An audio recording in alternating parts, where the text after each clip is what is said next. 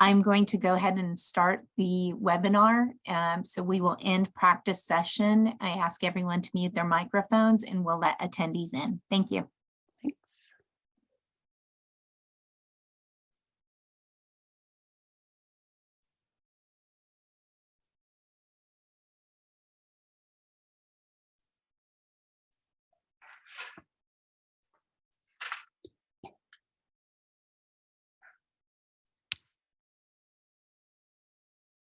All right, good morning.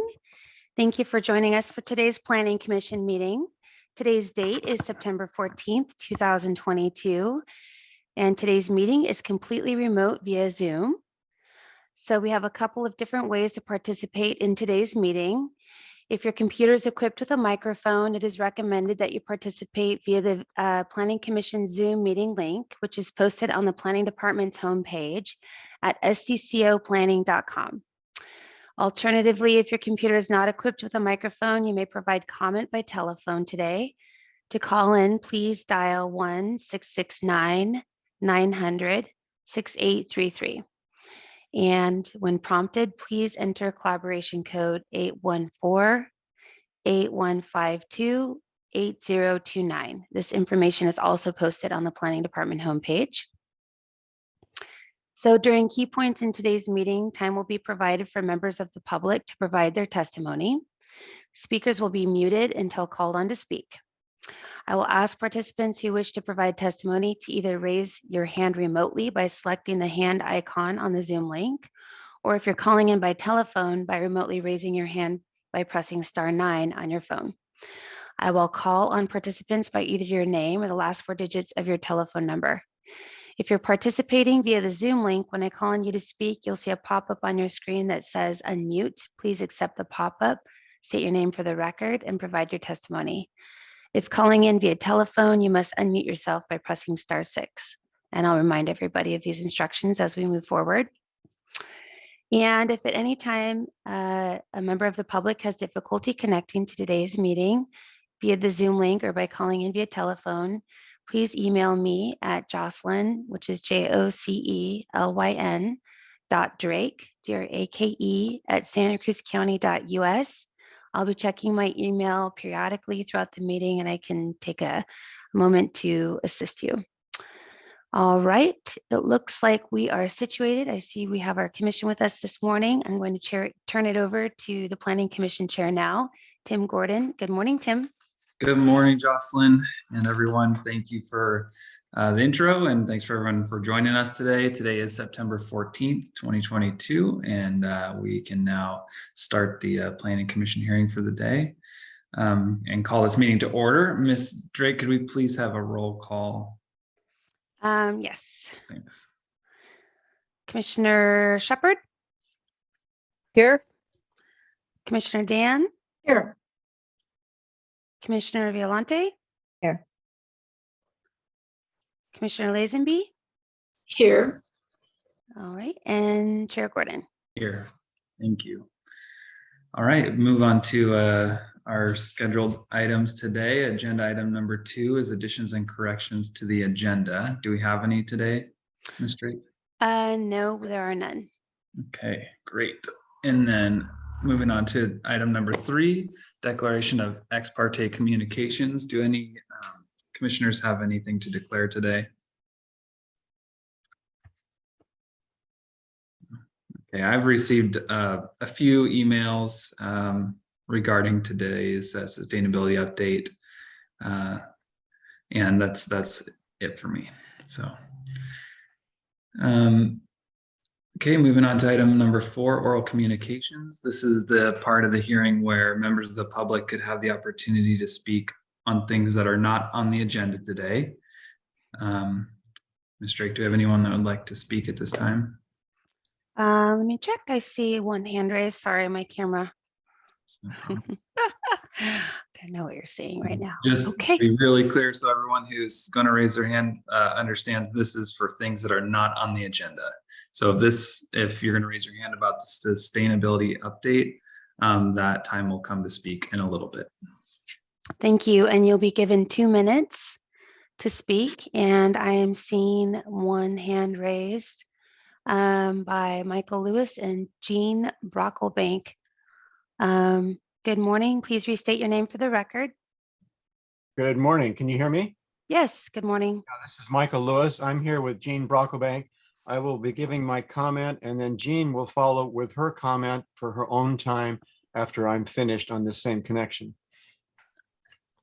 I want to talk to the commission today about the Planning Commission agenda. The agenda does not contain instructions for public participation for these remote teleconference meetings on the agenda itself. You'll notice at the top of the agenda in all caps, please follow the instructions that will be posted on the Planning Department's webpage and it gives the URL for the Planning Department webpage. That is not a clickable link, so someone has to know to copy that URL and paste it into their browser in order to get to the Planning Commission, the Planning Department webpage. But that doesn't do any good anyway, because the Planning Department webpage does not have instructions for public participation for the Planning Commission meeting. In fact, there is no link on the Planning Department webpage to the Planning Commission webpage. The link that's on the Planning Department webpage, if you know what to click on, is to the sustainability update, not to instructions for public participation for general Planning Commission meetings. And this new sustainability update pages are on a new website that is not accessible to people who have older computers with older operating systems. For some reason, it requires the very latest operating system and browsers in order to get to that. So it doesn't help the public at all in getting to these meetings. So what I'm asking you today is to please direct the Planning Department staff to include specific instructions for public participation in Planning Commission meetings on each and every agenda, and to add that link to the Planning Commission webpage onto the Planning Department homepage so that we can have full and easy access for all members of the public who wish to take part in Planning Commission meetings. Thank you. Now, Jean Brocklebank Thanks. will have her own time. Okay, we'll reset the timer for 2 minutes for Jean. Go ahead.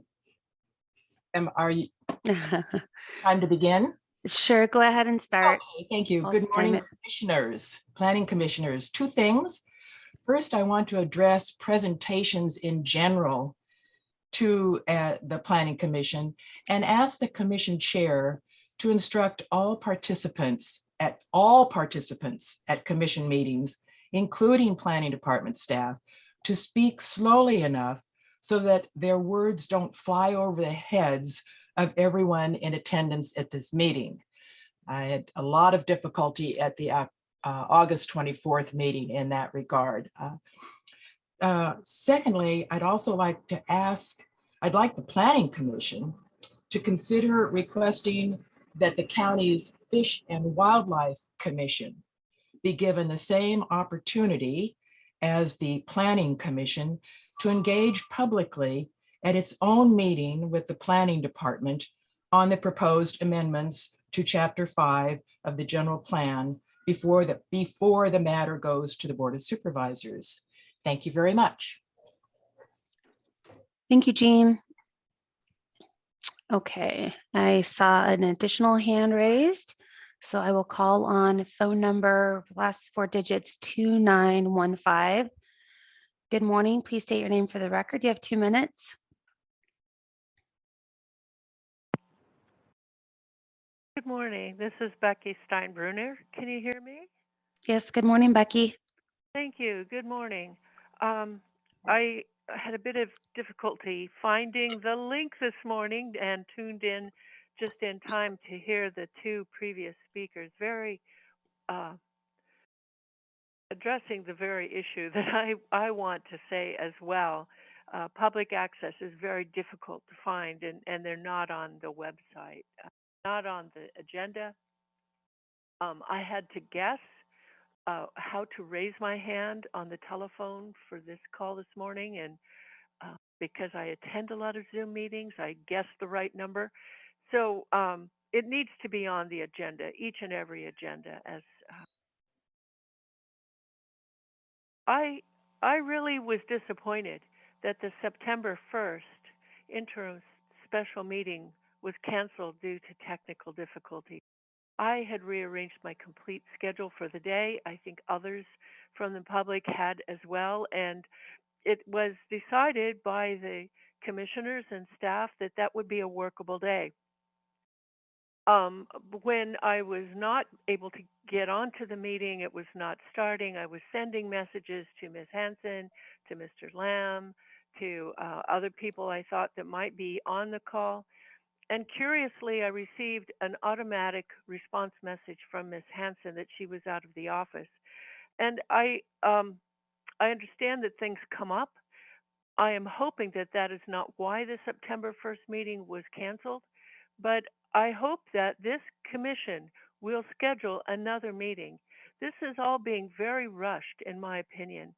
The EIR was not given an extension of time as I requested, and I think others did. The um, the whole process is being rushed, and for what reason? That's my big question. Why is this being rushed? I applied Thanks, Ms. Becky. Brocklebank's request for Fish and Wildlife. I would also like to ask the Water Advisory Commission also weigh in on this, as well as the Housing Advisory Commission. Thank you. Okay. We'll check in and see if there are any other members of the public who wish to speak at this time to provide comment on a subject not on the agenda. The sustainability update is what is on the agenda today. So if you wish to speak on that item, we will revisit later in the meeting. Okay. Chair, I'm not seeing additional hands raised. I'll turn it back over to you. And you're muted. Thank you. Great. Thank you for that. Thank you for the public comment. We appreciate that. And I would like to remind everyone that this item does go to the Board of Supervisors. And so while, you know, we are all, you know, we all wish we could have met on the 1st. Unfortunately, it didn't happen. But there will be additional time if we, you know, don't get through everything today, we might have another hearing, but we're going to see. However, if that doesn't happen and we do get through everything today, then yeah, just as a reminder, it goes to the board for more input. Commissioner, Chair, Yes. Gordon, I wonder, could staff just fix the agenda links so they work a little better? I think that that's a very frustrating experience for people, and it wouldn't take much. I can look into making some changes to the agenda, but actually it's challenging to create links on the agenda because it would be a URL. It wouldn't be a hot, you know, it wouldn't be an active link. So somebody would be required to cut and paste. We haven't been able to troubleshoot that. We do have the link that is directly accessible to the meeting posted on the website under Planning Commission meetings. Why not just add the words cut and paste this link?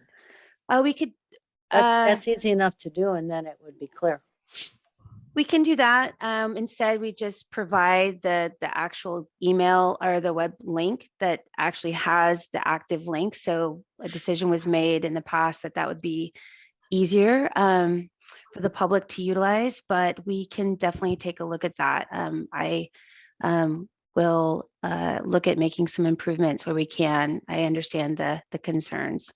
Yeah, well, we want as many people to participate as possible, and it's perfectly fine to add a few words to make it clear. I think it would definitely be worth doing so that it's, and what about saying you must have operating system, whatever the system is to use this materials, because that's a valid point too. That was related to the information on the sustainability page, and I'll have to check in with the assistant director for policy, but I definitely will follow up with her.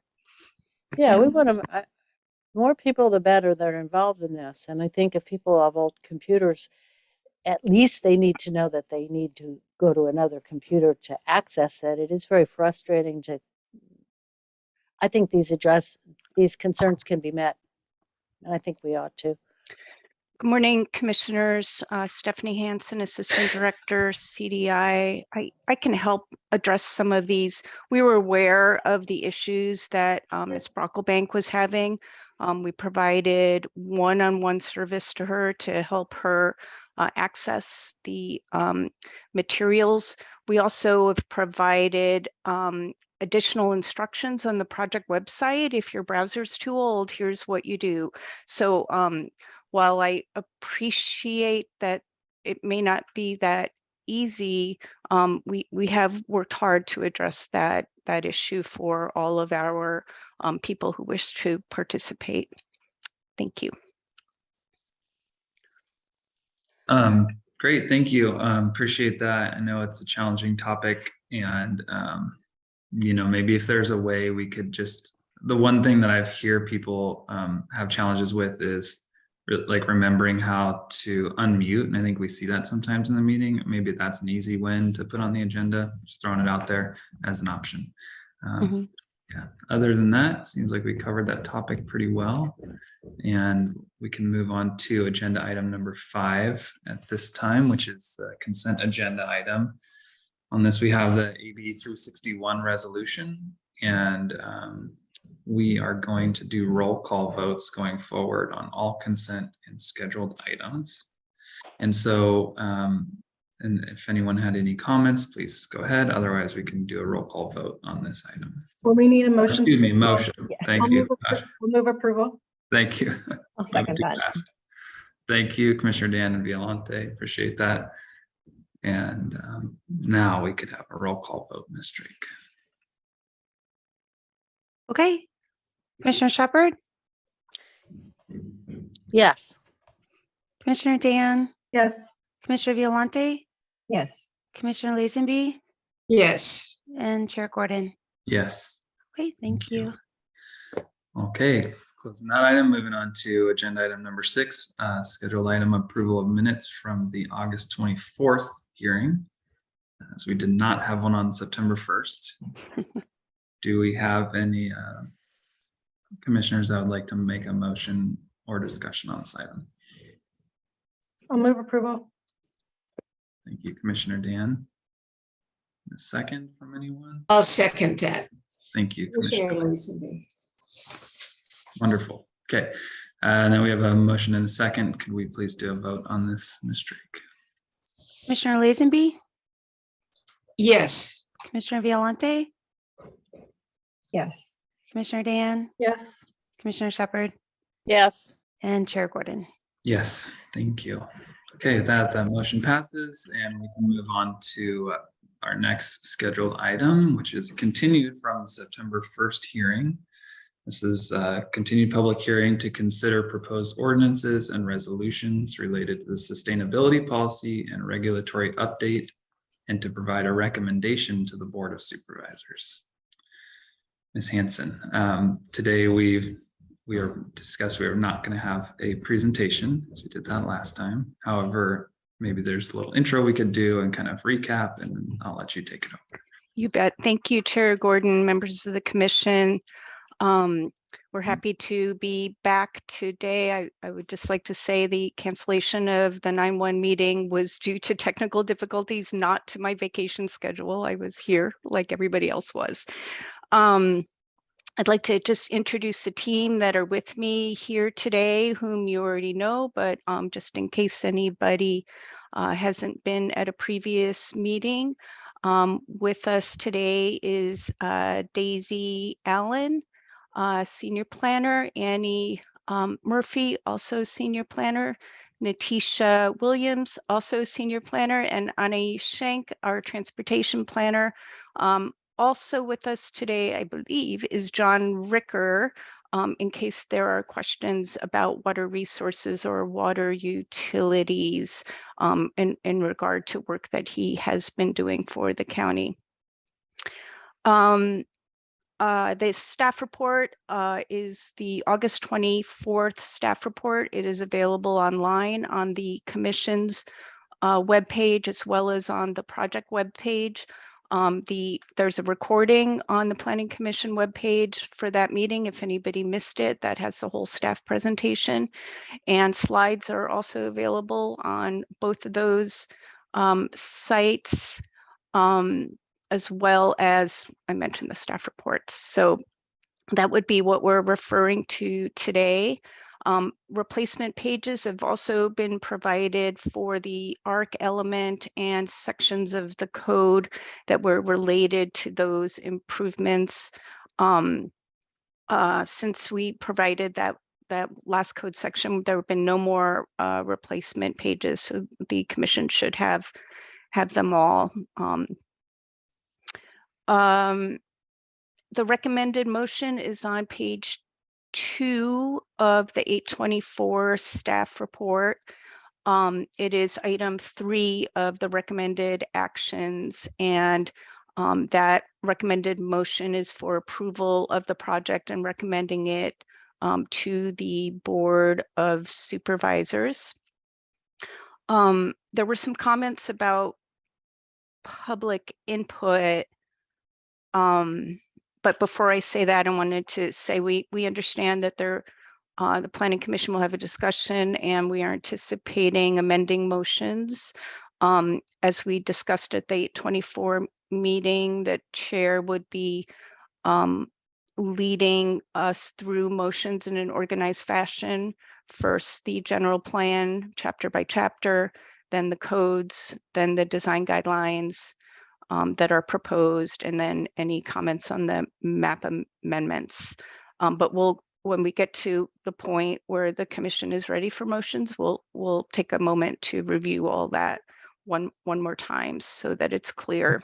Excuse me, Chair, I just want to, I think that's really helpful, but I just want to say, first of all, depending on the questions we ask and the responses back, we may want to go in a different order, and so, but we can discuss that this afternoon.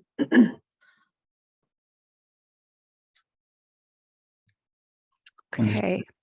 And then let's see, the last item I just wanted to bring up was a little bit of a recap on the public community meetings and the public input and opportunities for comment on this project. As the commission has noted, there have been many venues and many opportunities, and staff really tried to take the need for public comment seriously. The amendments have been available since February, so this is not a short timeline. The EIR was released in April and met all noticing and public comment requirements. There were 10 commission meetings, including 4 commission meetings at this body, as well as 6 community meetings that were held in the evening during the spring. And the commission already had the first part of the public hearing on 824. We do anticipate, pending the commission's recommendation, that this item would be continued for approval at the board, hopefully starting in November and into December. So there'd be further opportunities, as the chair mentioned. In addition to those opportunities, the project website had many ways and venues for offering public comment, including signing up on the email blast list and filling out the survey, contacting the staff. There's been no lack of opportunities and ways to participate in this project as it's been developed and reviewed. So, and all of that also went with a social media campaign with ads in the newspaper, Facebook, Twitter, email blasts every week. So we really have made a huge effort at involving the involving the public. So, Chair, I think that's just all I wanted to say to get us started today. I kind of came in at the last minute of a discussion, but if there is a large amount of public here, we may want to hold public comment before so we can capture those, but I'll leave that up to you. And thank you. Happy to answer any questions. The team is all here also to answer questions as we move through commission comments. Thank you. Chair, can I make a comment quick? It's almost 10 o'clock. We still haven't gotten to public comment on this. We still need to get to commissioner questions and then hopefully be able to take action in the afternoon. So I hope now we can expeditiously move on to public comment so we can get to the commissioner's role in this.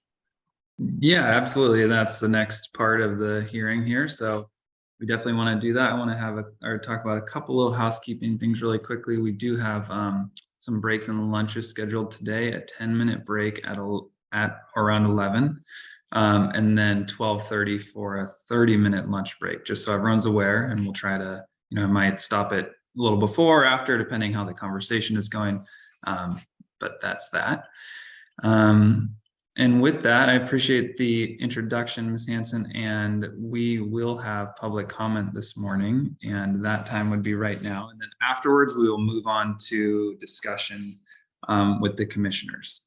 So with that being said, Ms. Drake, can we please open the public comment part of this hearing? And I would like to mention one additional thing in regards to public comment.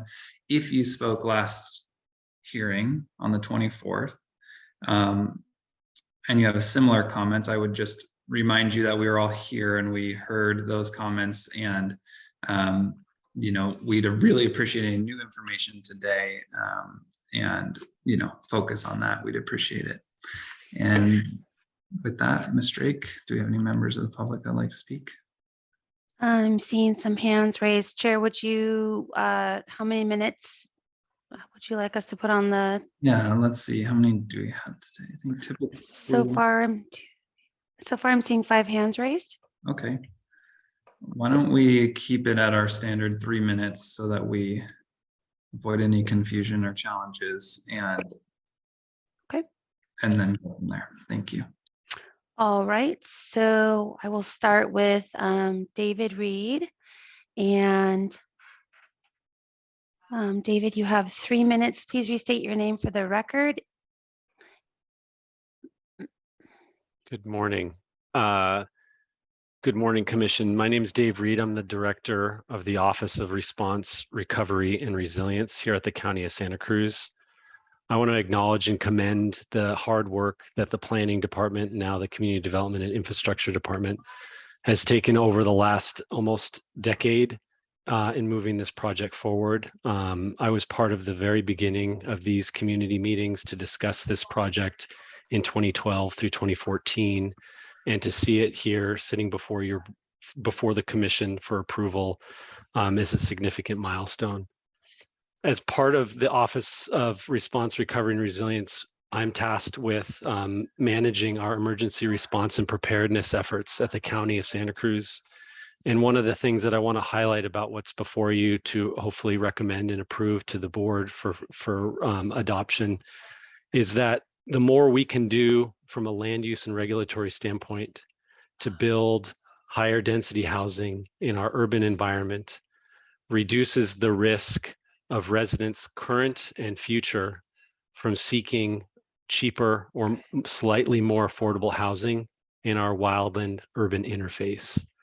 So from a sustainability standpoint, but also from a climate change resilience standpoint, the effort that you have undertaken as planning staff and as commission before you to make a determination today will significantly help current and future residents become more resilient to climate change by not forcing those folks who need or want to live in our county to live in the wild and urban interface. So I look forward to your conversation today and hopefully and hopeful recommendation by the commission to approve what is before you to go to the board. And I'll stop there. Thank you. Thank you. All right, next I will call on phone number 2915. Good morning. Please state your name for the record. And seeing it's Becky, I just wanted to remind everybody, because she brought up a good point, that you must press *6 on your phone to unmute yourself if I call on you and you called in. So good morning again. Please state your name for the record. You have 3 minutes. Thank you. Thank you. This is Becky Steinbruner. Can you hear me? Yep. Thank you. You should also announce for those of us on telephone, you have to press *9 to raise your hand. Okay. Thank you. Thank you for repeating the instructions. I want to take exception to Mr. Reed's comment that we want to prevent people from feeling like they have to seek what is called cheaper land or housing in the wildland urban interface. You know, some people just want to live out in the wild. I'm one of them, and it is not cheap. And I will tell the commission that yesterday the County Board of Supervisors, Mr. Ricker can speak about this perhaps, just passed or will pass, have a amended first reading for the new septic regulations. 700 of the people who lost their homes in the CZU fire because of this new regulation will now be required to put in very expensive advanced treatment systems. They cost $50,000 to $80,000. That is something that has to be discussed and examined in this document before you today. Regarding public accessibility, you know, I go to a lot of Board of Supervisors meetings, and when something gets there, it's pretty much a done deal, unless there's something so glaring that someone in the community of political or economic importance has brought to the supervisor's attention. Nothing changes. It's a done deal when it gets to the Board of Supervisors for the most part. So I want to address that. I attended some of the as many of the early on community meetings in the spring. They were very poorly attended because nobody knew this was going on. Nobody knew what it was. I would like for the record to have staff read the attendance numbers of each of those public Zoom meetings. There was one in person. It was the first one, and it was in Watsonville. And, you know, I couldn't be there myself. So it has not been easily available for the members of the public who are not clued in and looking on their phones or computer devices all the time. I had to fight really hard to get a copy of the sustainability plan in the Capitola Library. There's still no copy of the draft DIR there. It isn't there. So it is not accessible to the full public, and it is often those members of the public that are not technology savvy that are the ones that are really weighing in with the years of wisdom and their input that are not being able to get in here. I request that there be an in-person and hybrid meeting, at least one, somewhere in the county before this goes to the Board of Supervisors. All Thank of you, the board Becky. meetings are in the morning. Yours are in the morning. The commission meetings are all in the day when people are working. So how? All right. I will call on the next hand, which is raised by Chris Berry. Good morning, Chris. Please state your name for the record. You have 3 minutes. Good morning. Can you hear me? Yes. Good morning. Thanks for having me. And thanks, commissioners, for holding the hearing today on this important stuff. I just wanted to provide a little bit of background and clarification on the Fish and Wildlife and Water Advisory Commission involvement in this. First of all, I do want to acknowledge that there has been a ton of public outreach about this process. It's a massive undertaking, and it's understandably confusing, even for practitioners. The process has been a little bit confusing to that point that it's not surprising that the commission roles has been not well understood by the public and frankly, even some of the commissioners.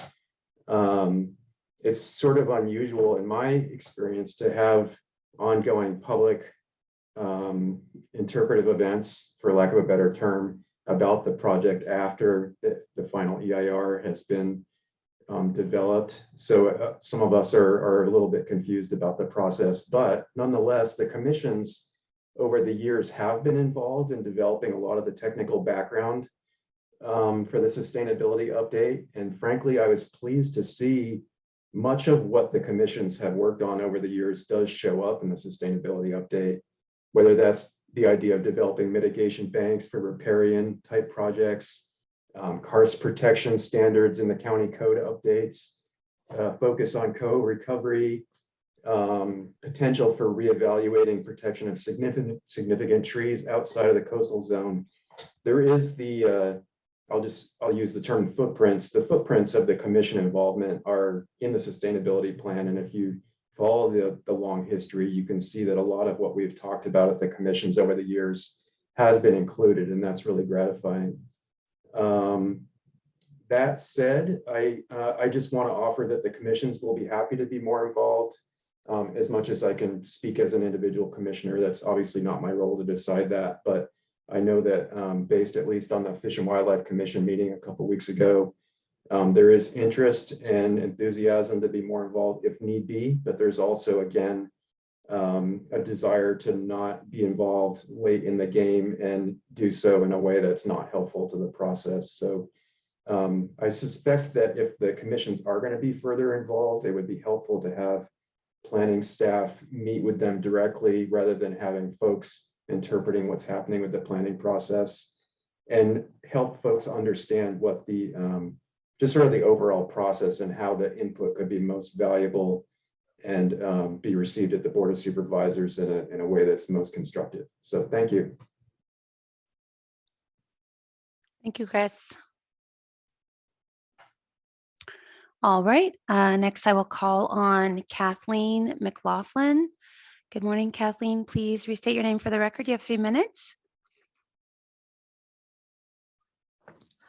Hi, excuse me. Hi, my name is Kathleen McLaughlin, and I am a climate policy associate with the Office of Response Recovery and Resilience in Santa Cruz County, as well as a GIS and planning intern with the Association of Monterey Bay Area Governments, or AMBAG, and I'm an environmental science master's student at CSUMB. And as I've been working on the Santa Cruz County Climate Action Adaptation Plan, it is important to me that equity not only be incorporated into climate action planning, but placed at the forefront, especially with regards to land use planning and urban development. The future of affordable and sustainable housing is dense infill in our cities, and I believe that equity needs to be prioritized and woven into our local plans in a way that ensures all voices of our community are heard, and that decision-making power is given to these vulnerable groups. These groups not only bear the brunt of a changing climate, but are also historically and systemically excluded from the benefits of climate action planning. The sustainability update is the beginning of a positive change in this direction. So I just want to say thank you for your time. And that's all. I don't need the whole 3 minutes. All right, thank you, Kathleen. All right, I just, before I call on the next hand raise, I just want to remind folks that to raise your hand if you're calling in, press *9 on your telephone. All right, I will next call on Peter Detlefs with the County of Santa Cruz. Good morning, Peter. Please restate your name for the record. Thanks, Jocelyn. Can you hear me? Yes. Great. Good morning. My name is Peter Detlefs. I'm a principal administrative analyst with the County Administrative Office. I'm a Santa Cruz native, and I've been working in economic and workforce development for the county for nearly a decade. I too want to commend the work of CDI and the Commission on this important issue.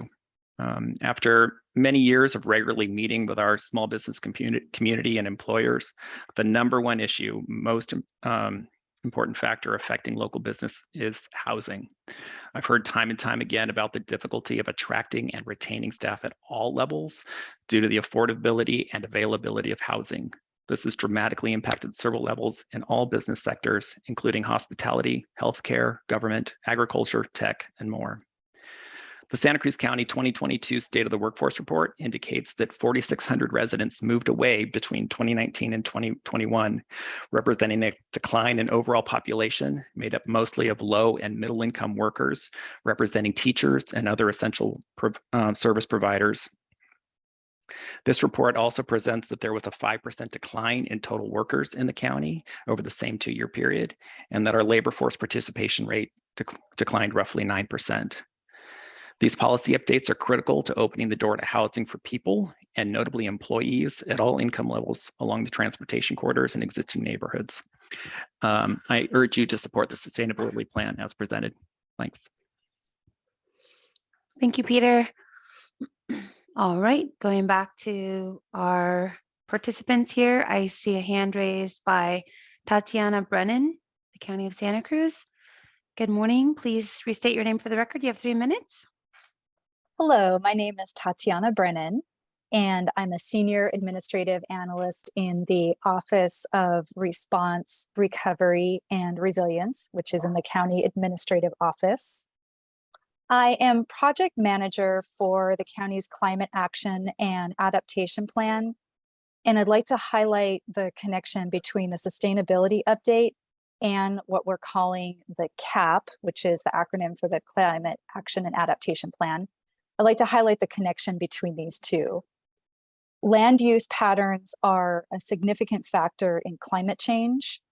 And as we look to the future, we must design and plan our neighborhoods to mitigate the impacts of climate change and for them to be more resilient so that we can sustain current and future generations. The CAP data is showing that the majority of our greenhouse gas emissions, 72.3%, are coming from transportation alone.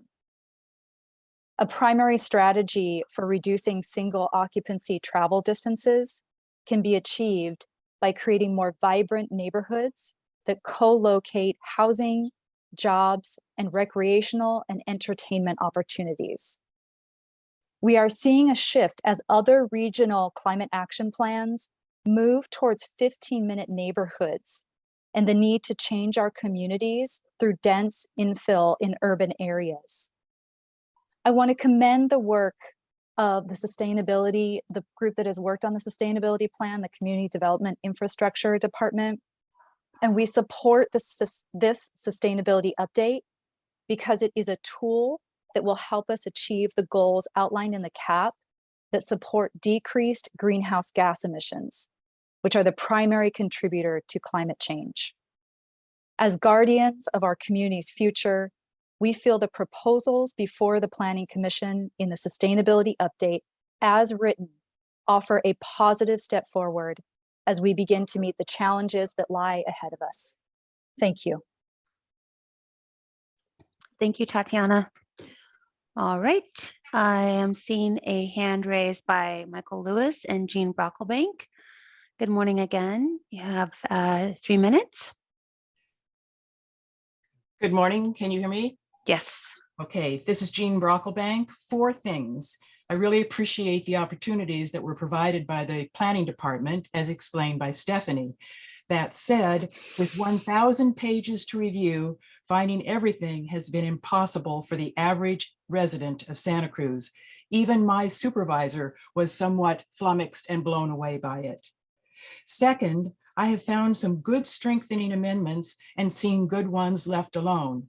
So that is good. I'm glad for that. Third, I want to draw your attention to the final EIR's Appendix B, revised draft EIR, Appendix E, biological resources, special status plant and wildlife species list, because there are 2 plant species missing. These 2 species, Maja sativa and Deanandra corimbosa, found historically in our marine terrace coastal prairies and continuing today with restoration efforts, are both native to Santa Cruz County, with one of them, Deanandra, being endemic. I ask that the FEIR be Appendix E be revised once more to make this correction for the record. Last, I draw your attention to County Code Chapter 16.92. It's not part of the sustainability update. but it's titled Environmental Principles and Policies to Guide County Government. It was first codified as the Decade of the Environment in 1999 and again in 2010. Unfortunately, renewal of Chapter 10.692 was not part of this substantial effort. Maybe someday this will happen because, and listen to this, even though it is never acknowledged, destruction of the natural environment is a major contributor to climate change. Listen to just one of the purposes of Chapter 1692, to protect biological diversity and human health through protection and restoration of the environment. I'll repeat that. Destruction of the natural environment is a major contributor of climate change. This is a little known fact, little acknowledged, and it's true. Every time we cut a tree, every time we pave over the living soil, every time we reduce vegetation for one reason or another, we are contributing to climate change. Thank you very much. Oh, and I'd like to, if I may, I'd like to be able to give my last 15 seconds to Michael Lewis. Okay. Okay, this is Michael Lewis. Thanks for this opportunity to speak, and I'm going to follow up on Jean's comments about the natural world, because the natural world is not represented in this process. The habitat and the species in our area are not able to appear before you and defend themselves.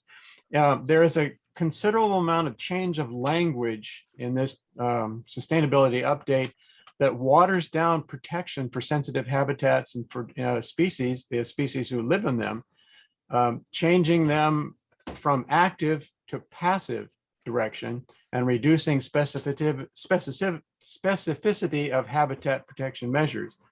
For example, the word in the original language is request. It's been changed to maintain and enhance as feasible. Designate has been changed to evaluate. Require has been changed to consider. Prohibit to limit or restrict. Prohibit to maintain regulations. And to prevent as much as possible, change to support. This language is not a large amendment to the existing language. It is just a change in one or two words that really changes the thrust and the strength of these measures to protect habitat and our endangered species. There are also a couple of places in the language that make statements that are not supported by fact. In fact, there are opinions that have been suggested to add to it, which are not supported and therefore inappropriate. One in particular, the responsible use of herbicides to eradicate invasive non-native plants can be, quote, an appropriate management action in sensitive habitats. This is an opinion that not supported by fact at all. In fact, use of herbicides is not indicated in sensitive habitats, and this should not be included in the updated language for the sustainability update. So I ask you, please, in reviewing this, to pay attention to the language that's been changed on here, not just the entire amendments, and make sure that we don't reduce the effectiveness of our county code and our general plan into the future to protect habitat and the species of our area. Thank you. Thank you, Michael. All right. Let's see if we have any additional speakers. I'm not seeing any. I just want to give a final reminder. If you wish to speak, please raise your hand on the Zoom app or press *9 on your telephone.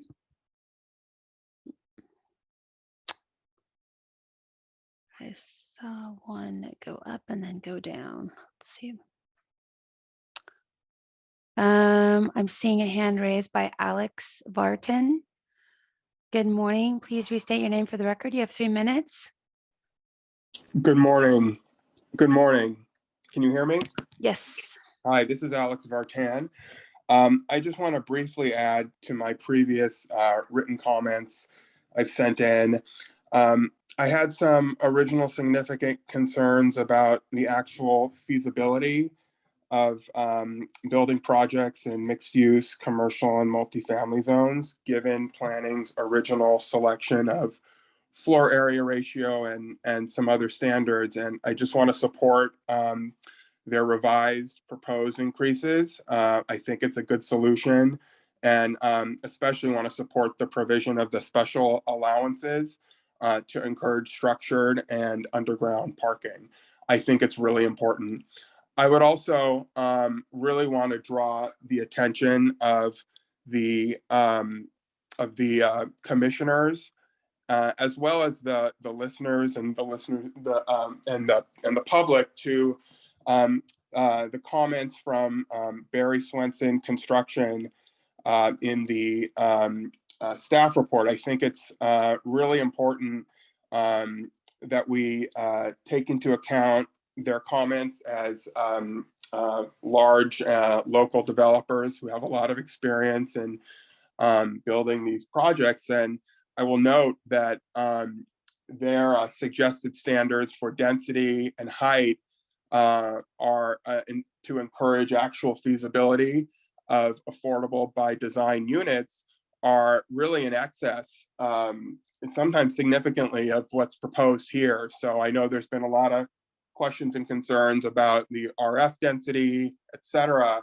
But I just want to not only support the proposed density increases on the rezones being proposed, but also really I hope the commissioners will take very seriously the comments from Barry Swenson, and just really want to add, I think, I know that we talk about infrastructure and the appropriateness of density in certain neighborhoods, and that's a really important consideration. But I think we also need to just take into consideration the value of the very scarce land that we do have, and really think about what we can do to really maximize its use when it is developed, because it is very scarce, and it is a lot more scarce than anywhere else in this state in many ways. So that's all. Thank you. Thank you, Alex. And then finally, I saw a hand raised by Jane Barr. Jane, did you wish to provide testimony this morning? If so, please state your name for the record. You have 3 minutes.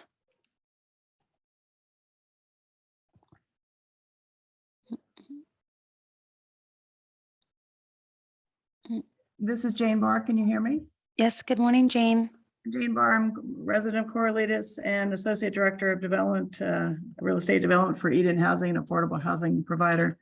I want to commend staff. This is a huge undertaking, and it's a lot of work, and I understand that, and I want to commend you on working on this for a long time, accepting public comments and making adjustments and changes.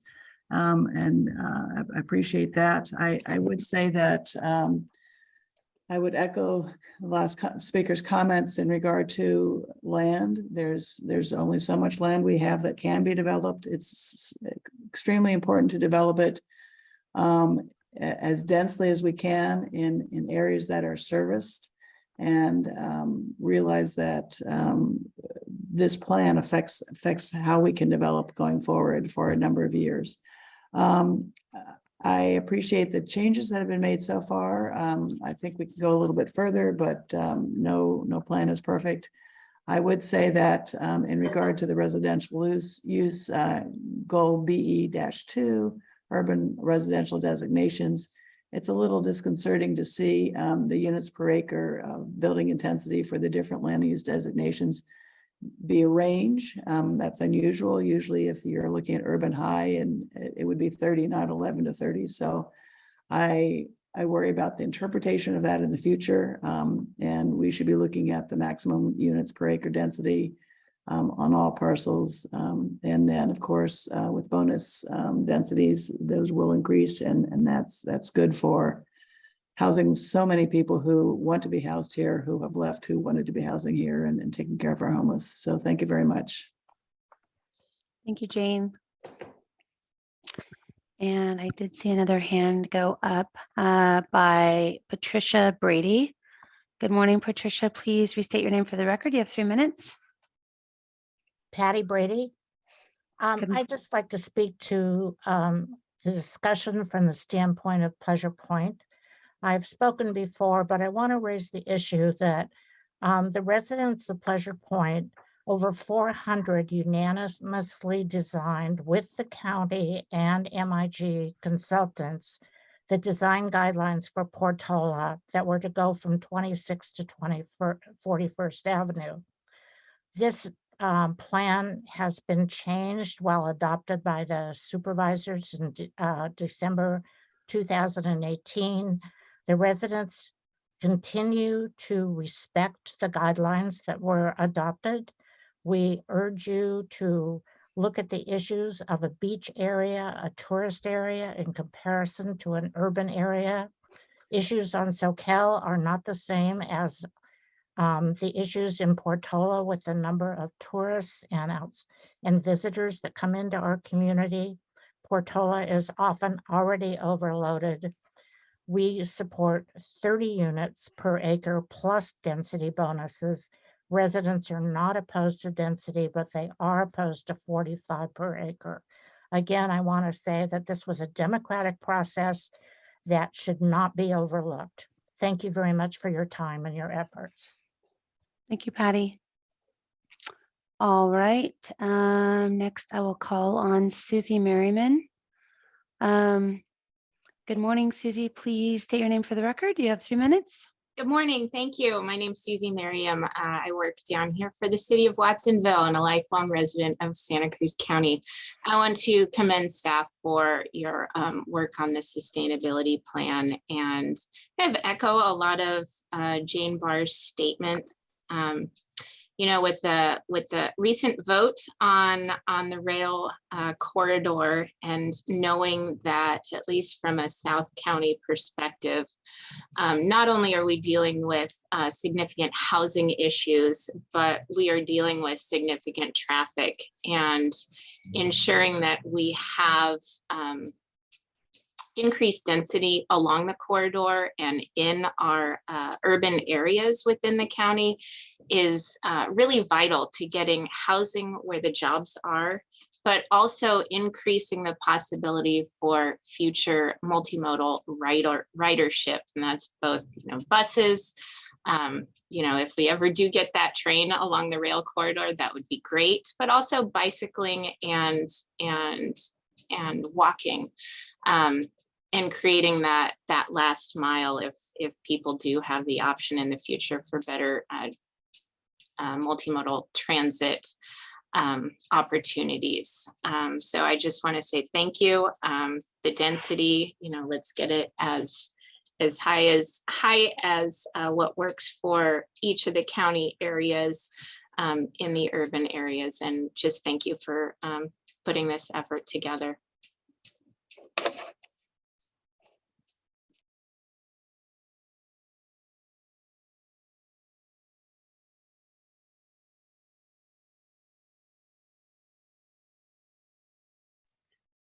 Miss Drake, if you're there, you're muted.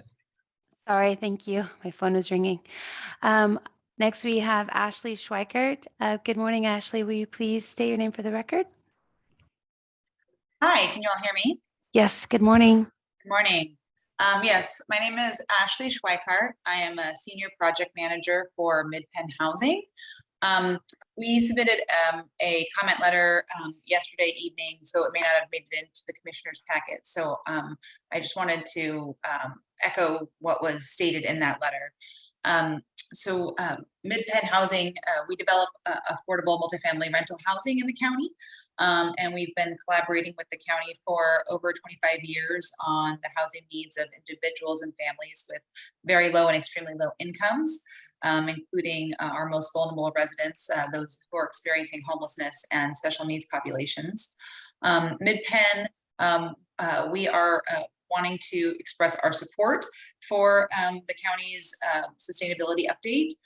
We believe that this update to land use and transportation policies does encourage the type of development that can accommodate future population growth in the county, as well as improving the environment, the economy, and the quality of life for those who live and work in the county. In particular, MidPenn supports the Complete Neighborhoods Framework and specifically the new residential flex zone district, which facilitates compact development along key corridors. The availability of land zoned for compact residential developments will streamline the land use entitlement and pre-construction process for housing developers. Additionally, we support the new design guidelines that focus on the creation of high quality housing within the context of transportation corridors. The ability to build more densely along key transportation corridors is critical for creating financially feasible, affordable housing developments by achieving cost efficiencies. Also, it will allow our projects to be better positioned for the award of competitive public financing. Basically, we would just like to say thank you so much to the staff for all the work you put into the sustainability update. We all know that folks are being priced out of the county, and our existing single family housing stock is not suited to meet the needs of a variety of our existing residents, including students, young families, seniors, and our most vulnerable residents. These policy and code updates, not only do they meet the new state laws that have come out recently, but they also provide an opportunity to greater diversify the housing stock that we have, and that will in turn allow our residents to both live and work within the county. So I thank you very much for your time. Thank you, Ashley. All right. Are there any other members of the public who wish to speak on this item, the sustainability update?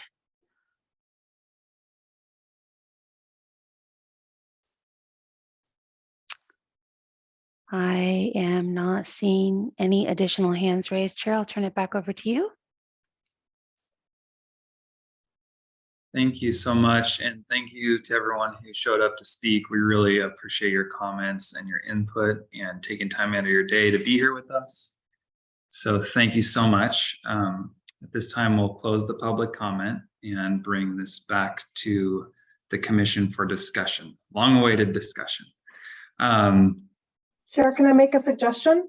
Sure, please, Commissioner Dan. So my understanding from the August 24th meeting was that, we had a staff presentation that between the staff presentation and public comment, it was 1:30 and commissioners had questions remaining for staff on the project documents that we weren't able to ask. So I would suggest that we go commissioner by commissioner so that commissioners can get all of their questions answered and then take the discussion from there, if that works. I just want to make sure each commissioner has an opportunity to get their questions answered. Yeah, I agree. I think that's a great idea and way to go. So I appreciate that. And let's start there. Who would you like to start, Commissioner Dan? I can, but I started first last time, so I am open to letting another commissioner go first. I know that Commissioner Shepherd had a bunch of questions. So if Commissioner Shepherd wants to go first, I think that would be fair. No, in fact, I would prefer not to. Okay. Because I think that I would like to hear what the others have to say, because I have discovered that sometimes you eliminate stuff that was at my concern very handily and with great care. So. Okay. Well, I don't want, so I'm open to, since I went first last time, I don't want to keep going first.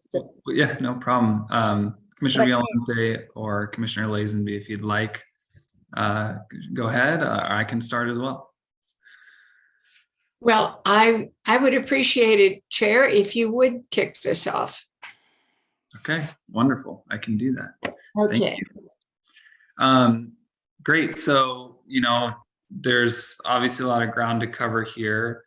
I think that since the last time we had discussion on this topic, which was now maybe a month or so ago, we've had the presentation from the last hearing that really clarified a lot of things and brought in all the adjustments that we had requested along the way. So I just want to say as a general note, I really appreciate all the changes and how much, staff heard what we said along the way and has really tried to incorporate that. I know it's challenging, and going back through and listening to all of the previous hearings, you know, keeping track of our ramblings, it's not easy. So we really appreciate that.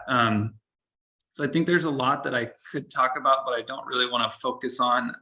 If it seemed like something that was maybe we were all agreed on or appropriate at the time, and like, you know, it was a change that was made that we don't probably need to discuss, I'll probably just, you know, I have a shorter list today, but just wanted to recognize that there were a lot of changes that I just wanted to say thank you for.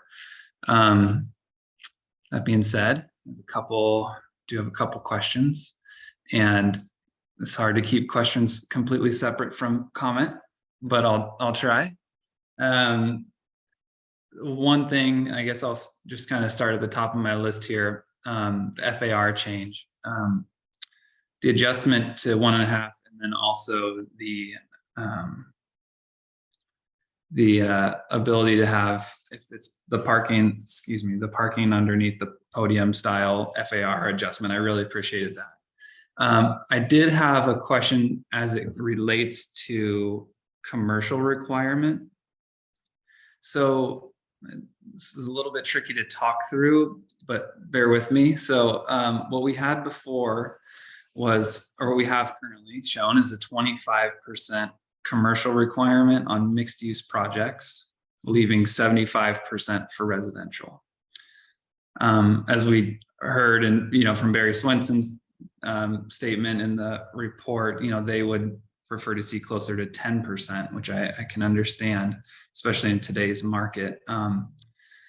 And so when we adjusted the FAR, we essentially said that the same size parcel can now have a larger building by the way it's counted for square footage, right? So here's an example. Say we had a 20,000 square foot lot at a 1.0 FAR. That means you had, 20,000 square foot of a building size. Break that down to commercial, 25% is 5,000 square feet of commercial. Now we've said, okay, that FAR is a little higher because we want to encourage, you know, less parking lot style design, bigger buildings towards the front of the projects, that kind of thing, like we talked about. And so now we're allowing, you know, that same lot would have, say, 30,000 square foot of FAR. And which means that now our commercial requirement has gone up to 7,500 square feet. What we didn't really get is like more land space in that, right? So where we had 5,000 before was probably appropriate for a 25,000 or 20,000 square foot lot. Now we've got a larger commercial requirement, meaning that you're probably going to the second story with commercial space. So what this kind of relates to is, you know, or so, sorry, let me going through the next step there. So my suggestion would be that, you know, I appreciated that we upped that FAR, but with the relationship to the commercial size, I would request that we reduce that commercial requirement to 15%. So say that we had the same size lot, the higher FAR, 15% would be really close to what the commercial requirement would have been under the older FAR. So it's a little complicated to say all that out loud. Hopefully that people are following. So that would be my question, is if that's possible. And just a couple of other notes on what that commercial requirement does do in today's market is, you know, it really does make the rents higher because commercial spaces are really hard to fill these days or come in at such a discount. And so when you're going to build, you know, a new building, if you're required to do a higher commercial component, you know, what that really translates to is higher rents, because that commercial space is such a discount in today's market. And so, you know, that being said, I think there's a lot of reasons to reduce that commercial space down to 15%. Like I mentioned, it still gets us like really close to what we had originally anticipated for new commercial spaces with the zoning that was in place. So yeah, my question is that possible? Is that something that we could adjust? Thank you, Chair. Yes, it is possible.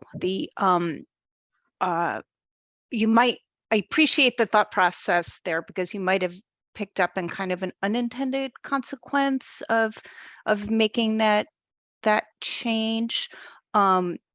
we don't want to get rid of commercial altogether. Obviously, we're trying to have more integrated neighborhoods so that people have services near them. But how much commercial to be available in our commercial zones is something that could largely be tweaked by the commission. There's no real magic formula. 75% residential to 25% commercials is something that we have seen. I think it's consistent with some state laws. On the other hand, it's possible, the state law may change again to allow fully residential projects in our commercial zones. So I think if the commission's interested in tweaking that, that's definitely a possibility. Okay, great. Thank you so much. And I appreciate that. Okay. Next question that I have is on page 68 of the planning packet. I just want to get a little procedural question, Commissioner. Yeah. Or sorry, Chair Gordon. No, go So ahead. if we're going to go through and we all have suggestions that are ours, and do you think we are all going to want to vote separately so we get the drift of the whole commission? Because like you may really like what you're suggesting, or I may really like the direction I think is appropriate, but I have no idea if the other members do too. So I'm not so sure that anything we suggest is the will of the commission, or is it? But I don't think so. So that's different than making where are we and how we go forward with our suggestions. I don't feel like if I say something to Stephanie, she says, well, we could consider that's the will of the planning commission anymore than if you or Stephanie or Rachel does it. Yeah, Go ahead, Commissioner Veal. Yeah, I agree with Commissioner Shepherd that I appreciate Chair Gordon's sharing his thoughts. I think it's valuable, but I had thought that this time was for us to get our clarifying questions answered, and that later this afternoon, we were going to do more of what Chair Gordon did now, which is kind of make a recommendation almost. So if there are clarifying questions that you need answered in order to perhaps formulate a recommendation, then that's what I had thought this time was for. So I know I have some questions that, depending on how staff answer my question, I may or may not be making a recommendation. But I agree with Commissioner Shepherd that I thought this time was more question based versus the things I would like to see and sharing those. Because I think if we get that way the answers from staff are going to be more like short, either short explanations of why a code wasn't recommended, or if it's a kind of even yes or no, will allow us to later then kind of have more discussion about whether or not we support a recommendation. That was my understanding. Well, no, I understand what you're saying, but what I was suggesting is if one of us wants a change, whether it's now or later, that doesn't represent the force of the commission. And if we're going to make proposals for changes, I think there ought to be votes on them. That's all. They don't have to be consensus, but I think Stephanie will want to know how many of us supported a change or not. That's all. Yeah. So just to be really clear, this is, yes, let's do it that way. We're going through questions right now. Sometimes a question just needs a little explanation. It's hard to, sometimes without the background information, have a really good response, in my opinion. So that's where I was providing that. However, it is, kind of blends into discussion and opinion, and we can try and limit that at this point. The changes aren't going to happen until we all vote, right? And so that is something that I would suggest later when we get to the time to discuss motions. And so we would make an emotion with an amendment, let's say, like, for example, to reduce that to a 15% commercial requirement. And that's how we would make changes from here on. The planning department is not going to take our discussion today and bring it back with adjustments. We're going to make adjustments with motions. Is that all clear, Commissioner Shepherd? Does that make sense? Yeah, thank you. Okay. Yeah, okay, great. Wonderful. Okay, so continuing on with my questions here. Page 68 from the planning packet that we have shows notes from a board hearing that happened in 2015. And this was what I could see as the last hearing on the sustainability update from long ago.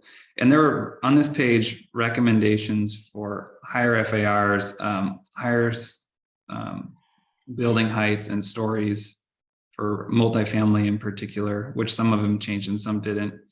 So anyway, my question was, were these recommendations from the board that the planning department went back to study, or how does this relate to what we have seen today? Because they are a little bit different.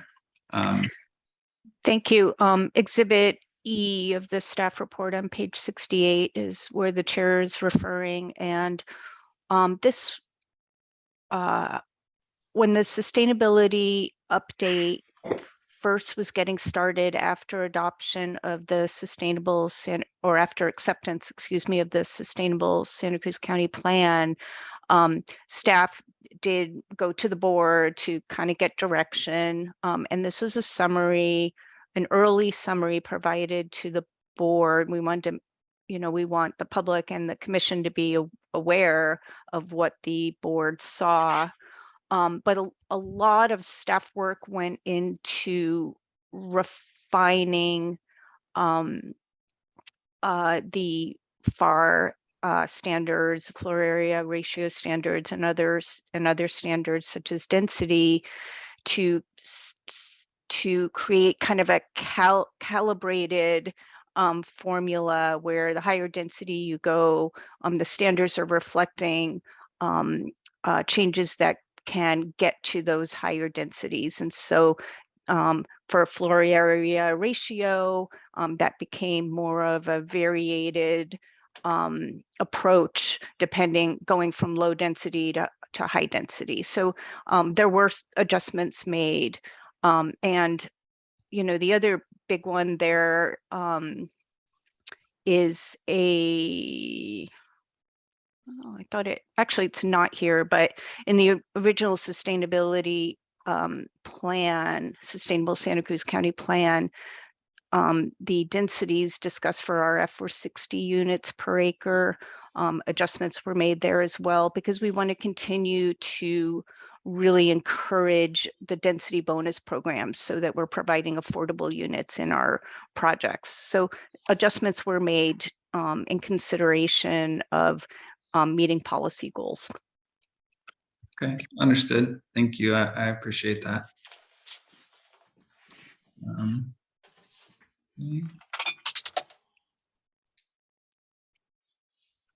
That answered one other question that I had about the density, and just another, was it, again, why 45 and not 60? And that I understand that. So now with the density bonus, you're encouraging more affordable housing. I appreciate that. And did you feel like at any point, 60 was there before? I'm not sure what the lower end would be, but was there 50 units an acre? Like, why not? Why 45? Is there a magic number there?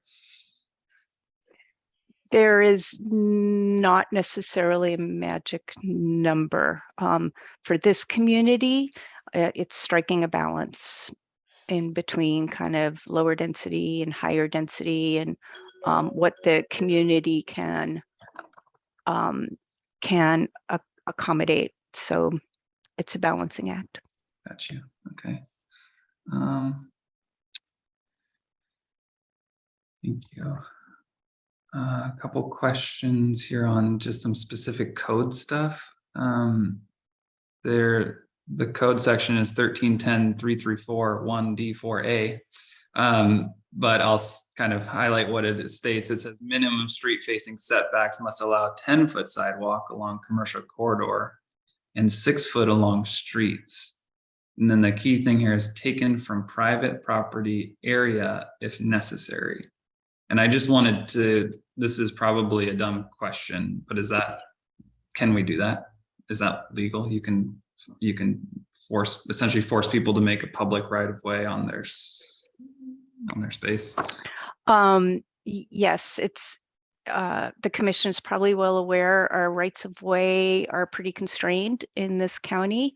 And if we want to accommodate all modes of transportation, there may be areas where we need to accept a dedication from a private developer in order to make those facilities happen, as well as required open space, which could be in the front and public space and interact with public spaces. And there are times when even just to accommodate vehicles, we have to have a dedication. So yes, it's legal. Great. Okay, perfect. Thank you for clearing that up for me. Okay. In the built environment, most of this relates to the built environment, I suppose, but I'd wonder if there's an opportunity to encourage developments to be built at the upper end of the density range as opposed to within the density range. This is something that a member of the public also brought up, that the large range can cause confusion. And if we really want people building at that upper end, what I've seen and what's true in the city of Santa Cruz is that, the requirement is that you build towards the upper end. And if you don't, then you'll likely be denied. So my question is that something that we could add or has been considered for the county? I'd like to call on Daisy Allen to help with this question if she's available. Sure, no problem. Hi, commissioners. I was just taking a look at the draft general plan built environment element policy BE 2.1.9, which is development below the minimum density. So we do have a policy that development cannot be approved on sites within the USL RSL below the designated density range. So that is in there. I was just seeing, I just wanted to take a look at the notes of how that was modified. Yeah, so that's similar, but stronger language than was in the 1994 current general plan. And then there's also an existing housing element policy. So the housing element is chapter 4 of the general plan, which is not being amended as part of this project. Policy 2.2 in the housing element notes that at times you cannot meet the minimum density in the rural areas. But I believe the housing element also includes a policy. I'll take a look at it and get back to you, but I believe the housing element also includes a policy regarding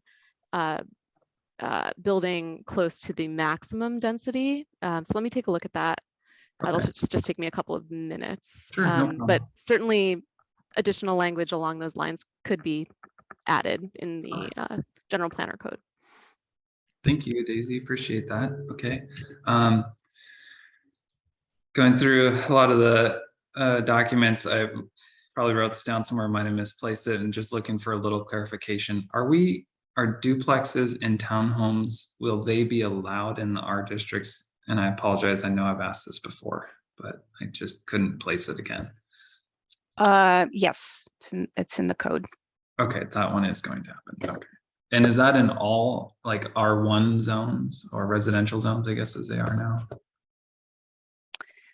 Daisy, can you remind us? Sure. Yes.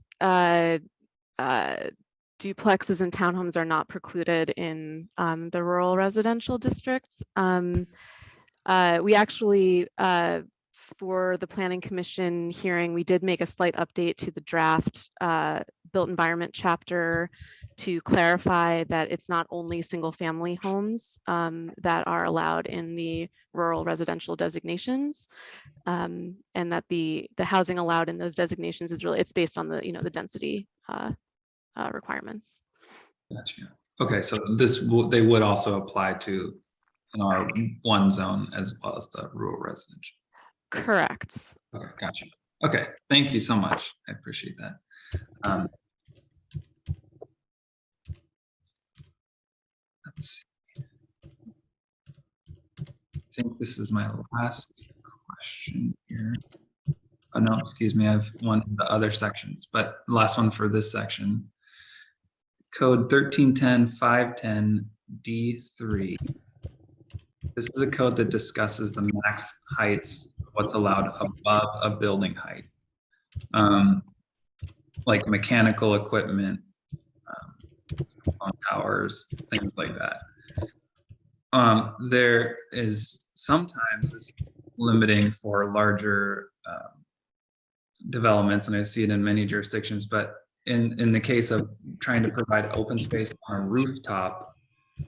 And so, you know, I was wondering if there was any thought, or if this is kind of a new question, to allowing an exception for code heights, for height limit for roof access only. So like an elevator or stair core or tower to be within that top or above the height limit, so that you could have a roof deck for open space. You know, otherwise the challenge is like you have to reduce a story so that you can get that roof access. Does that make sense? This might be a new one, so I'm not sure if it's, you know, was ever thought about or not, and if not, you know, we can bring it back later for discussion topic. But Yeah, I mean, it's not, there are exceptions for roof equipment, certainly, within the existing code.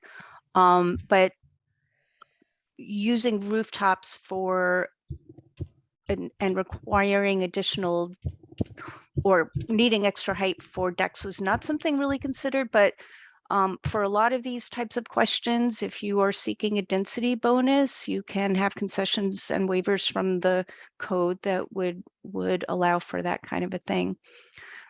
Daisy or Annie has anything to add to that, please feel free.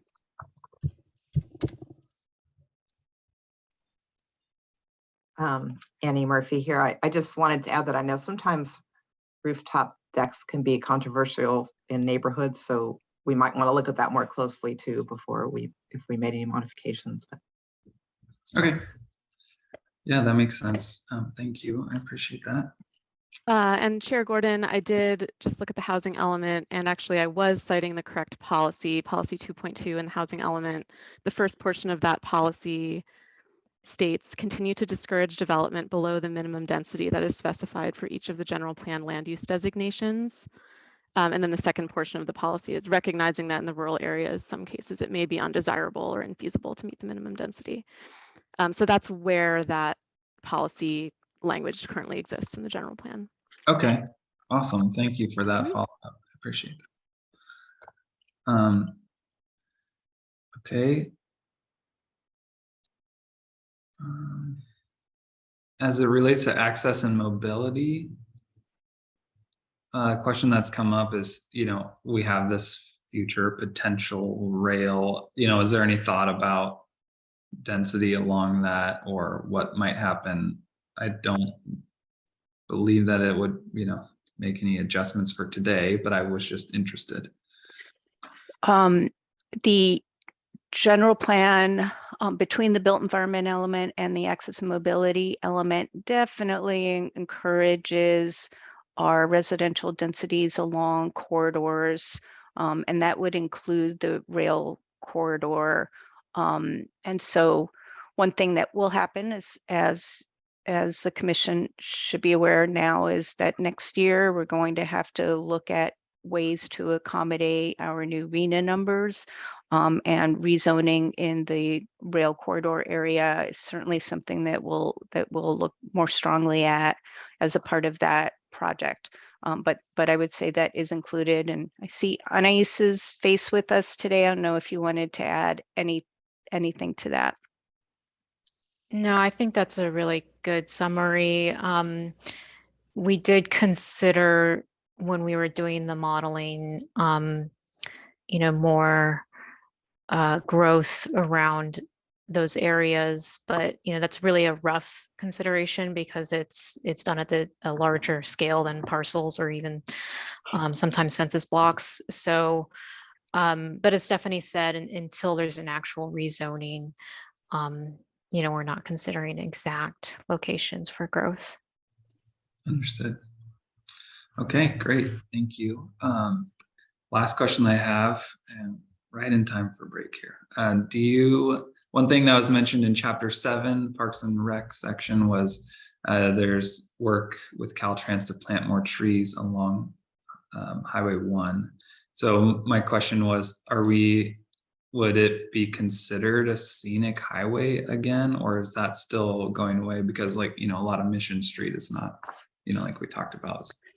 Right, that's an addition based on the commission's discussion that we're changing the local designation for part of Highway 1 that has been highly urbanized and tree cover has been lost. So the commission thought that it was appropriate to recognize that we don't have to just accept that restoration would be appropriate, so that policy is added to the drafts in order to address that comment. Okay. And so sorry, so maybe I misunderstood this, but so then we're still losing that scenic highway status for now. And maybe part of what goes on with that scenic highway, it's you're really trying to cut down on visibility of new development, and it's hard to meet those policies if you're trying to create an urbanized area that might have greater heights. And so that kind of change in that designation, and again, it's not a state scenic highway. Right. It's just a local designation in our general plan that supports the development in our urban areas around our corridors as well. Got it. Okay. Understood. Thank you. That was all of my questions for now, so I appreciate it. We did have kind of a scheduled break right now, 10 minutes, and I want to respect that. And then reminder, we have a 12:30 lunch. So why don't we take that quick recess, be back at, right about 11:11. Try to keep it quick, move right along. Okay, we'll see you at 11:11. Thank you. Wonderful. Thank you.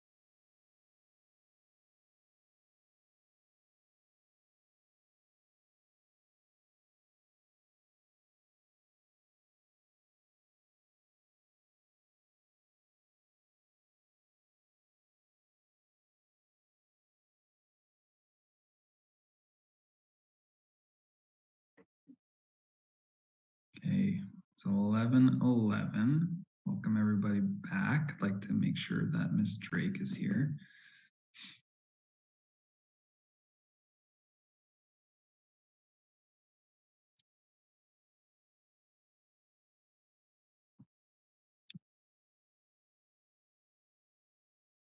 Chair, I know Ms. Drake was having some computer issues and is switching over her computer, so it might be just another second. Okay, sure, no problem.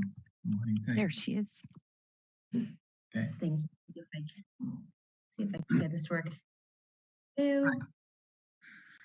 Okay, let's. Can you hear me? We can. Can you hear us? Cannot. Yeah. Yes, my connection's a little slow, so I think I might reconnect, but I will get us going here and I'll do that and I'll come back in.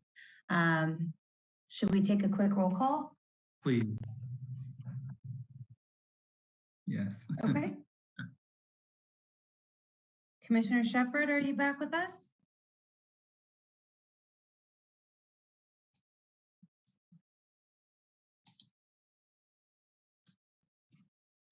Commissioner Shepherd, are you there?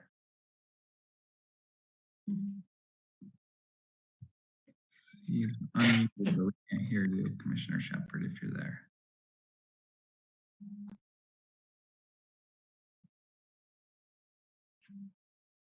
Whoops.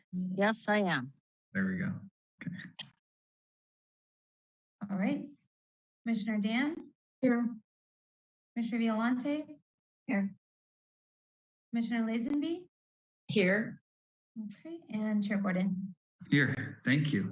Great. Now let's continue with questions from the presentation. And who would like to go next? Chair Gordon, I'd be happy to go next. Wonderful. Thank you, Commissioner Violante. For staff, my questions, I think I'll take them in order, going through the general plan and then moving on to the code, just so you can follow kind of the direction I'm going through them. I was deciding where to start, which ones are helpful. I'm trying to reduce my questions.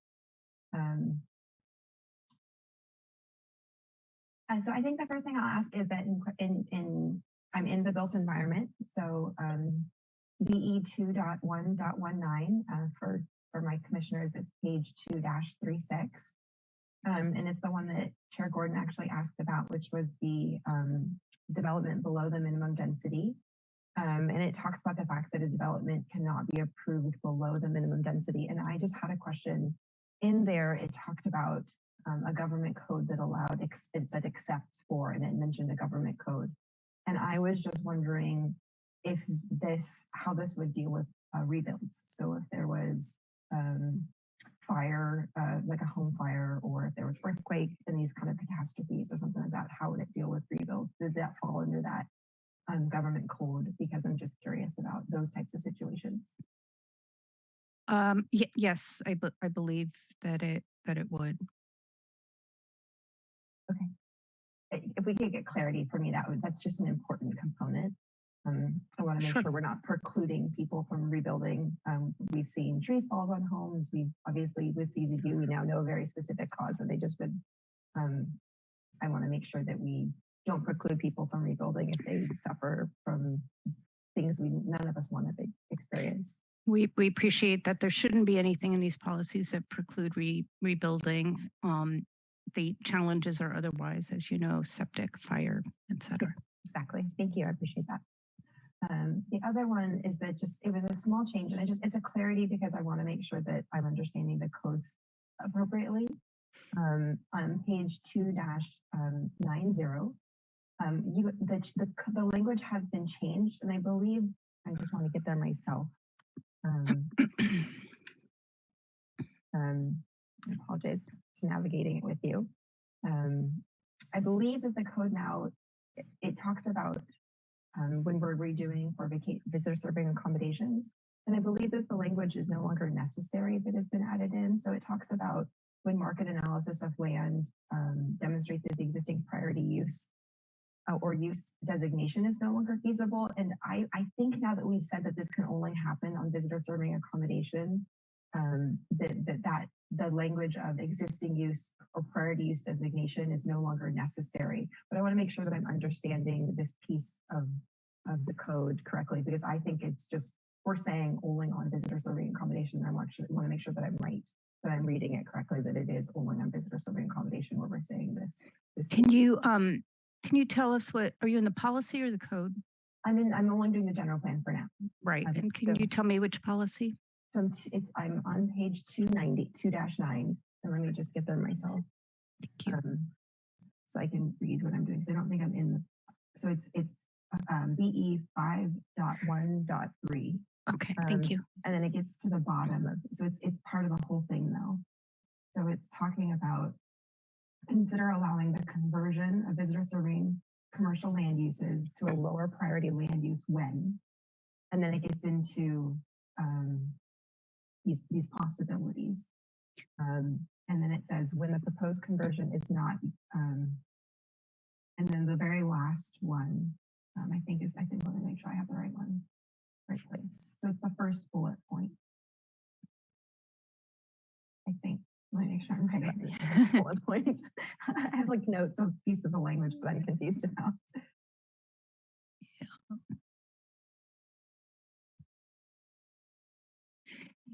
I'll say while we're trying to figure it out, this language has been amended based Oh, you know what? It looks on. like maybe you guys fixed my confusion actually, even in the most recent version. Oh, great. Nope.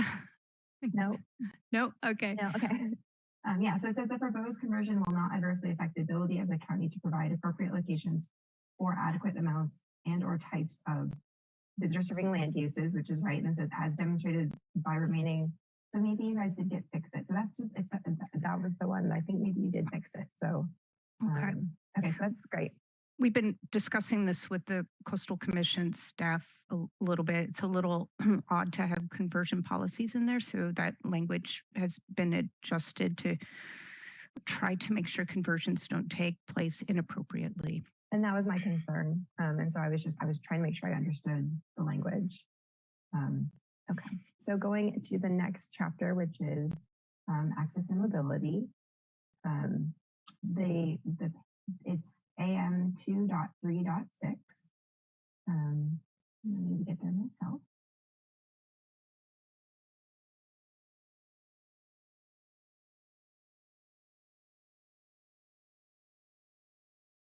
So it talks about delivery of services, and it talks about the support delivery services by creating curb loading and short-term parking zones as they have increased access to goods and services for the mobility impaired. And I was hoping maybe you could tell me the goal of this one, because I have some reservations about us using the words mobility impaired. And so I wasn't sure if maybe you could talk about, is this a standard terminology? Because there are people who suffer from other disabilities that aren't necessarily mobility impaired, like chronic fatigue syndrome, oxygen shortages, that still need these type of service, like they still need access. And so I just wasn't sure if maybe you could explain to me the goal of this particular one. I like the concept, but the language choice, if you could explain to me that this is like a standard phrase that you use in transportation. Yes, and it could definitely be changed to be more inclusive. The comment came from a commission that is a little bit more focused on people with hearing and vision disabilities, but the comment came with regard to people who have mobility issues. So certainly can look at making that language more inclusive. Okay, thank you. I appreciate that. And then I think that's the last question on that particular chapter from the general plan. The next chapter, I apologize, I have a lot of questions, so I'm trying to go through them quickly for my colleagues and you as well. The next chapter is chapter 5, the agricultural natural resources chapter. I had questions having to do with the A zone a lot. And I just want to get there so I can see what I'm talking about. So on page 5-35, it looks like it's ARC 1.4.1.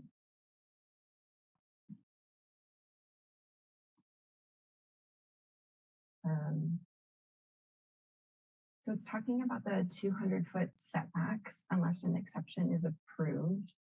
But the change has, what I noted here is that we're only allowing exception. We're changing the way we're doing buffers and setbacks for ag things. And it says, my notes say that we're saying only allowing setbacks from residential uses. And I wanted to talk, if you could explain to me why the changes were made in this particular section, that would be helpful for me. Yes, thank you, Commissioner Violante. It's not actually a change. It was just intended to clarify our current ag buffer setback requirements. So, so there's not any changes. They're still required to provide the 200-foot buffer setback for any habitable uses that are adjacent to a CA parcel or ag preserve parcel. Thank you. I appreciate that, Annie. And then my next questions are, Annie, I may have more questions for you than anybody, for given my district, so I apologize. My next one is on page 5-44. And I don't have a section, I don't have a policy written, which may be just like a general question, so let me find out why. I think it might have been.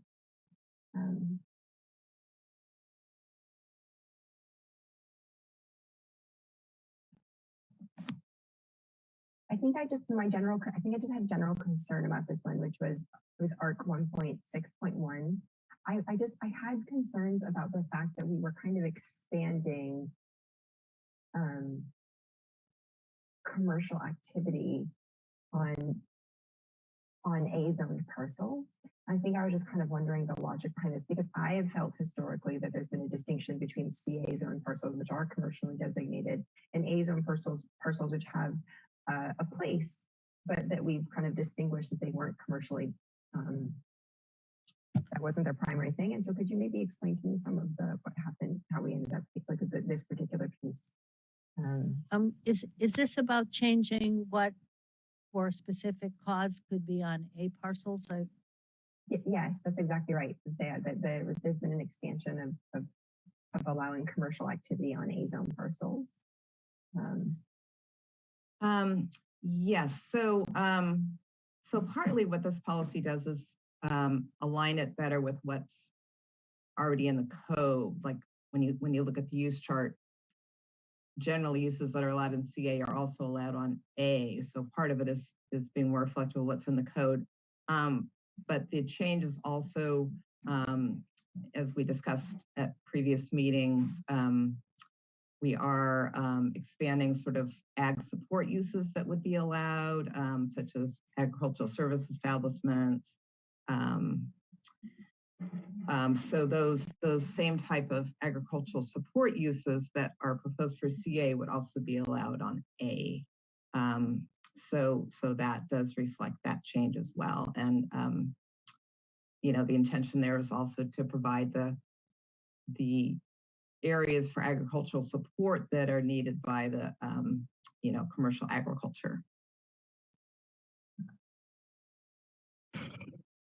Just to add, a lot of the ag changes, there were a lot of community meetings back in 2015, and a lot of changes that are proposed are meant to provide more modernization and support for our existing agricultural uses so that they can be economically feasible and accommodate, uses that are a little bit more flexible but appropriate.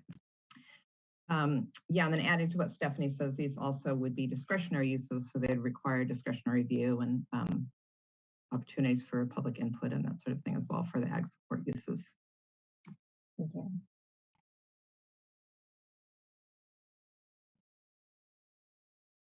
And I'm just sorry, I was looking at my next one.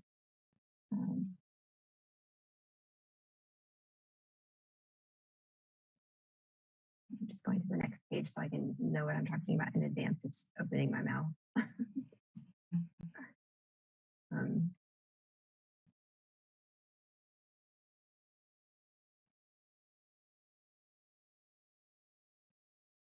On page 5 contrary. 5.3. My memory of the hearing is that we wanted to deny it once and for all. Commissioner Shepherd, you are not muted. Oh, sorry. Thank you. And 5-5 on page 5-5.3 on C, it's C3. It talks about areas adjacent to essential habitats of rare, endangered, threatened species as defined in, and then it says, I'm confused about what it's referencing. I think it's probably just an error of all the revisions, but as a result, I wasn't sure what it was trying to reference, and that made it hard for me to know whether or not I agreed. So I think if you don't mind taking a peek at that and then me coming back to us in the afternoon session it would just be helpful for me because it says as defined in, I don't know if it's going through E through F below, or it's trying to say 4 through F below. But we struck F. So if you don't mind taking a peek at that little section, that would be helpful for me. Thank you. Yes, it looks like there may, now that I'm looking at it, it looks like there may have been a numbering error that happened at some point. So I will look at that and I can get back to you in the afternoon. Thank you. I appreciate that.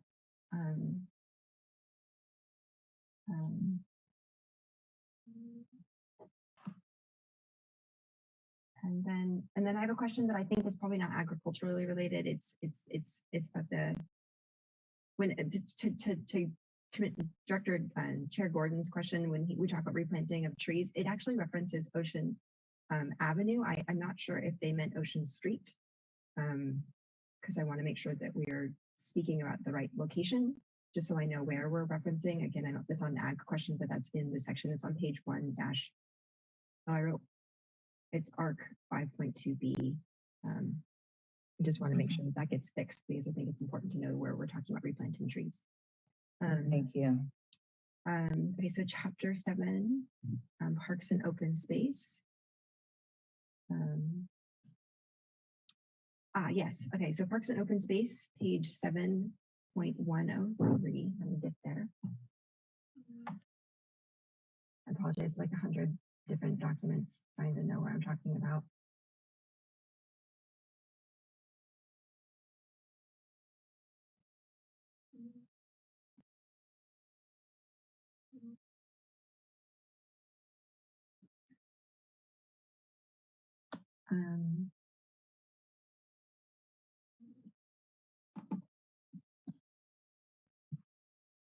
I didn't reference what I was referencing here, so I apologize.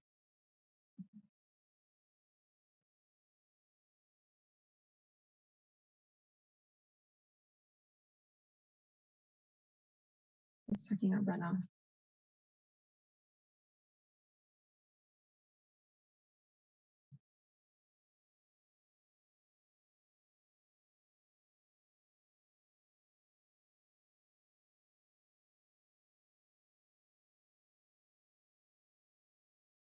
Yeah, so the reason I didn't write it, so it's in PF 4.4.1. And it says require runoff levels to be maintained at pre-development rates for minimum design storm. And I didn't know for a minimum design storm, and I don't know what they're talking about. I think perhaps either there's some words missing. Yeah, maybe I can help a little bit with this. Or Anais, did you want to? I'm still trying to get there myself on a slow computer. Yeah, sorry. Yeah, it's page 1. It's 7-103. And again, I apologize, but I didn't mark for myself the actual policy number. It's PPF 4.4.1. Generally, the county design criteria are the public works standards for roads and stormwater and the driveways. They cover kind of a variety of situations that would affect the right of way or stormwater in this case. And you do calculations on how the stormwater is flowing, and there are different levels that you would consider it at. One is how much water is flowing in the 100-year storm, let's say, or the 10-year storm. And now I see Matt Machado probably has a much better answer than I do, so I'll hand it over. It's just the fact that it says for a minimum design storm. And I usually have heard like 100-year storms or the minimum designed storm. I don't know, minimum design storm, Matt. Yeah, so our standard is a 25-year storm event. So that's our design standard is 25-year.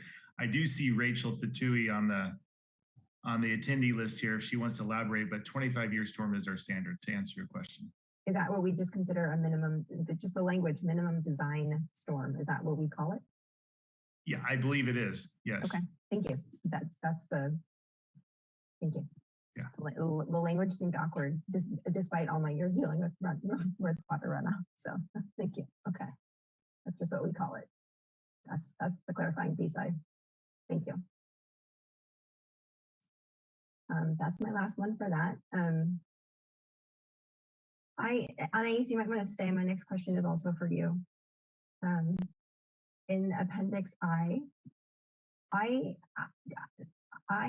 the TDM, one of the recommended mitigation pieces, am I understanding correctly that staff are saying that a way to meet TDM is to reduce the number of parking spots offered? Am I understanding that correctly? Am I reading Appendix I correctly?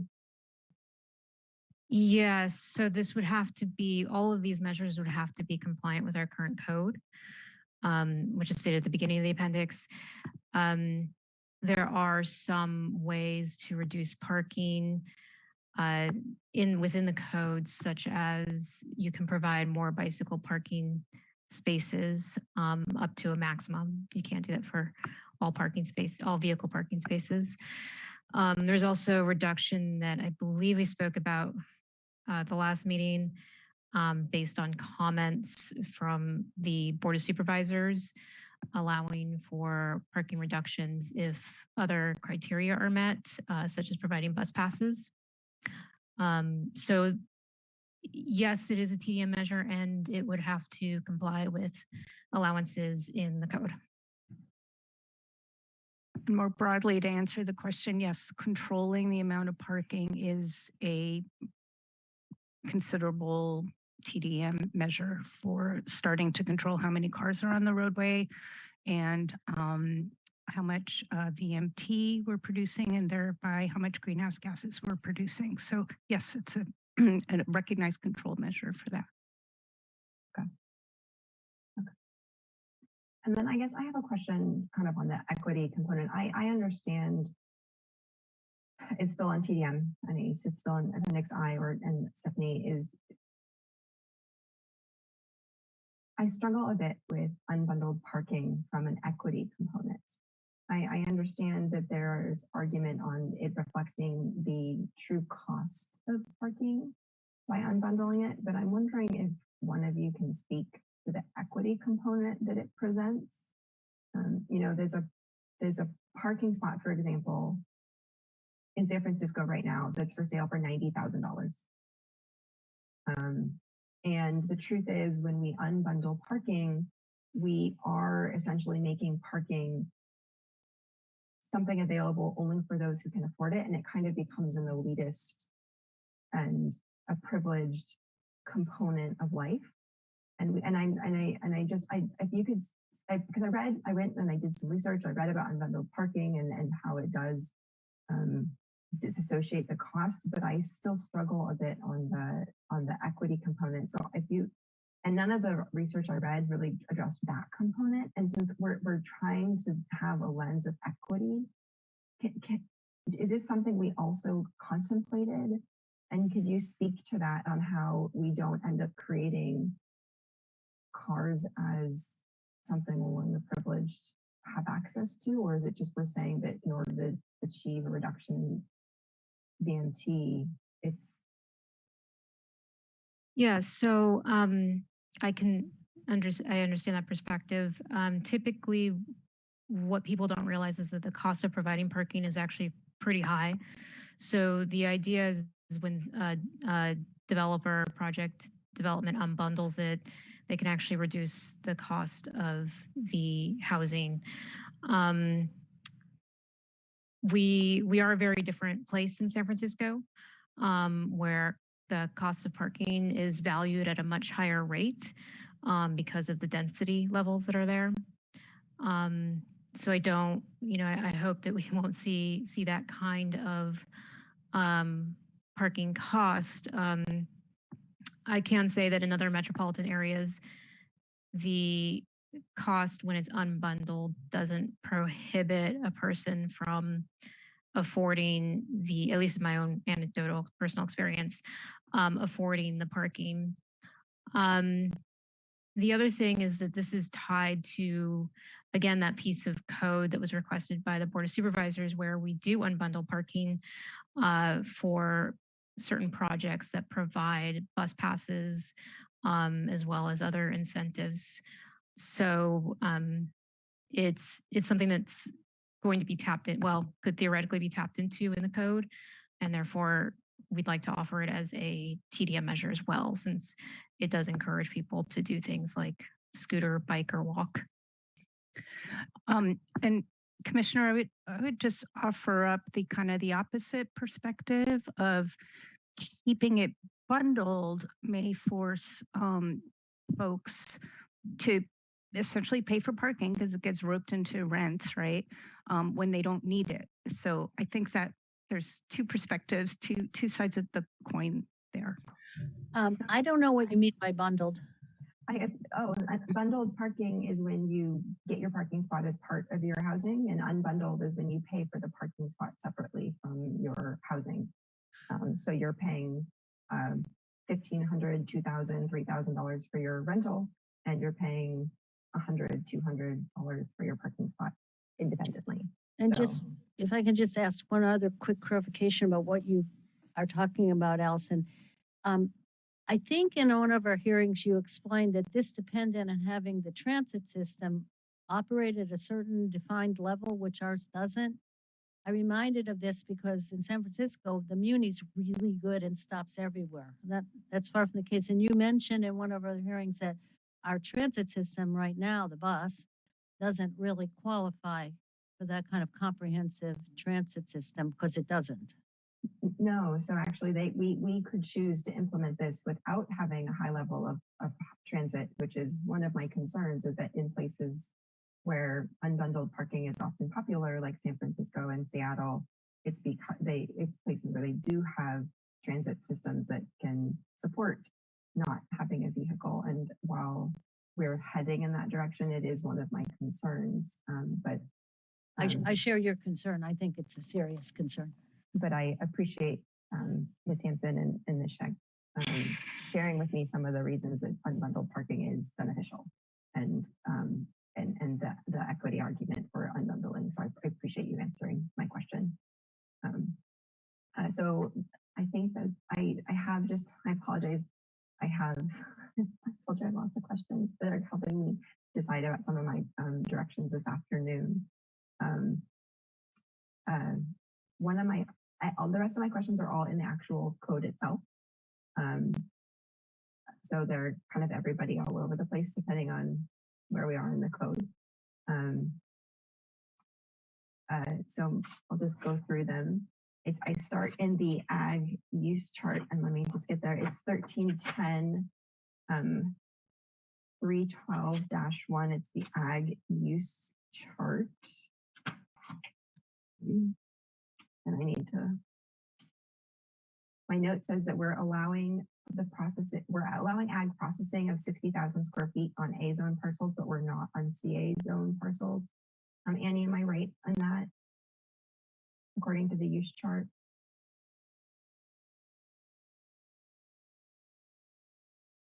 Let me just get there for a moment. Yeah, no, trust me. I've been doing that. My questions are taking twice as long because I have to do the same when I'm looking. Okay, so I'm sorry, you're asking about ag processing facilities, is that correct? Okay. Yeah, so when I'm looking at the code, it looks like we are with the CUP, mind you, but still, we're saying ag processing facilities. We're saying we are allowing them on A zone parcels, but not on CA zone parcels. Am I understanding that correctly according to the ag use chart? And that's 1310-312-1. If any of my fellow commissioners would like to know what I'm looking at. Okay, yeah, I see the confusion because it looks like in the draft, the strike through language did not appear correctly. So what it's actually saying is on CA, so we have the development area cap with the intention to protect the agricultural resource soil. So on CA, the ag processing facility is allowed up to 60,000 square feet, and that's the maximum size on CA. On A, there could be an application for larger than 60,000 square feet. So that's where the NA would be if it's larger than 60,000 square feet. And that again would be subject to discretionary review and findings and that sort of thing. But So I am understanding it correctly. We're yeah, allowing. at that size level, yes. So I guess my question is, Annie, why are we allowing such a large processing facility on an A zone parcel that we wouldn't allow on a CA zone parcel when A is supposed to have these, what I consider less intense uses on an A zone parcel? Why are we even contemplating them on an A zone parcel when I understand we're trying to protect type 1, type 3, this primary ag uses on the CA zone parcel, but I have to admit I was surprised to see that we're allowing these, even with the greater scrutiny of the CUP. Why are we even contemplating these greater intensification of uses on an A zone parcel when we're not contemplating it even on a CA zone parcel? Well, the intention is to be able to provide necessary ag support while still protecting ag resource land. So there aren't many opportunities or land available for those types of uses. So A zone parcels seems most appropriate, again, considering all the findings that need to be made and public input. So and with the ag resource soils, the criteria come into play regarding conversion of ag land and loss of ag land. So there are more limitations in some cases for CA. Okay. Thank you. I appreciate that. Okay. My next question is in 1310-323B. Get there. I told you, Annie. I told you all my questions fall in your camp. I warned you in advance. 323B. It has to do with greenhouses. 323. Okay, on B.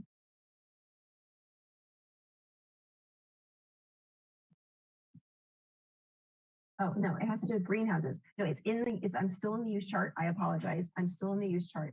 It references 1310.323B, and I didn't understand what 1310, that's what it was. Okay. The use chart under greenhouses references 1310.323B, and I don't understand what 1310.323B, I don't understand how they're connected. And because they're dependent on each other, I'm confused. And you could clarify, because 1310.323B has to do with the title is literally site area for the creation of new sites. And then when you get down, so I didn't understand the connection. And because greenhouses are obviously a very big deal, and we're talking about greenhouses both 1,000 square feet or less and larger, the references in both sections under greenhouses. In the ag use chart, sorry, I have to remember what I was referencing in my notes. So in greenhouses, in that same 1310, 323, in that use chart. Or maybe I'm in residential. Can I switch? Maybe I'm in the res chart. Hold on. Might be in the residential chart. I lied. Annie, I'm not in your section anymore. I'm in the residential use chart now. Okay. It's not your problem. It's not your problem. It's not your problem, Annie. Okay. 1310.322-1, the residential use chart, references this section. And I don't understand how they're connected. So I don't know who wrote the residential use chart, but I'm confused. And I don't know what to do with this section because it has to do with greenhouses that are 1,000 square feet or less and 1,000 square feet or larger. It references this thing, and I don't, because they're principally permitted, and then they also require MUPs, which doesn't require notification of their neighbors. And I want to understand, it's clearly dependent on this section, and I don't understand how they're connected, and so I can't make a determination whether or not I'm okay with it until I understand it. So I don't know if somebody could look at that and then get back to me. I just think it's important when we have these references that they make sense. Sorry, Annie. I'm so sorry. Yes, we want them to be helpful, and I don't know if Daisy's on and has a ready answer, but we might, if not, then we'll return this afternoon. Yeah, I can take a look and give you a more complete answer, but just looking in the sort of text box explanation that comes before the residential use chart, what we state there is the reasoning for adding that reference was to clarify that greenhouses are not subject to the accessory structures standards, but which are in 1310-611. But I will go ahead and check the reference to 1310-323B and see whether that's a typo or not. Okay. Thank you. Mhm. Okay, the next one I have questions on is 1310-323. Oh, I'm still in, okay. I think I might be in that same section. 1310-323B5. So that's still, it sounds like that's still Daisy. It references in the zone districts listed in subsections A, and then it says A through D of this section. And then, but I don't know if they're talking, I don't know what they're talking about. Annie, I don't, not Annie, sorry, this is Daisy. Daisy, I don't know what you're trying to tell me is happening here. So I'm in 1310-323, the development standards for residential districts, the last one. So Yep, I got it. So Commissioner Violante, it looks like that's a typo, and what it should say is in the zone districts listed in subsections 1A through D. So the capital A should be changed to a 1. So 1, and then it should be lowercase a through D. Correct. Okay, I will need to go take a peek at that now that I know that. Thank you. I appreciate the clarification. Yep, and we'll make a note of that as well. 1A. 1A through D. Okay.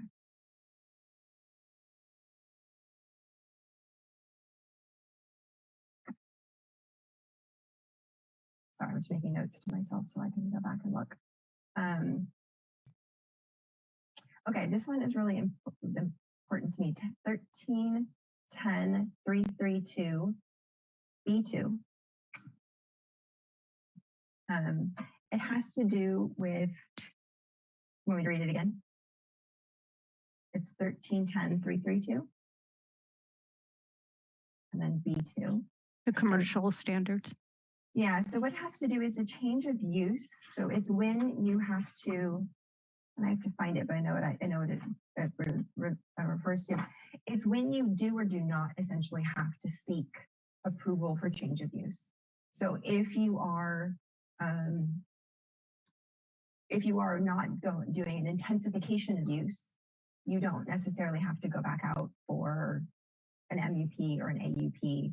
That's what this piece of the code references, but the language is important to have in front of me because it's II that's really important to me, and I should just pull up The new use will not result in an intensification of use. that piece. So,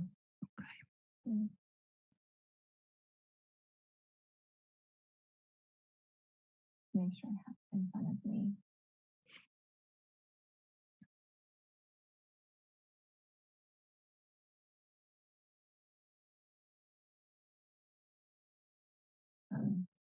Because it lists some circumstances that must be met in order for this to be true. So I'm looking at B2, the change of use of an existing legal structure in a commercial zone district. Okay, and it says the change of use in existing legal structure may be approved with a zoning clearance, which is why remember I said that you don't have to go back out. If the following criteria are met, and it says the new use is allowed in the zone district, the new use will not result in an intensification of use. And this is the one I'm hoping Daisy maybe can speak to, which is there's a use permit or master use permit for the existing use and or the new use is specified in the parcel in a town or village specific plan. And I'm wondering if you can speak to how often you think this happens, because in some ways this feels very much like a loophole.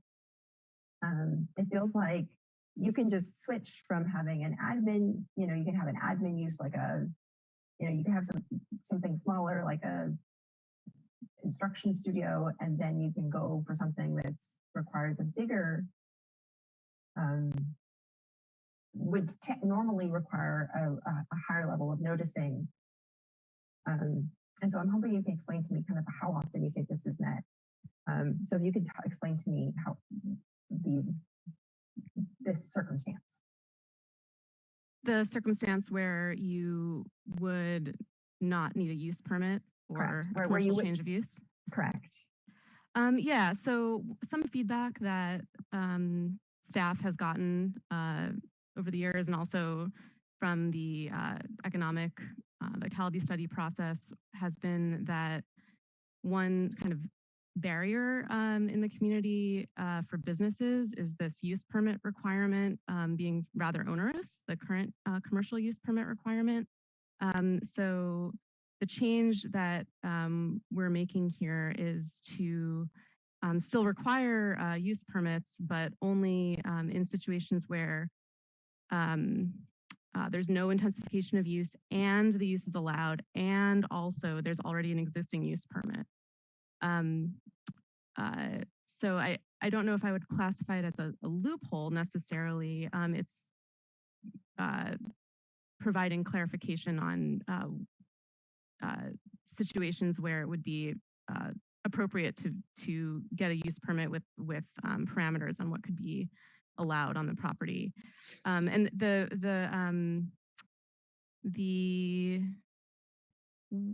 term intensification of use, just to provide that information, that is defined in the code. That's in 1310-700. So it's not squishy. It is defined. For commercial, it's no, it's 10% or 100. Yeah, 10%. Right, exactly. I'm familiar. I guess my concern is that, so if you had someone who, like, let's say they have a use permit for something that on the front end only required an AUP, they could change their use to something that would normally require a CUP as long as there was an intensification of use. And so that's what I mean by a loophole.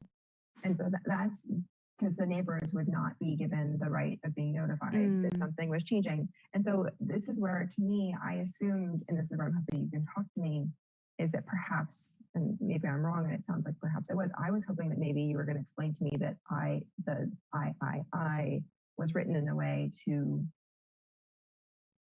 limit how often this would happen. Because when I read it, I said, okay, well, there's a use permit or master use permit, and or there's this new use permit and specified in these town and site specific plans, that you were going to tell me that no, this will happen not very frequently unless they were part of a village plan.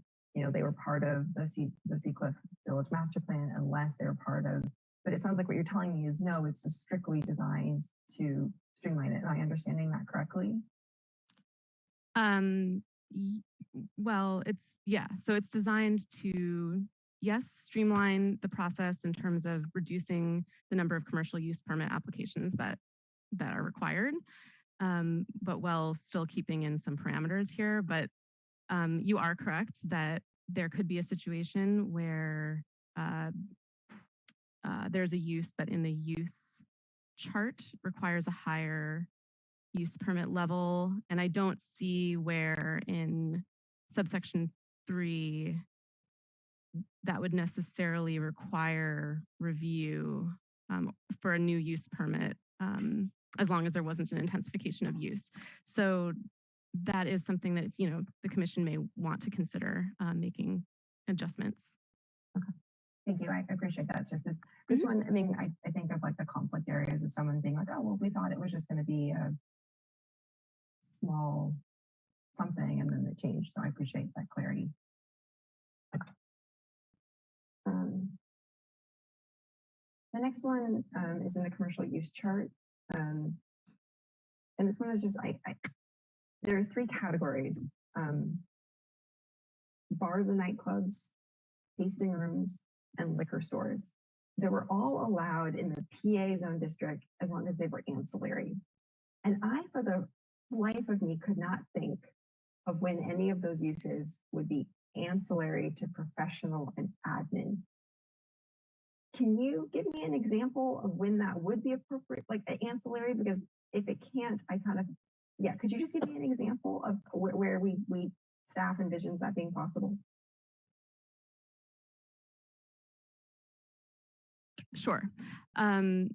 So what you're referring to is the use has a little like superscript of A next to the permits. And the way we define that at the top of the uses chart is the use must be ancillary or complementary to another allowed use. A primary allowed use must first be in place or must be proposed concurrently on a site to allow an ancillary or complementary use. So the idea with the PA district, which is the office, professional and administrative district, is that the primary, appropriate uses in that district are office uses. However, one thing that we're trying to achieve with the sustainability update is to allow for more walkability. And part of that is allowing for workers to be able to walk to access restaurants, for instance, during the workday and those kinds of uses. So entertainment and sort of dining uses may be appropriate in the PA district, but certainly the primary use on those parcels should still be the office uses. Can I just say, is this a recognition of how stressful it is to work inside the office now? Yeah, I have to admit, Daisy, I 100% support the direction that the staff is going in creating these integrated workplaces, but I do struggle to see how bars and nightclubs are needed in a walkable community when we're talking PA. So we might discuss that this afternoon. Sure. But I appreciate you being candid about how we got there, because I completely understand how you got there. I was like, nightclubs, bars, interesting. The way to get people to come into the office. Makes happy hour very easy on Friday afternoons. Okay. My next question had to do with table 1310-333-1, which was commercial site and structural dimensions chart. Staff put a minimum height of 15 feet. And I was just wondering about how we ended up with that, because I think of like the Rittenhouse building downtown, some of the commercial structures on like say Scotts Valley Drive that are empty, and how expensive the TIs are on these buildings. And I support 15 feet being an option, but I just wondered on the logic of minimum versus maximum. And why we're searching for such conformity of a minimum. Sure, I can sort of kick us off in answering that. So the 15-foot minimum height is for the first story, floor to ceiling height in the C3 workplace flex zone district, which is a new zone district. And the kind of core purpose of that district is to provide for flexible space that can be easily converted between light industrial and other types of commercial uses. And so for that district in particular, the ceiling height of at least 15 feet is useful to make sure that those buildings are able to be converted in that way in the future. And I believe that the research that was done related to that building height actually went into the Sustainable Santa Cruz County Plan that was completed in 2014. I guess I'm still struggling, Daisy, to understand. I totally, it sounds like that research went to justify allowing 15 feet, but I'm still struggling to understand why it's a minimum. Well, it's allowed currently. There's no minimum or maximum on ground to ceiling height for any of our commercial districts currently. And setting a minimum requires that you have a taller first floor on these buildings that can accommodate light industrial uses more easily. So the research showed that by allowing 15 feet, you accommodate greater uses. Did it speak at all about displacing any of these smaller uses?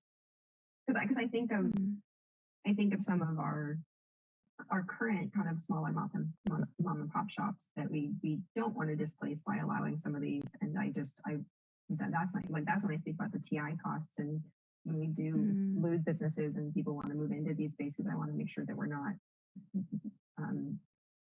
creating an economic obstacle of allowing small retail to go into these spaces. And so I just wasn't sure about that. So it's good to hear that we already allow 15 feet, but I'm just, the idea of creating a minimum, I like it's good to hear that it creates opportunity. Okay. Yeah, and I would just add that the maximum building height in that district is 50 feet as well, which sort of accommodates that first floor height as well.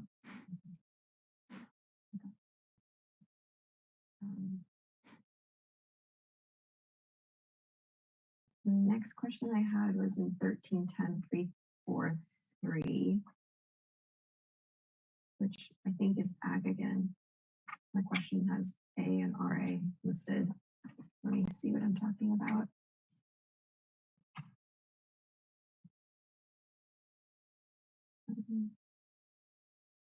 Thank you to the commission and staff for bearing with me on my 300 questions. These are really helpful for me knowing what I want to clarifying for myself. Some of my ideas this afternoon.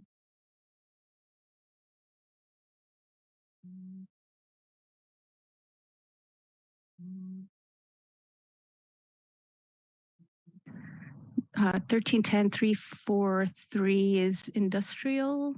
Yeah, but my question says, what is the maximum building height if not within 200 feet of R or A districts? As it read, none appears is what I wrote as my question. Although it's the commercial use, my question has to do with. I see. Yeah. With referencing to these R or A district. So is there a height limit? Right. So, well, the provision is meant to kind of control the massing if you're near residential areas. The R or A district that might also, that accommodate residential uses. So it's meant to kind of control the impacts when you have zoning districts that have very different functions and are immediately adjacent to one another. So, but I guess my question though, Stephanie, is that in the M2 district, it just says 3 stories, 40 feet, if within 200 feet of R or A district. So do we not have a maximum height? Oh, I see what you're saying. So in M2, do we not have a maximum height? If it's not within the 200 feet of R or A district of R districts. Am I making sense? So in the middle of the chart there's on my printed version, I go to it's page 19. It is page 19, even on the online version. In the middle of the chart. Yes, I see where you're at. Yeah. And so it says 3 stories, 40 feet, if within, so if you're not within 200 feet of a residential or an A zone parcel, and maybe there are no M2 parcels that aren't within that, but I assume there are, because otherwise why would we reference this? Like we list 0 maximum height. And I feel like do we need to give direction to provide a maximum height if you are in all other situations? Let us look at that a little bit more closely and get back to you this afternoon. Okay. If you can't tell, I'm one of those people who read all of the code. I'm glad, it's good. Hence the 100 questions. Okay.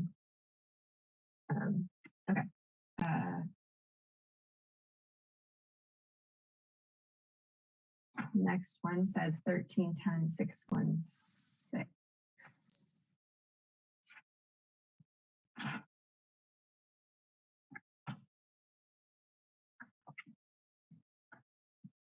Let's see what I got.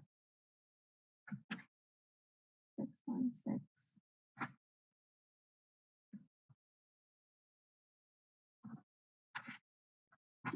1B. Oh no, I think I might have fixed that.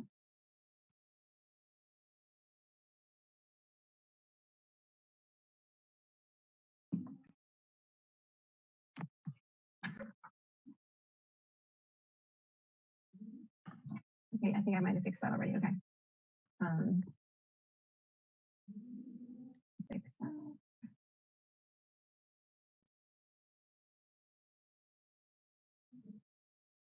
I have a question about, it's about the definitions, but it's also about, I'll ask it now, but it's really in the definition. So there's inconsistency. So produce stands, there's inconsistency in the definition in 1310-700 and what is defined in 1310-640 on whether or not processed goods are allowed. If you read one, it says that no processed goods are allowed, and the other one, it says like 15%. And because of that inconsistency, I'm not sure which direction staff had actually intended.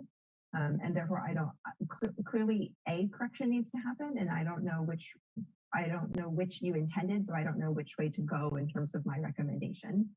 Do you want me to say that again? Thank you. I heard the question. Can I look at that and get back to you after the lunch break? Absolutely, yeah, no. Okay. So because I'm a little unclear because there's the temporary and then there's the produce stands and there's the produce markets, and they don't jive, and therefore I would like to make some comments and recommendations on that section this afternoon, and so it'd be helpful to me to know what staff had wanted so I can know how to respond. Okay.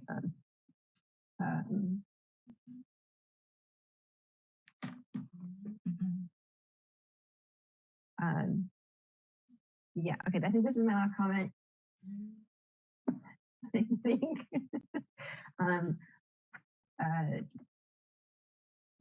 1310-689-2, commercial VA maximum densities outside the USL.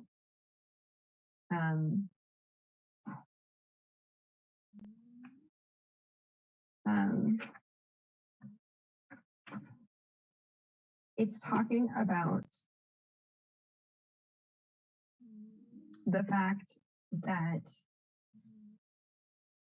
you can, hold on, let me make sure I got the question. Oh no, that's a different one.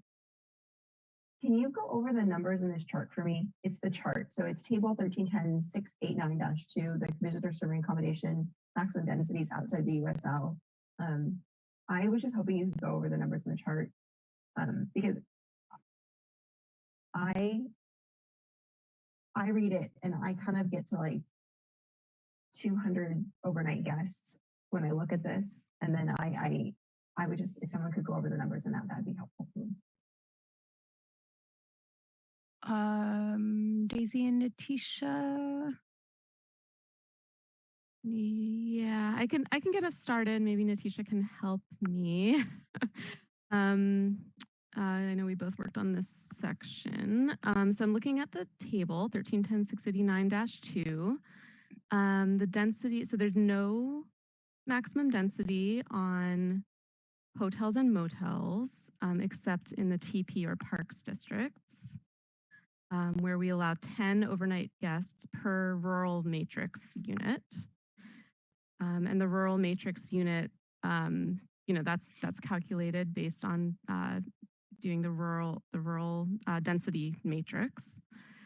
And then for bed and breakfast and inns, we allow 10 overnight guests per rural matrix unit, up to 20 VA units total. But Daisy, can I ask a question, just interrupting you? So but it says 20 overnight guests per, and this is when I get to the 200, because it's 20 guests per unit, up to 20 units. And so that's 200 guests, correct? Well, so is rural that the way, matrix. that's what I wanted you to go over with me. Sure. The whole, am I understanding this correctly, that you can get 10 guests per unit up to 20 units? Is that what I'm understanding for the bed and breakfasts? And then for the rural matrix, obviously there's a different calculation. Sure. So believe it or not, we're working on making this section simpler than it currently is. I do. With I these believe it.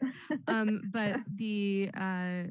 But the rural matrix units and the VA units are two different things. So the Obviously. rural matrix units are calculated using the rural density matrix, and for most properties, it's just 1 or 2 or 3, unless you have a really large property, and then you may have more. And then a total of 20 visitor accommodation units would be allowed. And visitor accommodation units are defined within this code section and in 1310-700, which means a room, cabin, or suite.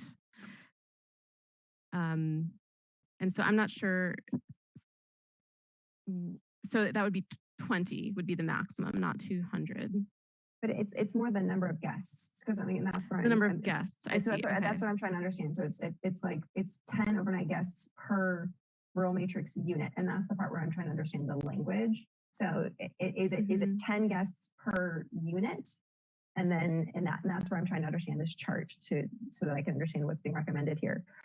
Because the way I read it, and this is where I really want you to tell me whether or not I'm understanding it correctly, is it's 10 guests per unit, whether or not that's a VA unit or if it's a rural matrix unit.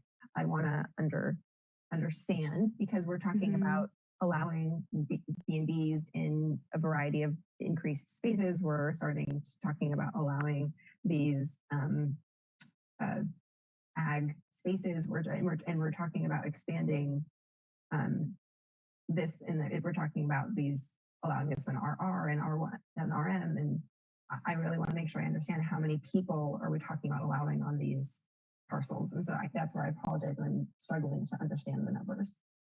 Sure. Yeah. So it'd be 10 overnight guests per rural matrix unit, and it would really depend on the size of the property, how many matrix units you would have on that property, and that would determine your number of guests, and then those guests could fit into a maximum of 20 visitor accommodation units. So it's sort of two different controls on maximum density for bed and breakfast inns outside the USL RSL.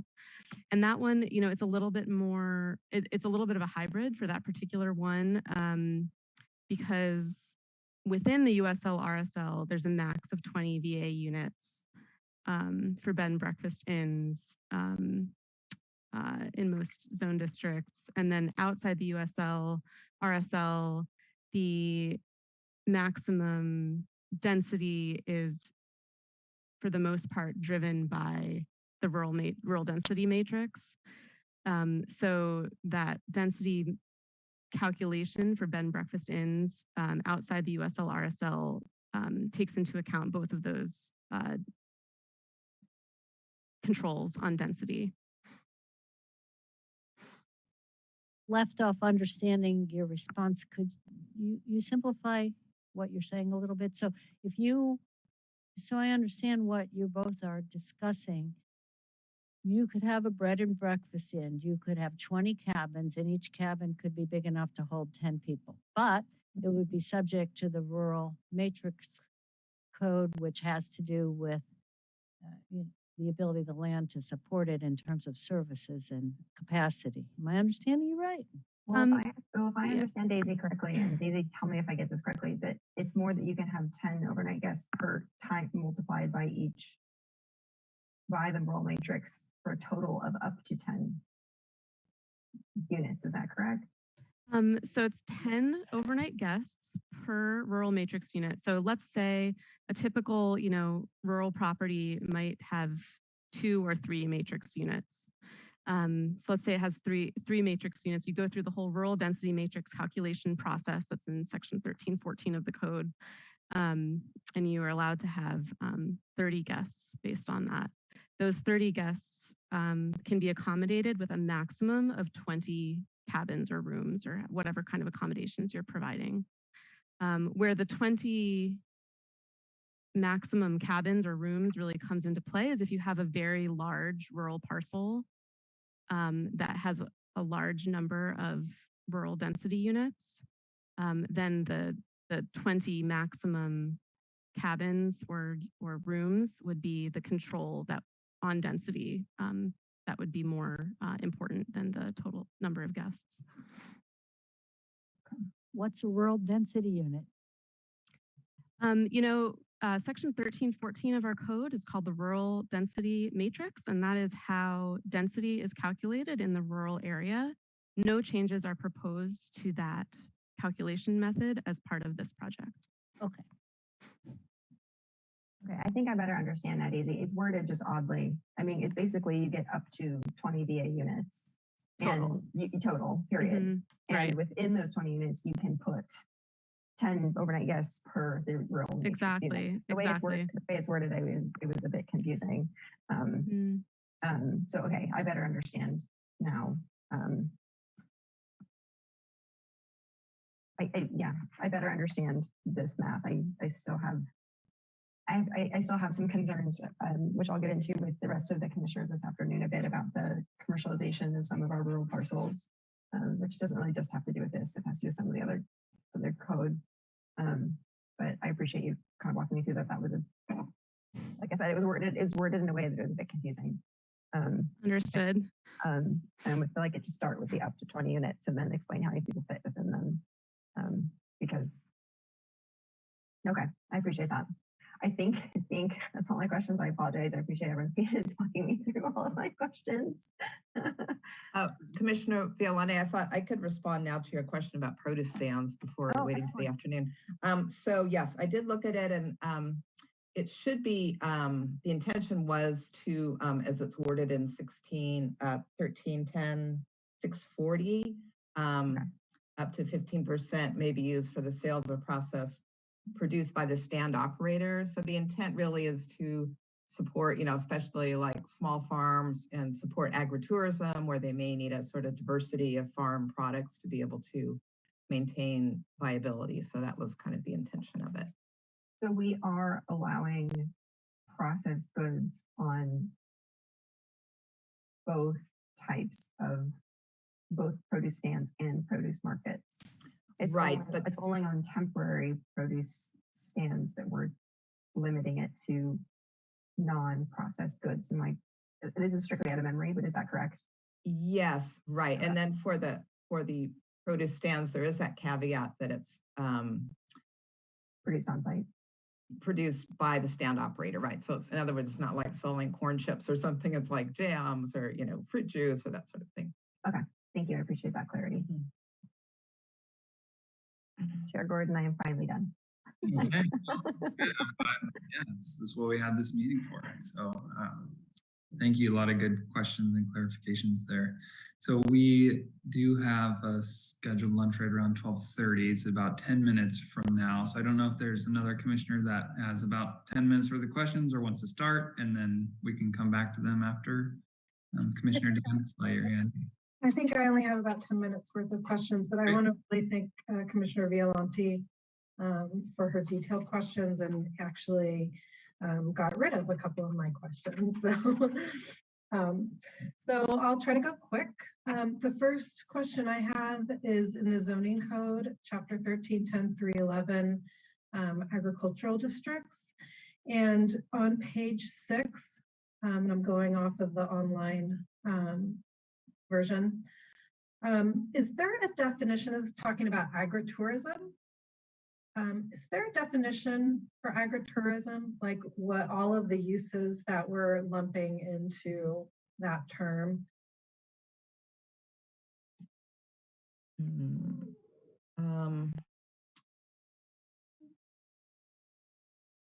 Let's see. I don't. Let me look at the definitions quickly. Yeah. I don't recall off the top of my head if that's There is in 700 agritourism and education, visitor-oriented services, events. Give me the page number and Yes. where I can find it so I can look at it at the break. You bet. So it's 1310-700 on page 5. Okay, I'm sorry. I just looked for it again and I couldn't find it. Okay. Well, I will take a look at that myself then. Okay, good. Thank you.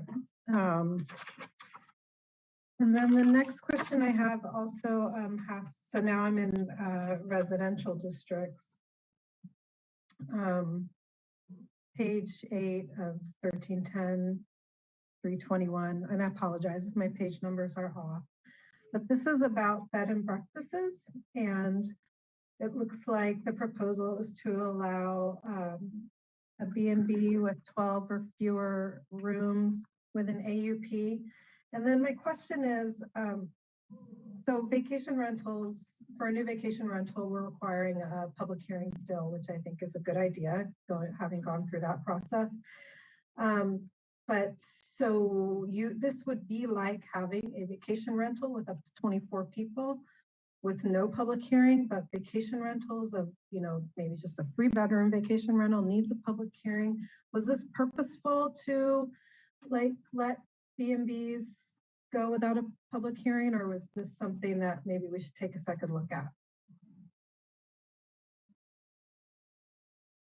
I would say it's purposeful. B&Bs are allowed in the code now. And I think the big change was that we went up to 12 rooms instead of, I believe the current code is 5. Yeah. And so it was recognition that bed and breakfasts, exist in our community and have a place in our community, and we want to, be able to support those. Those are separate from vacation rentals. Obviously, it's more of a facility than renting out your house or a hosted rental. Right. So I guess I would think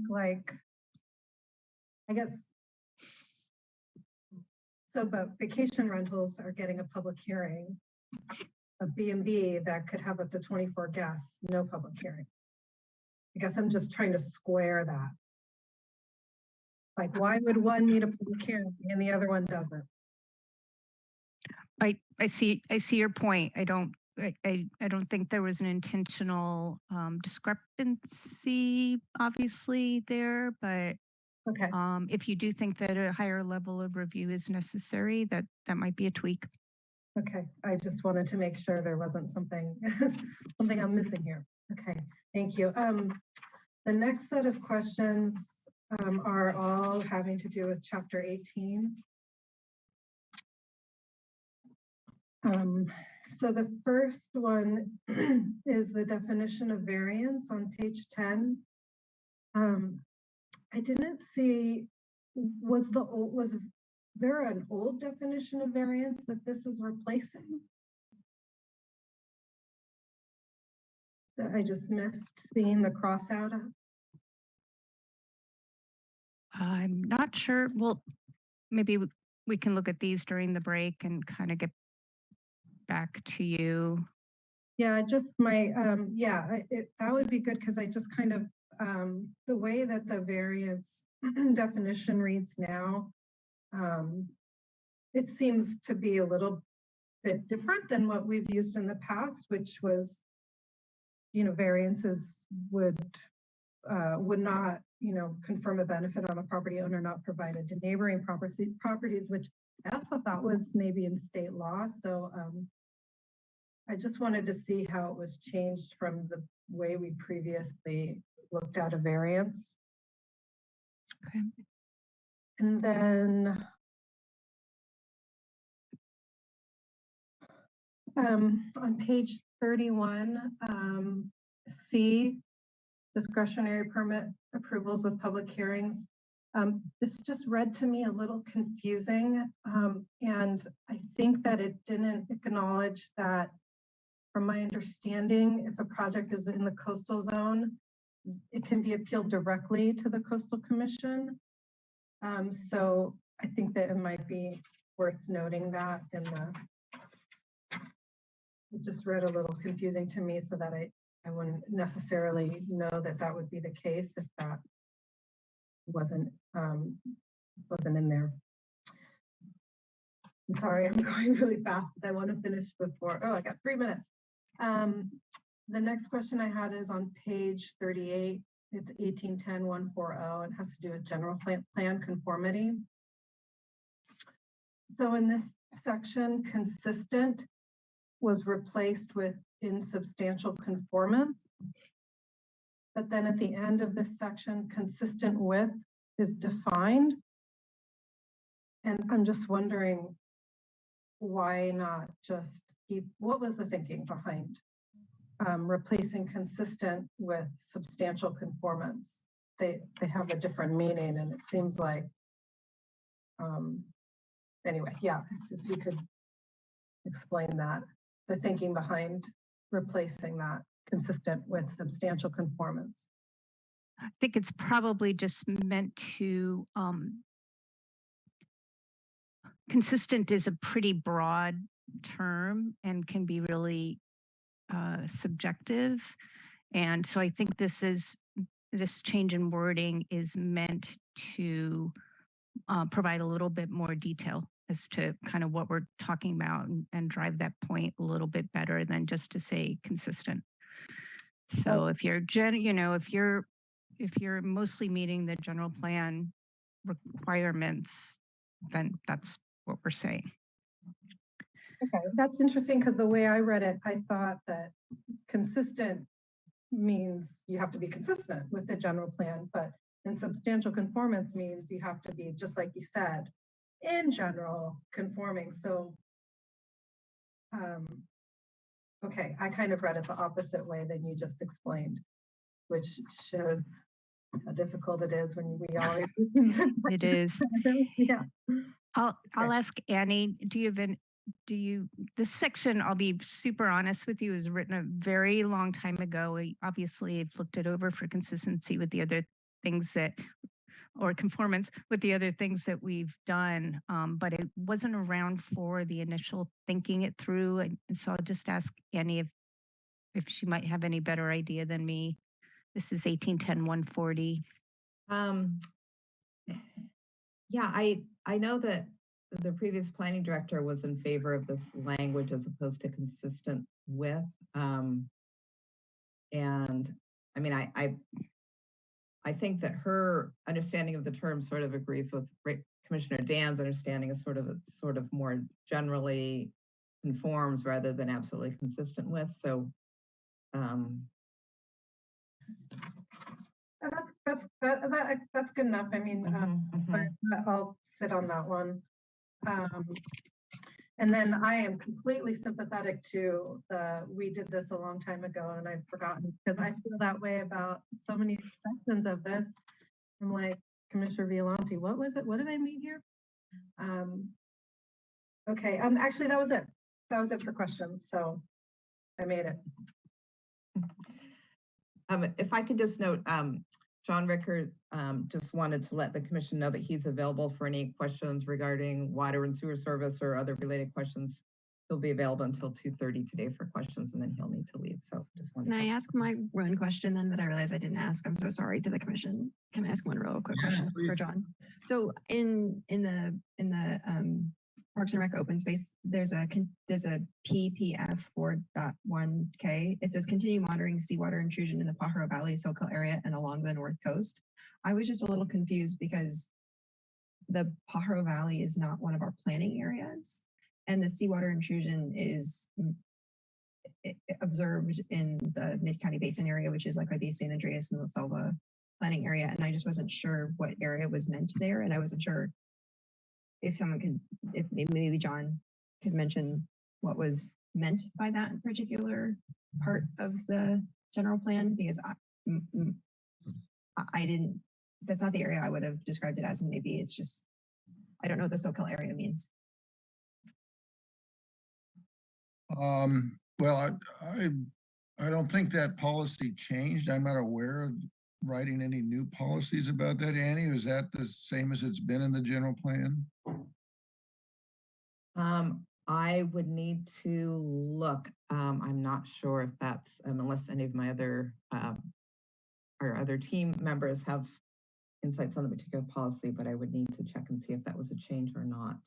Okay, that's fine. It seems like it's referring to the groundwater areas as opposed to the planning areas. Pajaro Valley, Mid-County, and then also North Coast, all places where we have seen some evidence of seawater intrusion. Yeah, but it describes it as the SoCal area. And I think that, okay, maybe we could look at the wording.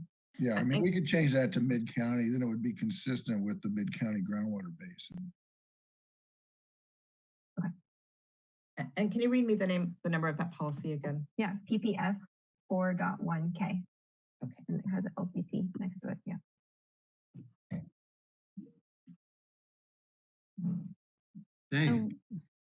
I wanted to mention that Rachel Fatui has also been promoted, and there was a question earlier that Matt Machado thought Rachel might want to weigh in on. I don't know if the commission still wanted to hear from Rachel, but she's with us as well. Was there a question specific that someone had that we missed or we're coming back to?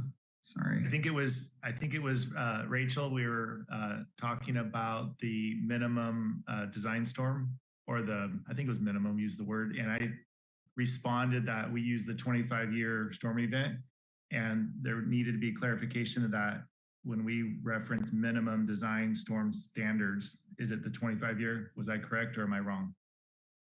It is 25, and that 25 can be conveyed both within the storm drain pipe as well as if it's safely conveyed in the street. So the minimum required for a pipe is always, typically 10-year storm.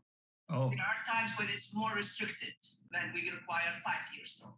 But typically, most locations, we require 10-year storm within the pipe. And we allow, the county design criteria allows some flow to go in the street if it doesn't if it is contained within the gutter and doesn't cause impact, like say, to the bike lane or the traffic lane. So we allow safe conveyance within the road or other adjacent to the road conveyances up to 25-year storm. This is countywide. And then we have larger watershed, it can go to 100-year storm. But the minimum, yes, as Matt said, is 25-year storm, and that 25-year storm can be conveyed in the pipe as well as safely above ground. And that's for flood control. When we talk about minimum storm, then there are issues. If it's mitigations, then we go for smaller storms. That's different than conveyance. Thank you, Rachel. I'm sorry, I didn't hear the question when Allison, I was away from my desk and I came back and Matt was talking. Okay. So I didn't hear your question, Allison, but I'm just following up on what Matt said. I appreciate it. It was broadly worded, so I appreciate you clarifying. Great. All right. Well, thank you, everyone. We'll go ahead and take a 30-minute lunch break at this time and come back at 1:05 and keep going with our questions. So thank you so much, and we'll see you all in a little bit. Thanks.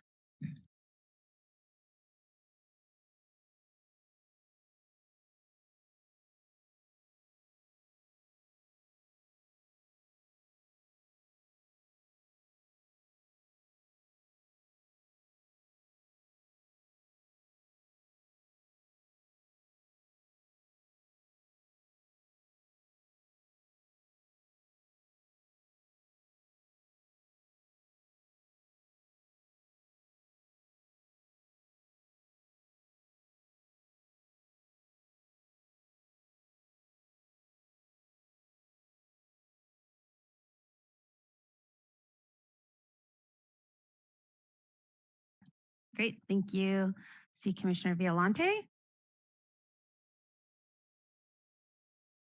She gave a wave. All right. Commissioner Lazenby? Yes, I'm here. All right. And there we go. oh, I didn't. Yes. Okay. I saw the wave. Yeah, no, I just was worried you didn't hear me when I said here also. I didn't. Yeah. Commissioner Shepard? I'm here. Thanks. Okay, thanks. And Chair Gordon? Here. All Great, right. Thank you. Okay, now we can continue on, re-adjourn for the question and answer period. There we go. So Commissioners Lazenby and Shepard, I believe you're the last two. And did either one of you want to start with some questions for staff at this point. Well, I just have one question. I think most everybody's covered everything else, but this has to do with Pleasure Point. And I was listening to Patricia Brady, who gave testimony this morning about the Pleasure Point's guidelines that they developed in 2018. These were guidelines for building development, which limited it to 30 units per acre, plus a density bonus. Now, am I correct that our current requirement for density is 45 to 60 units per acre? The proposed density for residential flex is 22 to 45 units per acre. And I see Annie on, maybe she could address the 30 unit max. I'm not sure I'm aware of that. Yes, there was no density maximum provided in the Pleasure Point guiding design principles.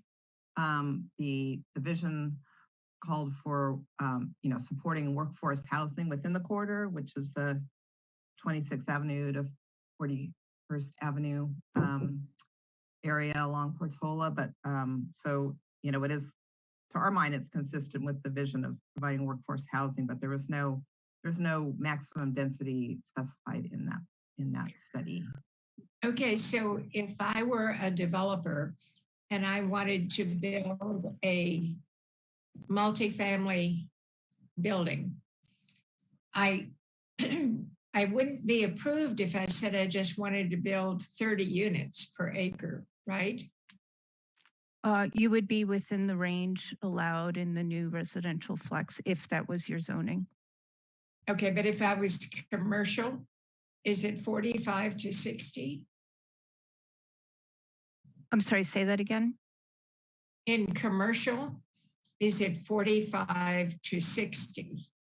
Commercial allows up to 75% of the floor area to be residential as currently drafted. And that's allowed at the residential flex zoning.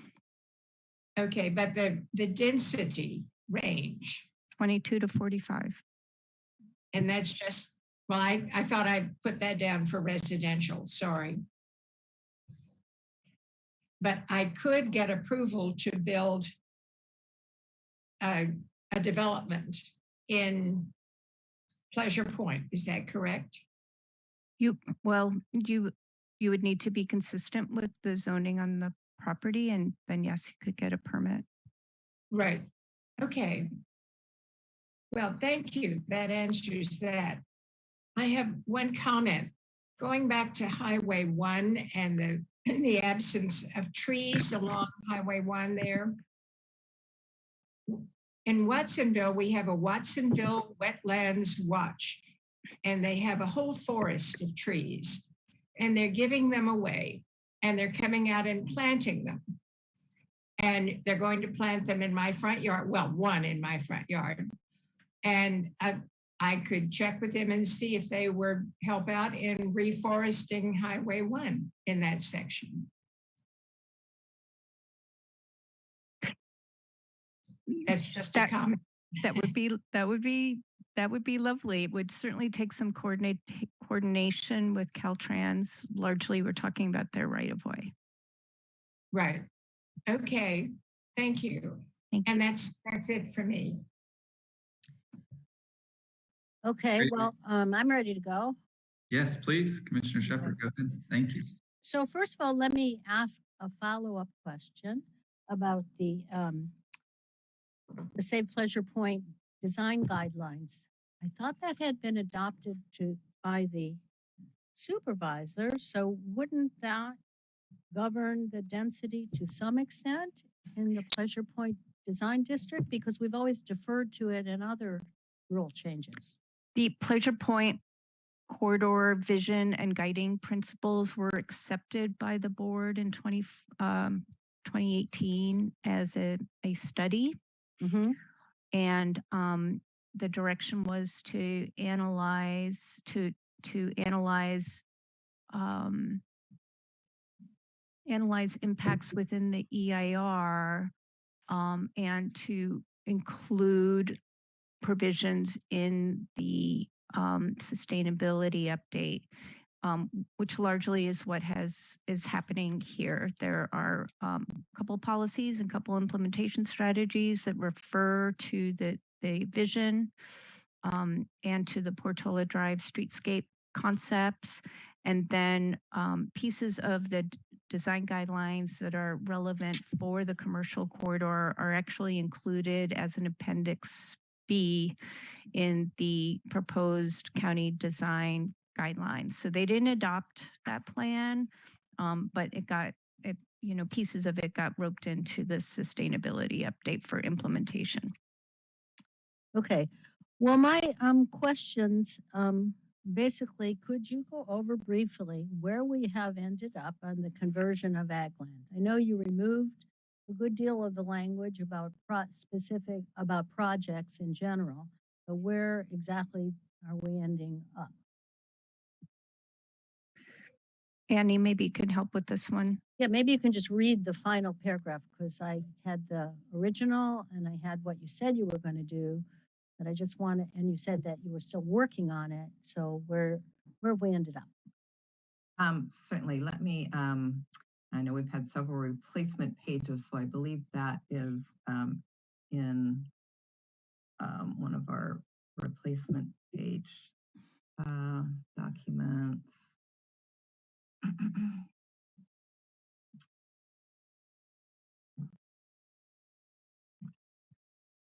And the other thing, while she's looking for that, just to keep things moving along, my other question is, there was a question that referred to a table of specific measures for the VMT mitigation measures on a table, but I never, in other words, what you were going to suggest in terms of policy, but I never did find them on the table. There wasn't anything there. Do you know what I'm talking about? Am I being too vague? The mitigation measures for traffic per VMT. Yeah. You referred to a table. I went to the table, but I didn't see anything. But one thing at a time. Sorry, Annie, I didn't mean to. Oh, no, that's okay. Yeah, I somehow had that up on my screen and it disappeared. So I need to pull it back up again. So just bear with me.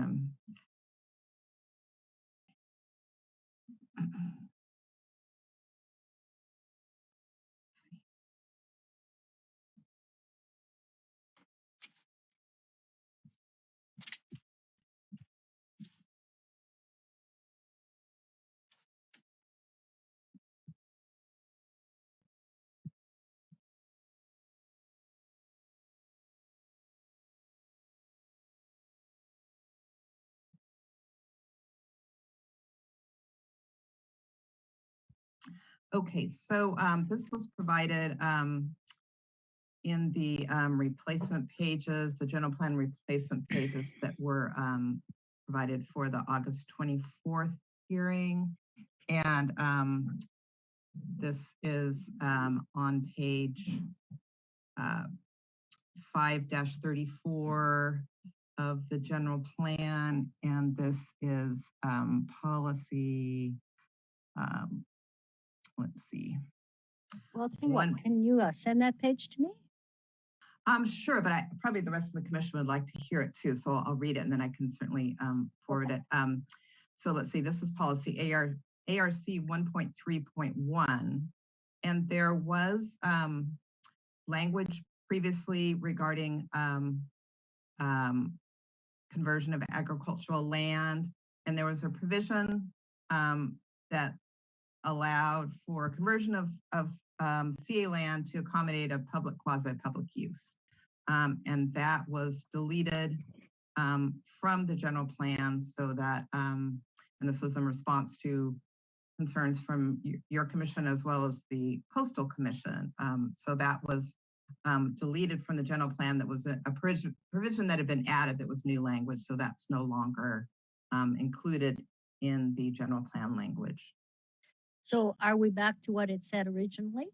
Yes, so basically there is an existing provision that allows conversion of ag land only when it's been determined that the agricultural land is no longer viable. So that is still a policy in the code, in the general plan, that provides a process for converting ag land. So there's no change. Right, so that sort of new language that have been added about allowing conversion of ag land for a public facility use is no longer in the general plan as it's proposed. Okay, and then my next question is, why was the thinking to enfold all trail planning into the parks program? All the other counties that I'm familiar with conceive of trails, in other words, the way people can get around by bike, by foot, by horse, by bicycle, whatever, as an important part of circulation and accessibility and mobility. And we still have a lot of like quarries that are now being mitigated and restored. In my district, there's currently 2 vacant quarries with future land uses. And the plan has always been that at that time, whether they end up being residential or parks or public or whatever, that there would be trail plans for them. And there's also long been the idea that people should be able to get around by using trail accesses. So I have always thought that when there's a big development plan, there is a trail access plan. Sorry, I need to turn that off. And it was in the circulation. It was moved from circulation to parks. That's a fairly big step. It just goes to show that we don't have a trails plan. Most other counties in the Bay Area have extensive ones. Can you just tell me your thinking? Yeah, so I believe we talked about this at a couple meetings ago, and this was done in coordination with the Parks Department, who actually manages the trails planning process. They felt it would be better to have policies related to trails specifically within the parks section of the Parks and Public Facilities element. There are still some references in the general plan in Chapter 5 to trails. And it doesn't preclude us planning for or asking for trail development in the process of approving a discretionary approval of a or as a mitigation for a development. Well, that's really what I wanted to know. For example, the quarries are several hundred and 300 or 400 acres. In 20 years, they'll be available for development. The plan is always to have trail easements. And as you know, the county holds trail easements for the public. And as you know, the public is very interested in circulating around on trails. So what you're saying is the Parks Department will continue to deal with trail development in the parks, but outside the parks to connect communities, that would be an issue. That would be something in the planning department still. Trail dedications, for example. It would be a combination of parks, public works, and planning, working on facilitating a new trail development. Well, let me be more specific. There's 2 quarries. That's my example. They're not going to be parks. So why would if parks wasn't involved, because it wasn't going to be a park? If the trail ends up being through or on a public right of way or something that would be considered like a protected bike lane and protected path, then that would be under the supervision of public works and planning.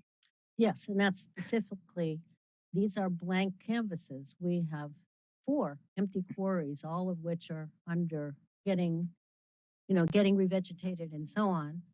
They're not parks, and at some point we'll be developing them. And I wanted to make sure, as a lot of people in their communities do, that people can still cross. That part of the planning would involve public access in the form of trails. So trails don't necessarily mean park trails. That's my point.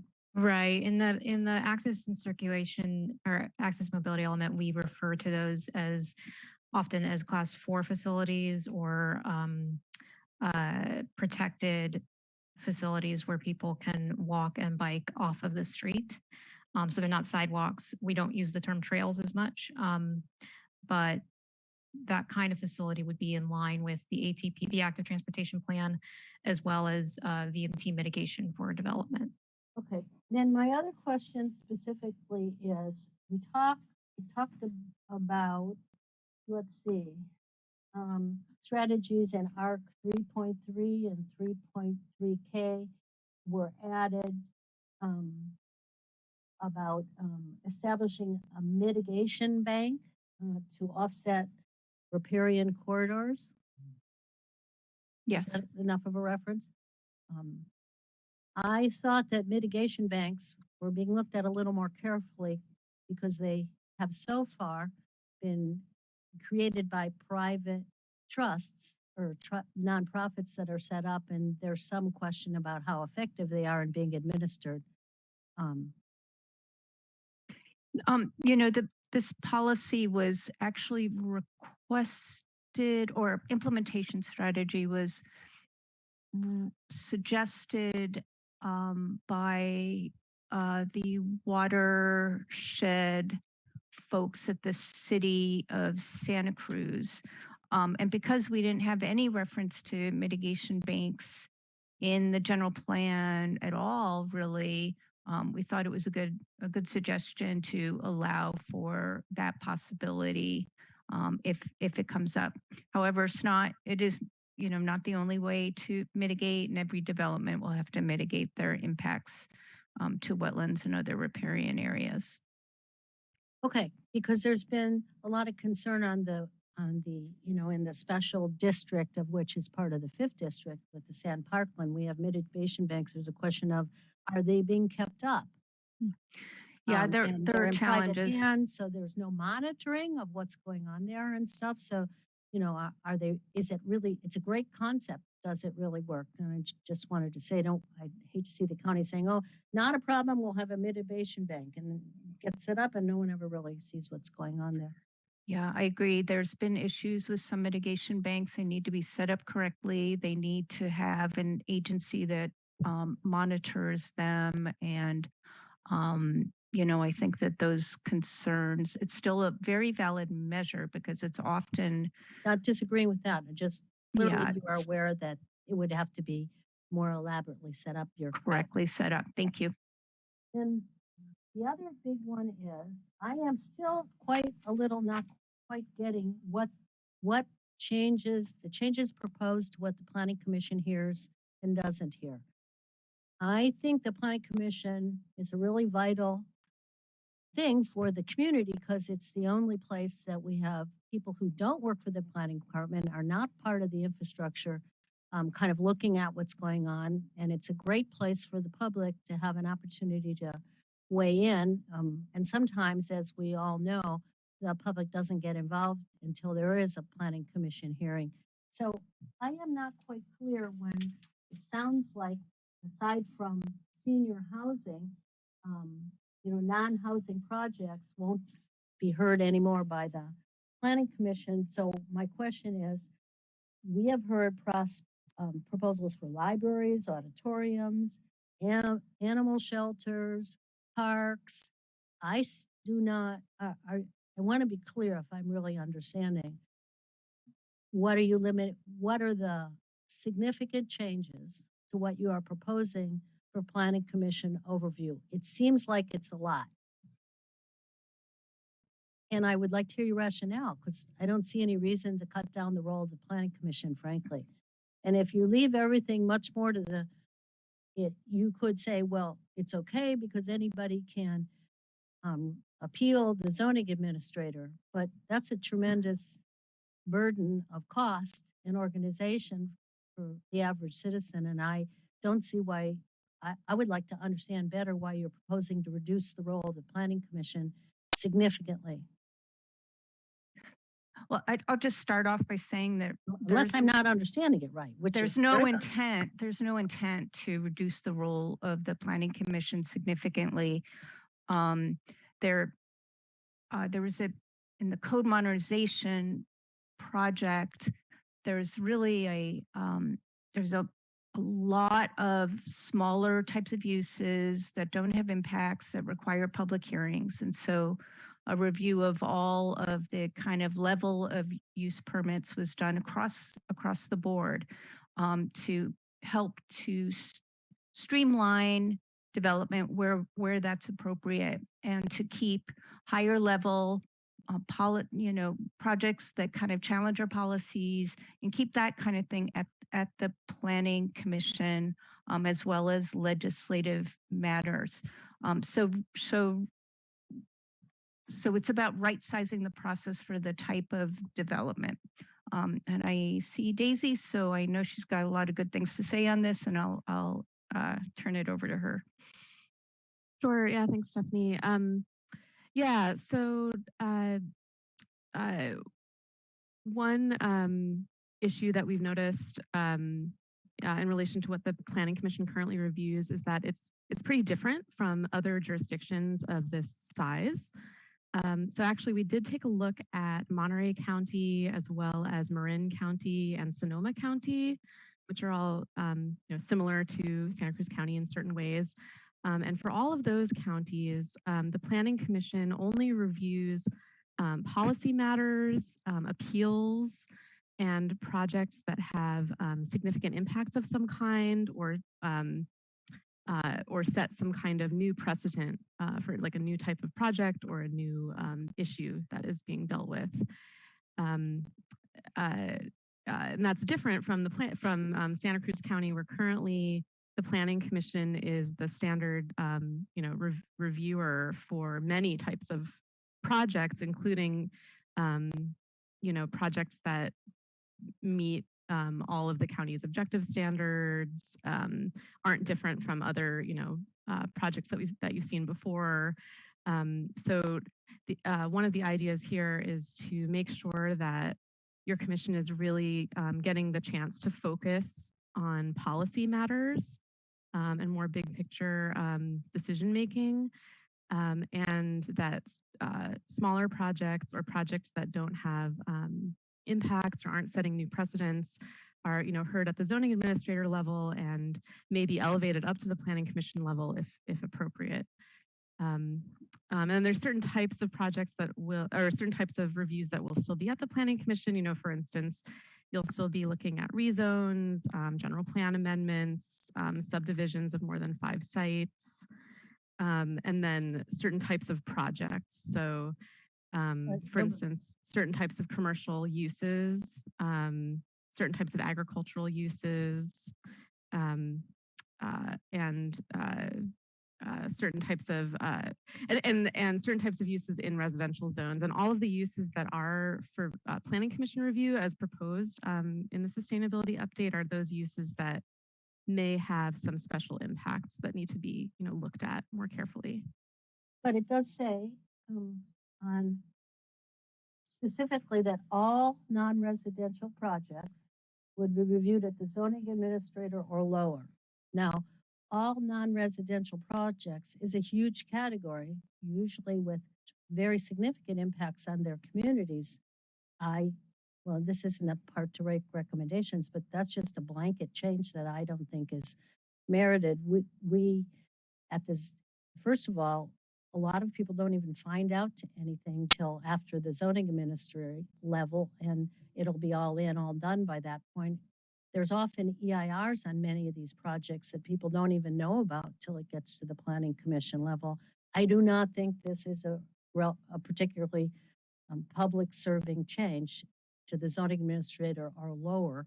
Also, it's subject to interpretation. I just don't agree with it, but I'll say that later. I just wanted to hear your logic, and I understand that you were looking at a very high level. I just don't happen to think it's the right Okay, way. and let me just say one thing regarding, I think you were maybe looking at the staff report regarding regarding that statement about the non-residential uses. So during the staff presentation on the 24th, I did note that there is an error in that portion of the staff report. So there are some uses, non-commercial or non-residential uses that will still be seen at the Planning Commission level, and that's borne out in all of the detail in the use charts. And so some examples are medical clinics, auto sales, transit stations, various types of agricultural uses, airstrips. So those are sort of examples of the kind of types of projects that that are still proposed to be reviewed at the Planning Commission level, just to give you some more nuance there. Once again, can you give me any more detail then about what is excluded? What about auditoriums, animal parks, recreational vehicle parks? We had something that didn't come to fruition, but we were looking at a huge, enormous mountain bike park. It didn't actually come to that, but if it under my understanding, that was of huge community concern here, both pro and con. Would that have been heard by the Planning Commission? It's going to depend on the zone district, and you need to look at the use chart for the zone district to determine what level of review would be required. But I don't believe that RV parks are generally not proposed for the RV. Planning Commission level review. No, I'm sorry, that wasn't an RV park. It was proposed a very large mountain biking park in was actually in Mount Herman. It didn't go anywhere, so it's a few years ago. I might as well mention names. They wanted to take most of their, a good deal of their open space and convert it to a mountain bike park. So if that have been heard? Yeah, well, if it wasn't something that would have been heard at the Planning Commission level to begin with, if it's a controversial project where there's a lot of public input on it, then what might happen is it might be heard at the zoning administrator level and be appealed, or the CDI director or assistant director might make a call to elevate it to the Planning Commission level to begin with, just due to the controversial nature of the project. Yeah, okay. The only problem I still see with that is you all know what's going on at the zoning commission, but at the zoning administrator, 99.8% of the citizens in the county pay no attention to it, hardly know it exists till they come up against it, but certainly don't follow its agenda. So something could pass that way and they wouldn't know about it. In fact, that's more normal. Well, yeah. So the outreach that occurs for the zoning administrator is very similar to the outreach that occurs for the Planning Commission. There's a postcard notice that goes out to all residents within at least 300 feet of affected properties in either case. So there is a notification to neighbors for zoning administrator hearings. I understand, and I get that. Unfortunately, in the rural areas, there could be 3 neighbors within 300 feet, but thousands of people's very much affected. So anyway, I just wanted to know, I just don't agree with that, but that's okay. Let's see. What other questions do I have? No, those were my questions. Thank you very much. Okay. That's what I wanted clarification on, which I think is the idea here. Yes, perfect. Thank you. Appreciate that. All the commissioners. I had 2 questions that I missed. Maybe it's one, but it's a clarifying one. In the Pleasure Point Community Design Guidelines, page B5, it states that there's now I put it away, but it's along the lines of like there's a certain height limit, no exceptions, not allowed. And I wanted to understand the intent of that. I assume it means like through a variance or something, but I just want to be clear that I don't think we can limit like density bonus and things like that are state law.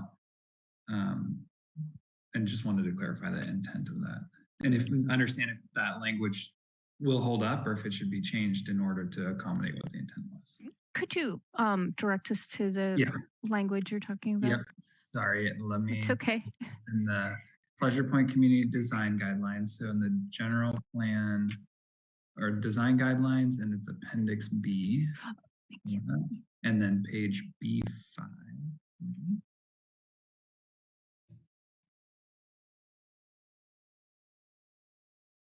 And it's item F. And it states, require buildings in the corridor to respect the existing height limit with no exceptions and minimize the appearance of height through setbacks, upper story, step backs, and articulated frontages. And so my question there is limit with respect existing height limit with no exceptions. And I didn't understand if that was inclusive of bonus. Go ahead, Annie. Oh, okay.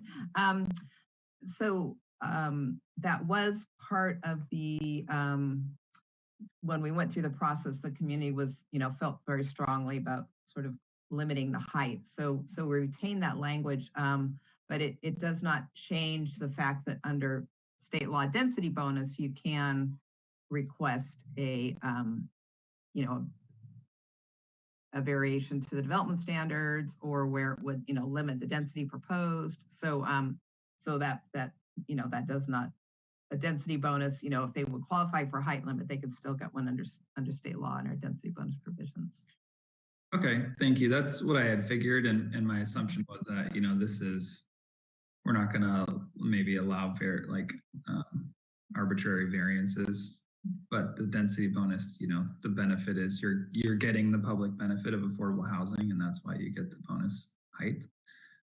So okay, that makes sense, and I appreciate that. No, Commissioner or Chair Gordon, I did have one more question. Sure, please go. About changing the parking regulations to eliminate parking spaces to encourage less parking, less spaces for cars, and therefore try and have less cars, based on the idea that people would bike or take the bus. You have to help me out here, because we haven't had one for a few years, but given climate change, we'll probably have some severe winters too.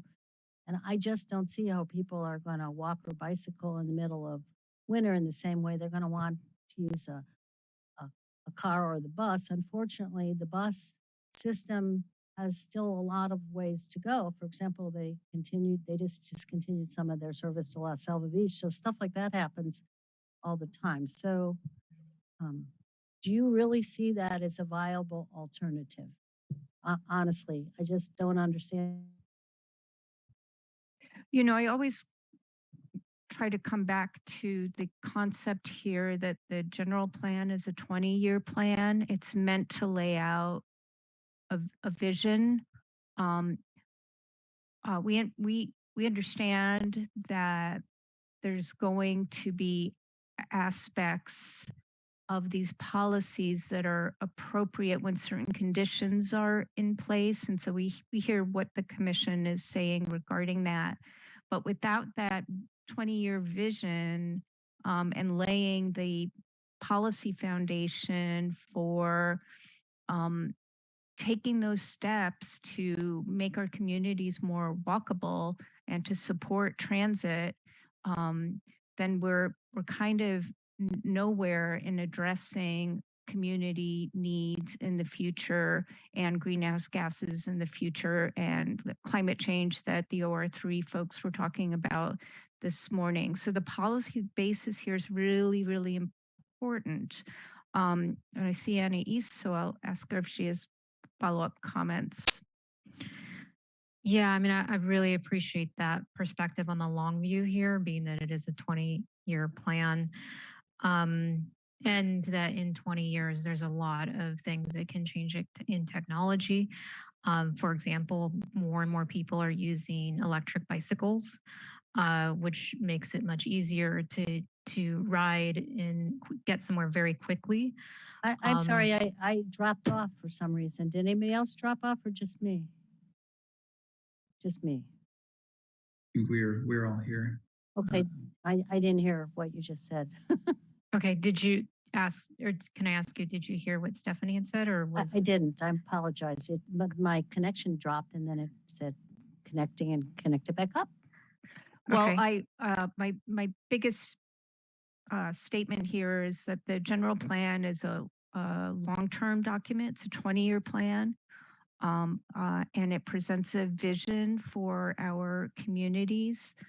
Does not mean that every aspect and every policy is implementable all at the same time. We do recognize that we need improvements in transit, and that all these different components work together to really create those more walkable communities that we need in the future in order to kind of accommodate the housing that we need to accommodate, address climate change, help people get around without being clogged up on Highway 1. So it's important to keep your eye on what the general plan does, which sets a policy basis, and then I'll let Anais follow up. Well, can I just comment? I do think that's useful and very thoughtful, but can you put some language in this document that says what you just said? Because when I have read bits of it to my neighbors and friends, they certainly don't get that. And obviously I didn't, because they think this is what's going to happen in the next 5 years. Because it reads that way. Okay, perhaps there's a motion the commissioner would like to make to that end, but I think that the document's pretty clear that it's a 20-year plan and vision. Okay. Commissioner Gordon, pardon me, Chair Gordon, I have a question I realized I forgot as well. Do you mind if I ask, or did you have a second? You said, I wasn't sure if you just had the one. Yeah, thank you. I did only have one after all, so please, I think it'd be a great time to ask any follow-up questions that we missed, so go for it. Thank you. I'll be really brief. I just want to know if the section of the code is new or not. I was a little unclear from the text box. It's in that same section that I last talked about, which is the 1310-689. It's talking about visitors, and it's talking about a calculation that they're talking about. It's page 4. It's talking about day use guests, and it's talking about the ability to consolidate them into a particular part of the year if they're not open year round. And I just was unclear from the narrative whether or not this was already in our code or if this was a change from our previous code. I'm sorry, tell me the subsection again, please. Yeah, I apologize. Let me just pull up.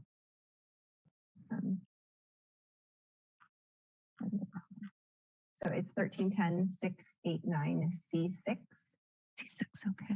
So it's right after that use chart that I was talking, the table with the visitor serving accommodations.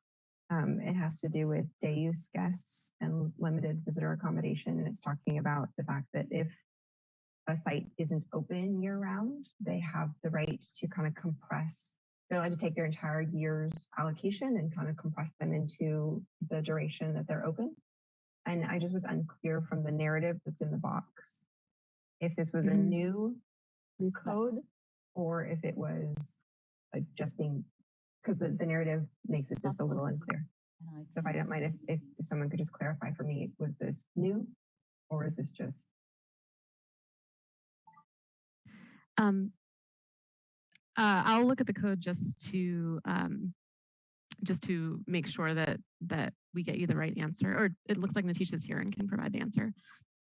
Yeah, so I believe this section of the code, we can double check on this, but I believe the section of the code was taken from the existing calculation from the Parks and Recreation District visitor accommodations calculation.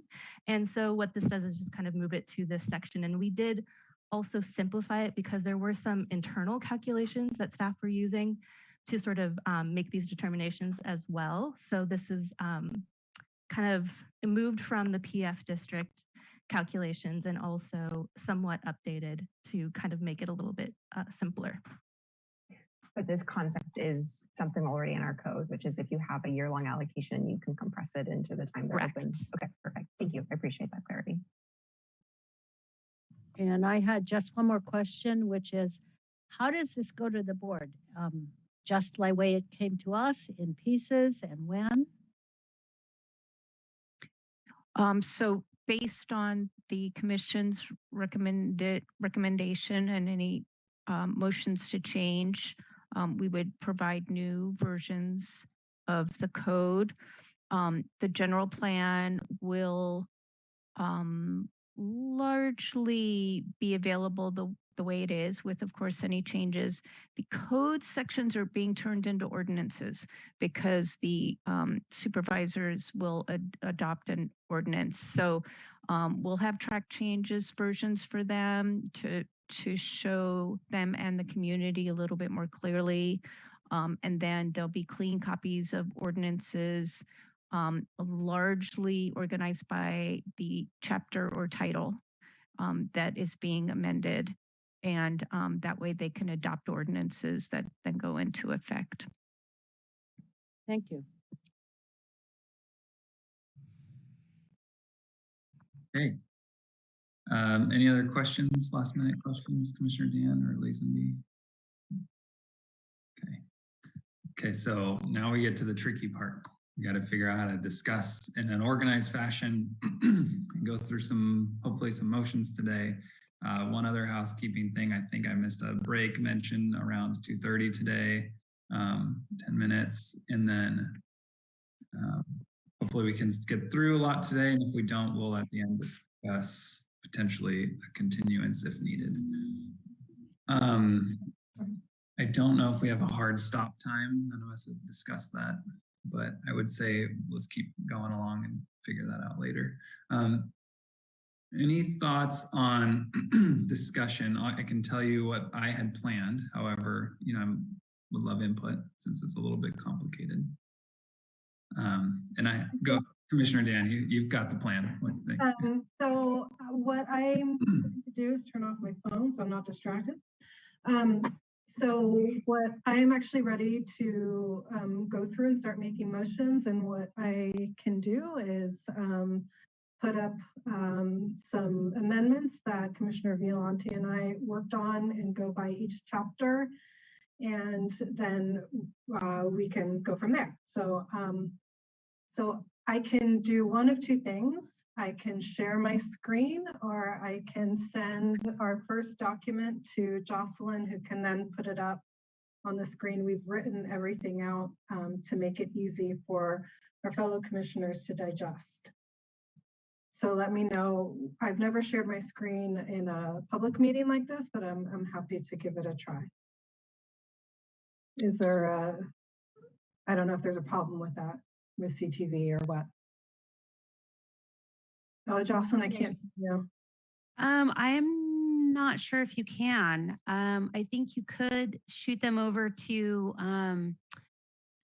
Should I send it to you? You could. I think it might be better to send it over to one of Stephanie's staff, just so that I can be on here and also not be sharing the screen at the same time.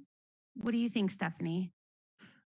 Because I think you guys can share your screen since you are panelists right now. Oh, I see. And Rachel doesn't have the little green share screen thing at the bottom? I do have it. Okay. Then I would think she could try. Okay, I'll try. So just to be really clear, I think we're gonna have discussion on some topics. Hopefully, So what I'm going to do right now is so does everybody see my screen here? Oh, yeah. Okay, so make a motion. So the motion is to move for the built environment general plan, to move the staff recommendation with the following changes. Are you making a motion right now? Or are I'm you? making a motion right now, and then if it gets a second, we can discuss. Rachel, what are we looking at? We're looking at some suggested amendments to the staff recommendation that if I get a second to the motion, we can discuss. So are the underlines what you're suggesting? I'll explain everything once I get a second. Oh, I'll second it. Okay, so what we've done here is we've just taken the built environment chapter, and then we are accepting all the staff recommendations with the following amendments, and the following pages go over those amendments and what they are. So what I can do is go through them one by one and explain, and then if other commissioners would like to add to this, myself and the second can accept or not accept. Okay. Who seconded? I didn't hear that. Me, Renee. Okay, thank you. And then, we can't, yeah, okay. Sounds Rachel, good. do you, I'll Rachel, just do you have want to to- go through them? So yeah, so Yes, they can I'll do the have whole to- thing. Yes, absolutely. I have to scroll through it. And so this first paragraph is just saying that if these are passed by the Planning Commission for a recommendation to the board, that any changes should be incorporated directly into the general plan or zoning code or other draft documents prior to the issuance of the board agenda, just so that they're incorporated actually into the plan. And that's for every motion I'll make. So the first one is Well, I don't know if you guys just want to read. I don't like reading things when people can just read them themselves. And if you just have questions, we can ask, we can answer any question. But this one, I think it's a little tricky when we have people that maybe don't have video. Just my only comment, you know, maybe public that doesn't have video and can't really see what we're doing. So someone might have to read it at some point. Well, I don't know that we need, I would argue, I would suggest if the chair is open to it, that perhaps Ms. Dan could give Commissioner Dan could give a summary of what it's about if you want her to give a verbal presentation. I agree that I think reading it could be confusing in general since there's strikeout and underline. But if Chair Gordon would like there to be some sort of verbal explanation, I would argue that I would suggest that that a summary might be better than reading. Yeah, I'd appreciate it. However, you know, because I'm not sure if these things you've already talked about in your questions or what they are. So, you know, some I have talked about and some I haven't. This one's just real general. As you can see, it's just adding some specific language about water supply during drought years, some added detail about what road capacity means. The next one is striking the word prime so that agricultural land stands on its own. And then the third part of that policy is just adding some specific language. So adding specificity here. The next policy is about growth rate, and this just, instead of using the word encourage, replaces encourage with require, since it's in my view, our view, it's more objective that way. And this just specifies that we're talking about urban development to be located within the USL and RSL, so that it just doesn't say development in general. The next policy, again, replaces encourage with require and specifies we're talking about urban, residential, commercial, industrial development. The next policy is just specifying that with regard to annexation, we're talking about non-agriculturally designated land. So it's just adding some greater specificity to protect ag land. The next policy, I apologize, I have to think a little bit because I have to remember what I was talking about here. So this one, we were saying that you have to have the infrastructure for developments, for transportation, if I'm not mistaken. Yeah, that's right. Thank you, Allison. Yeah, I really appreciate all the greater specificity. I think that's what was needed. So go on. Thank you. Yeah, and I want to be this was both Commissioner Violante and I worked on these together. So okay, and so again, it's instead of evaluate the adequacy, we're saying require adequate infrastructure and adding in some language about protecting adjacent neighborhoods. The next section is just adding, instead of replacing the word consider with facilitates, so we facilitate pedestrian and bicycle infrastructure.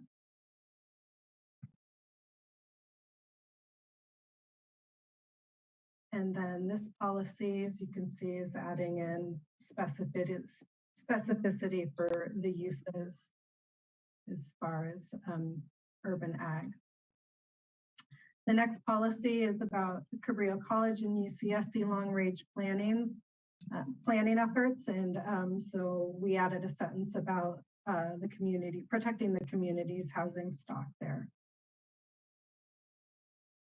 So now moving on to residential land use. Okay, this is about making sure that we include and are cognizant of including density bonuses. since that's such a big part of our development these days. Can I ask a question on this one? Sure. Provide urban and residential land use designations at a range of building intensities inclusive of any density bonus increases. So is this suggesting a change to the densities that are proposed? No, I think that it's just suggesting that we take into account the density bonus when we're looking at how many units are allowed, that we make sure we also say, okay, and that's also inclusive of what's allowed with a density bonus. So that it's transparent to folks, that we know actually how many units are actually going to go into an area. In my view, it just creates transparency. Okay, so I guess just to really drill down, because you've made a motion on these and I want to make sure I understand them really well. Chair, just to, sorry Yeah, to go ahead. add one thing that we might have a concern with this. Density bonus is state law. And so if we try to limit it to any density range, we could come up against state law, and state law would override. So I But think I don't we think want to that discuss this right. more. That's not what this is doing, though, in my opinion. So I do understand that, and I know that density bonuses are allowed by state law, but I don't think that we're trying to limit that or try to get around that. It's more about making sure that we are inclusive of the density bonuses when we're contemplating development on a parcel that's going to use a density bonus. Does that make sense? Let me give a quick example of why I feel like this is going to cause confusion. You can use a density bonus to get 3 stories extra in height and 80% low income and 20% moderate income, and it creates a form-based density. That is one option with the state density bonus, which is exclusive of any density. So my question is, how does this relate when state bills actually can, in fact, eliminate density? Are we kind of muddying the water there? I just want to be really clear. I'm not really sure I understand the intent of what you're going for, so it's hard to. Well, I guess you could look at it the other way too. If you're saying that we have the RF district that is 40 units an acre, it's actually more than 40 units an acre if you use a density bonus, right? So it's actually not transparent to say that RF is 40 units an acre, because in fact, with a density bonus, it's going to be a lot more dense. And so what I'm saying here is that, or we're saying is that,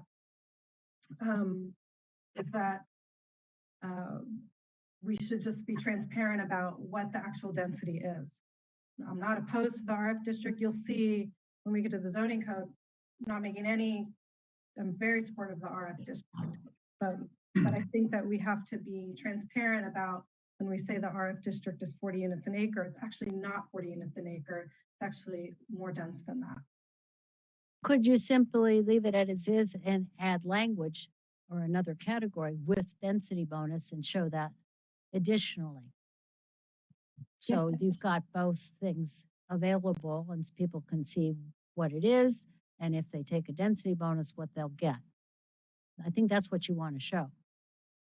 We may be able the density bonuses may increase the range from what's given in the range because of the density bonus program.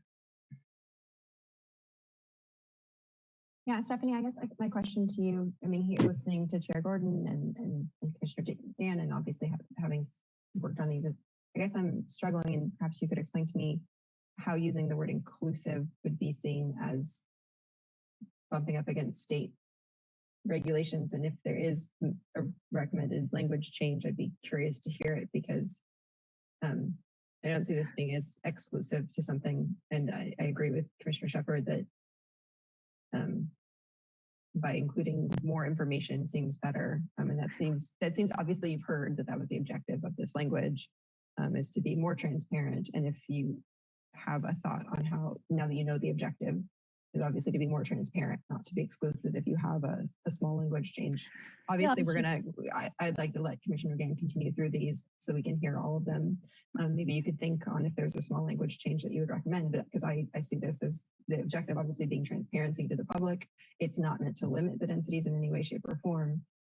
So maybe you could think on that, and if you have knowing the objective, because I don't see this as precluding anything, but if you feel it precludes something, I'd be curious to hear from you or even council on why it does that, so we can move on in the meantime, and maybe you can come back to us before we actually vote.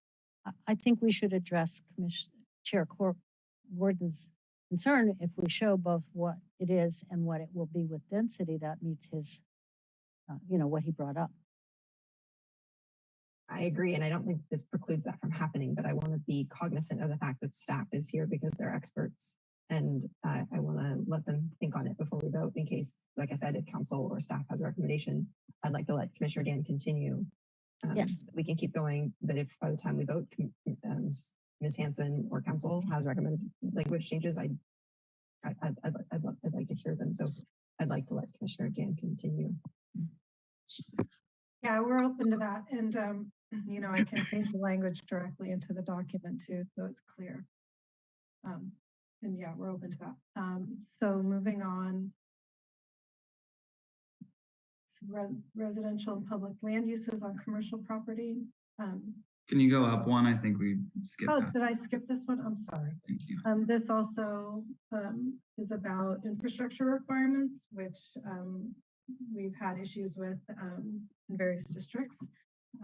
So this is just adding and available at the time of occupancy, which is just adding specificity.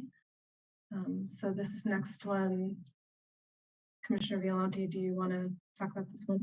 Sure. So this has to do, I think it speaks to what Commissioner Gordon was speaking about earlier, but also preserving, and Ms. Hanson spoke to afterwards, was we want to preserve commercial space in the county. And so we want to ensure that we're not ending up with single story residential developments for 75% of the structure. I know that it requires them to either put the parking underground, but we would like to see this be only in multi-story developments so that we still preserve commercial to be forward facing to the public.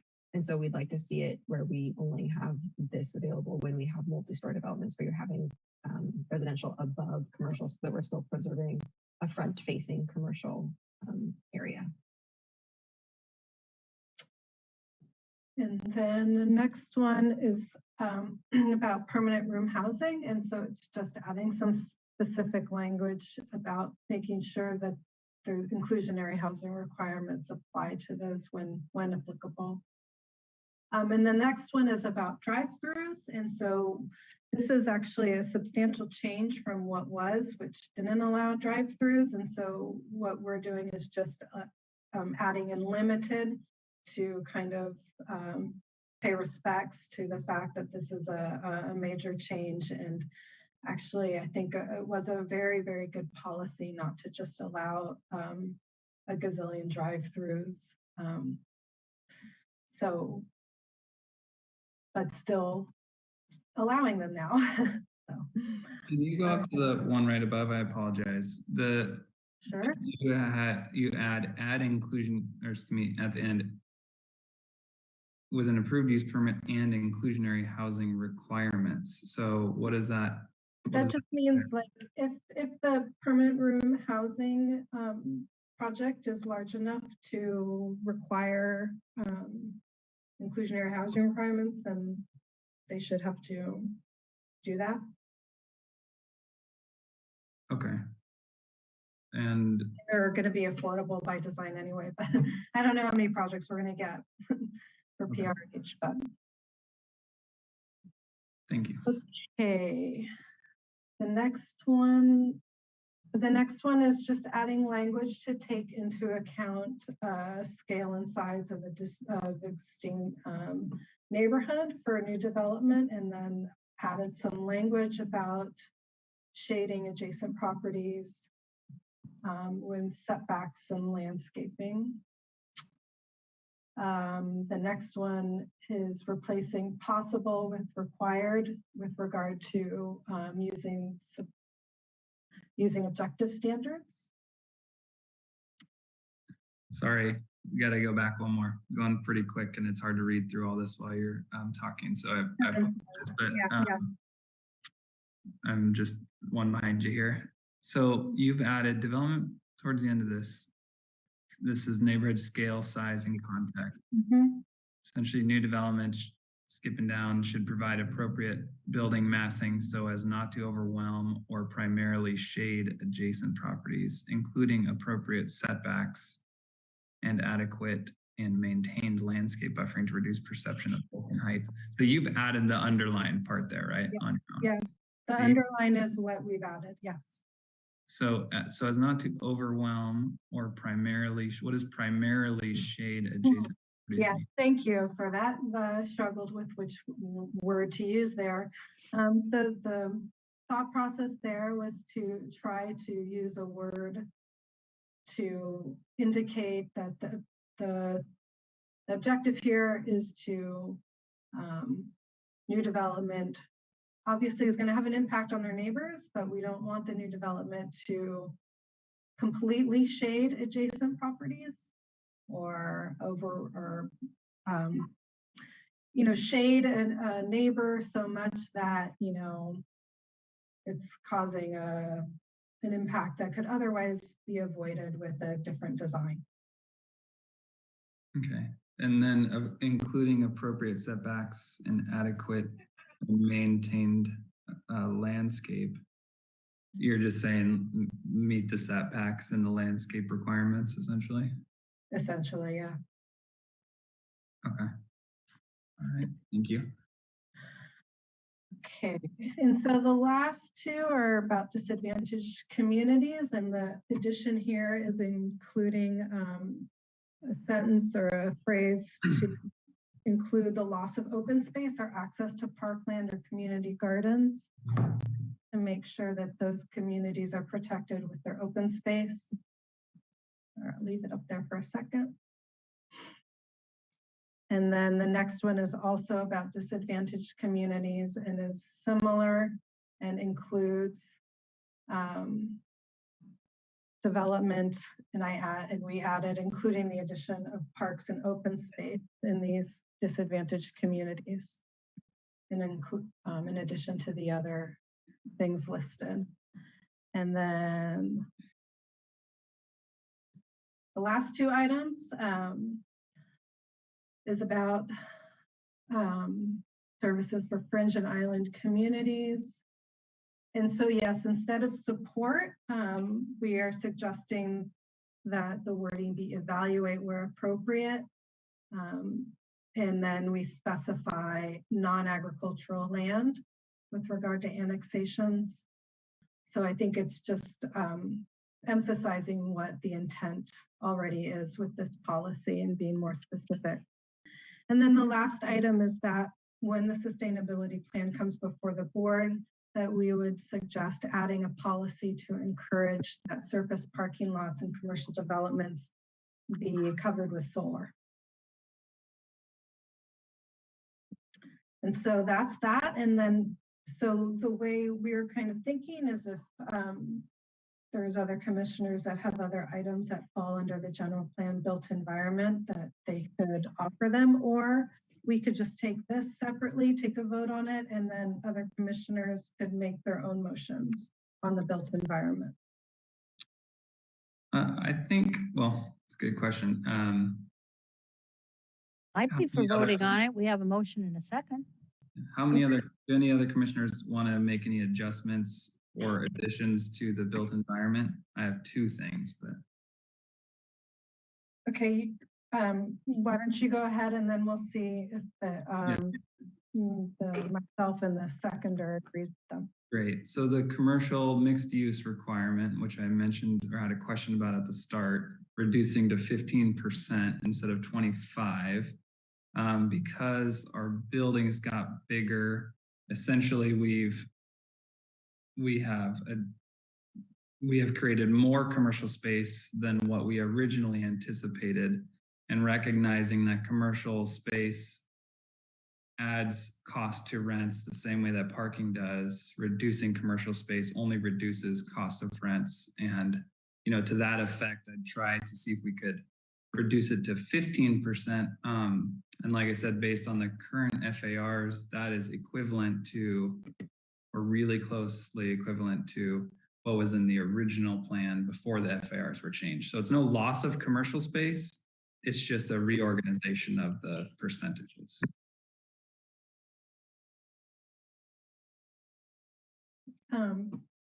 It's the same amount of So commercial like, space. so if you're making an amendment to this, what would the language be? Okay, yeah, residential square footage, right, starting in the middle. Residential square footage, including common areas within residential portions of a structure, excuse me, may account for up to 85% of building square footage instead of 70. Well, and like, that's can the you same. explain once again? Yeah. Chair Gordon, I didn't really understand you because I'm not in the business and you are. Why does this really result in no change? Okay, great question. So building square footages in our code that we have here are based on land area and then an FAR application. FAR is floor area ratio. That FAR was at 1.0. So essentially it said that if you had a 20,000 square foot lot, for example, you could have 20,000 square feet of building floor area. Follow me there so far? Yep. Okay, so we've changed that to say in mixed use projects that now we're allowing a 1.5 FAR. That means that where you used to have 20,000 square foot building, now you're allowed 30,000 square feet on that same lot. So the square footage got a little bit bigger. The density didn't get bigger, just the square footage. And that was in an effort to allow more underground parking and things like that that we discussed, and to remove maybe FAR as a boundary and make it more of a help to a project. So in that same scenario, you would take that maximum FAR. Let's say you're building out the max that you could on a building. So now instead of my building being 20,000 square feet, it's 30,000 square feet. But because the commercial square footage is a percentage of the total building, that 25% commercial requirement on the 20,000, now I have a 25% commercial requirement on 30,000. Does that make sense? Yeah. Okay, so when you run those numbers side by side, essentially we got the FAR to make the residential spaces a little bit better and easier to build and that kind of stuff. But we've maybe accidentally now up to the commercial requirement as well, without Ms. Hanson put it much better than I just did. It wasn't an accident. We've have 25% of the 30,000 instead of 25% of the 20,000. And so what I'm saying is that if you reduced that number to a 15% commercial requirement, it gets you the same square footage or really close, and as far as round numbers go, to what the original 20,000 square foot building would have had. Yeah, but when the building is built and you're looking at it, whether it's 20 or 30,000 square feet, this just means that it'll be largely residential and just a few little stores in the first story, right? Well, it would still be like a pretty high, like a 30,000 square foot building would have minimum requirement of 4,500 square feet. Before it would have been about 5,000. So, if you wanted to get to exact numbers, it'd be something like, 16.5, but that just doesn't really roll off the tongue. So, if we wanted to say 16.5%, that would be exactly the same. But it's also worth noting that of a 30,000 square foot building, you're only ending up with 4,500 square feet of commercial. Yeah, that's not very much. I don't know if I can support that. You want to cut the baby in half? I hear you, but let's think about what that is per floor, right? So let's see. I'm not going to do simple math very well right now. What's 30,000 divided by 4? 7,500 square feet per floor. So that means 5,000 of your ground floor is commercial, 2,500, and believe me, we just designing commercial spaces and multi-story buildings. There's other things that you need on ground floor, which are circulation, trash enclosures, electric rooms, parking spaces, there's all kinds of things. So leaving 2,500 square foot on the ground floor and the rest commercial is really the same ratio as what it was before. Does that make sense? It's actually more. It allows, it used to be where you'd have the entire first floor as commercial. And if you couldn't fit all the commercial, you'd have to go second floor commercial. So in most of the designs right now, what we have is first and some of second floor as commercial space is what we're going to require. That's what it comes down to. Okay, I have a question. Wouldn't we have to add in here somewhere that this applies only to the 1.5 RAF? This is in the mixed use, right? Residential uses and commercial designation. So this is really talking about the mixed use spaces that are already 1.5.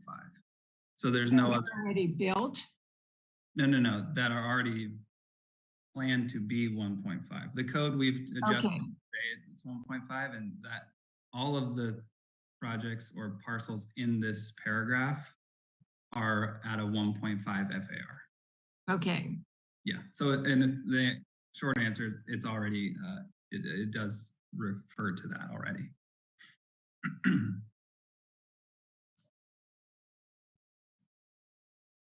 Rachel, as the maker of the motion, this is.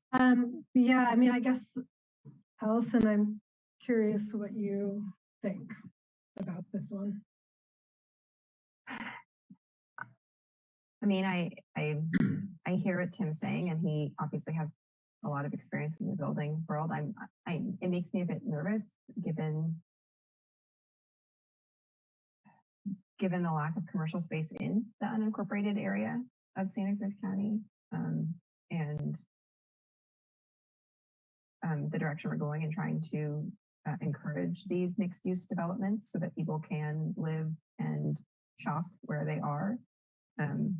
Because we're trying to build these types of places where people can experience commercial in a variety of ways where they are. So it does make me a bit nervous. What about 20%? Yeah, I'd say anything's better. And like we heard from Barry Swenson, who is also, this is what they do. They said 10.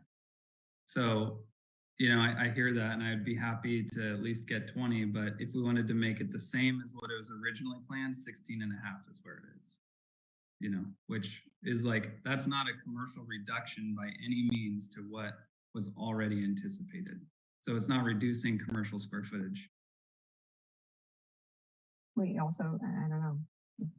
The 16.5%. Well, it's up to the motion maker. I could maybe support 20%, but I don't think I would support less. Well, increasing this to 80% of residential, wouldn't that increase the cost of the building and increase rents? You said commercial doesn't draw as much in rental as residential. Correct. So if we had 80% of the building, or I'm sorry, 85% of the building in residential, wouldn't that increase the cost and therefore the rents?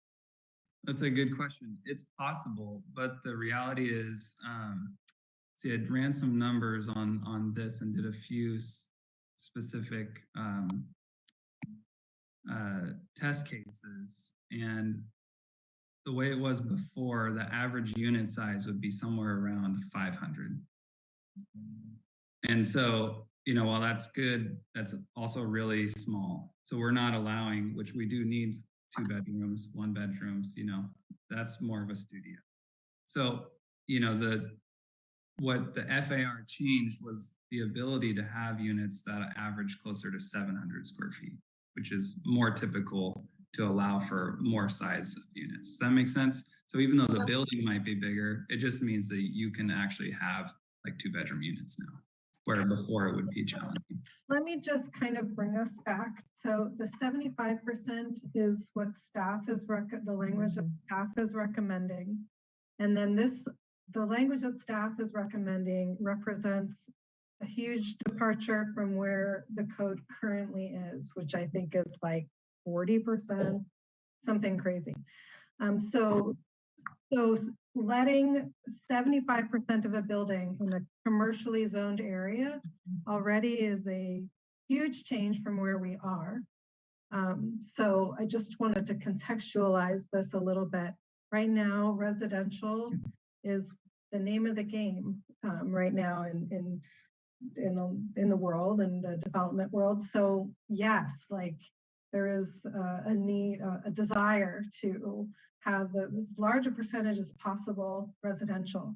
But we should I just have to keep bringing us back to these are commercial zones. And so we do need to retain some commercial use so that we actually have a neighborhood. When we're creating 15-minute neighborhoods, we actually want a neighborhood for people to walk in, whether it's 75 or 80, I'm fine. I think once you start getting up to 85, then you kind of, it's like, well, why is this even zoned commercial anymore? If it's like, over, 85% residential, are we really in a commercial zone anymore? Let's just rezone it to residential at that point. So, I'm squishy enough to go up to like 80, I guess, but I also, would want to hear from Commissioner Violante. Yeah, I agree with Commissioner Dan that it makes me nervous because we do have to recognize that these are commercially zoned properties, and that while I am very in favor of us building housing, and if we do not have places for people to work, if we do not have places for people to shop, we end up with a community that commutes. Whether or not that's to drive 10 minutes to work, or if that's driving 15 minutes to the nearest grocery store, which happens even in my district, that's not what we want to see happen on a regular basis. And so I have to admit that it does make me nervous to go. I agree with Commissioner Dan, I would not be comfortable going below 80, but based on staff's recommendation, I almost have to admit I'm hesitant to even move from the 75. I know this is a 20-year plan, but these are commercially zoned properties, and I think I absolutely, Commissioner Chair Gordon, I absolutely respect what you do and the work you do, but I almost feel comfortable just keeping the number because and if the board decides to change it, then they can, and maybe we could, the staff generally is honest about when we've had a different, opinion, but I definitely wouldn't go below 80, and I almost feel comfortable keeping where we're at. These are commercially zoned properties. Well, I would support whatever Commissioner Dan and Violante want to do with this. That logic that you have just explained, Allison, is quite convincing to me. Well, I appreciate the listening and understanding. I think 20% would be, or 80% residential, if we put it that way, would be probably the highest that would make sense for any building. Just if you think through the numbers, just really basically, a quarter of the building as residential means that as commercial means the entire first floor is commercial. And just think about only these two things: circulation and elevator cores. Those in your description are residential. And so if you don't even have space for those, then it doesn't make sense. So I appreciate the 20% or 80%. And I feel like that would be like the minimum to actually make a building even buildable. Otherwise, you're going to see people use the density bonus waiver on this every single time. And you'll get very little commercial. And so I think going to 20, I appreciate that. And I think that would be a good minimum. I guess my expectation, Chair Gordon, is that the first floor should be commercial. But to me, I don't want to see residential on the first floor. I want to see. No, I'm not saying residential on the first floor. I'm saying you do have residential uses that must be on the first floor. Trash rooms, access to the stories above, elevators, all of those kind of things that are not the commercial use. And so just if you do the basic math, that is not going to fit on any building with a 25% requirement in a mixed use zone. So I appreciate the 20. I think 20 solves that. Unless the story, the primary the building that is street facing is commercial, and there's a building in the back that is multi-story, and that's residential, which is also possible here. It doesn't have to be one single structure. In the staff report, they showed us examples where there are 2 buildings that meet this example and not just one, and they can still meet this. And that could meet the definition of multi-story developments that where the back building is 2-3 stories high, only residential, and the front building is commercial. So not all of these buildings will be, not all these parcels, pardon me, will be stacked in order to meet this 75%. But I hear what you're saying. If they are a single building meeting this definition, then you have first floor needs that are residential, but that's not the only time where this could be possible. Right, you got it. Thank you. I appreciate that. So yeah, 80% would make it possible, and I feel like if that's works for everyone, that helps a lot. So. Well, I'm okay with that. I don't know though where Renee and Allison,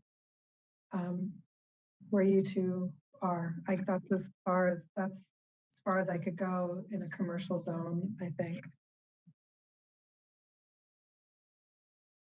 Renee, you're the seconder. I said that I would go with whatever the 2 of you think. Or we could let the board decide and register the fact that we had a lot of debate about it. Okay, why don't we do this? So let's leave it as is, but let's make a notation. Staff could make a notation to put into the staff report that there was a lot of discussion about what percentage of residential square footage should be allowed in the C zoned neighborhoods. Well, can we ask Ms. Hanson, what do you think? Actually, Rachel gets to decide if she accepts the, because it's a friendly amendment. As the maker of the motion, Rachel has the right to not accept your friendly amendment. I understand. We don't have to all agree. Thank you. No, I understand that, but I would like to hear Ms. Hanson, if you had any thought. Yeah, this is staff, 75% is what staff put forward. So maybe it is helpful to hear. That's fair. Yeah, yep, I appreciate that. We think that raising is really appropriate to raise the percentage allowed in residential in this climate that we're in. We desperately need housing. Mixed use developments that have to have too much commercial aren't penciling. We're seeing density bonuses that are constantly asking for a reduction because they can't get tenants in. The world has just changed considerably. So I think 75 is okay. I think raising it would be helpful in that manner. I'd also just like to register that it's a little unclear what happens when you have a horizontal development.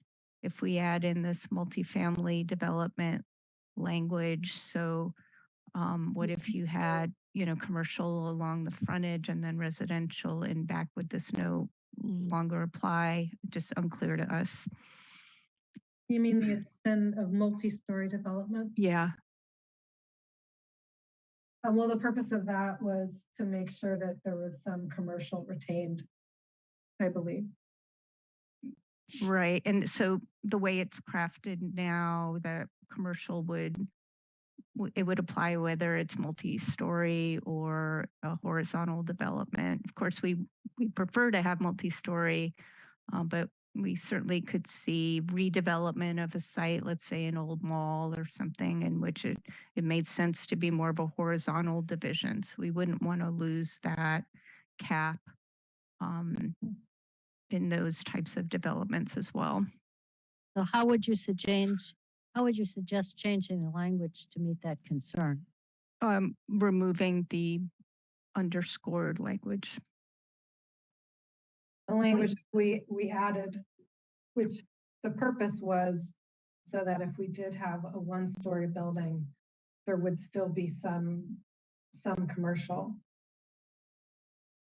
Well, it And I- doesn't mandate multi-story, Stephanie, does it? It just says in multi-story ones. It just leaves it unclear what happens if you don't have a multi-story development. Well, could you add some language that would satisfy you for clarity? Maybe a few more words? Wouldn't removing what was written there already That apply? would make it clearer, yes. Yeah. Okay, let's move along. Somebody. So what do you want to do? Okay, so if there aren't any more questions, Well, I have one other addition or a suggestion, and to finalize the thought. So are you saying you will not accept the amendment to make that 80%? well, I think where we landed was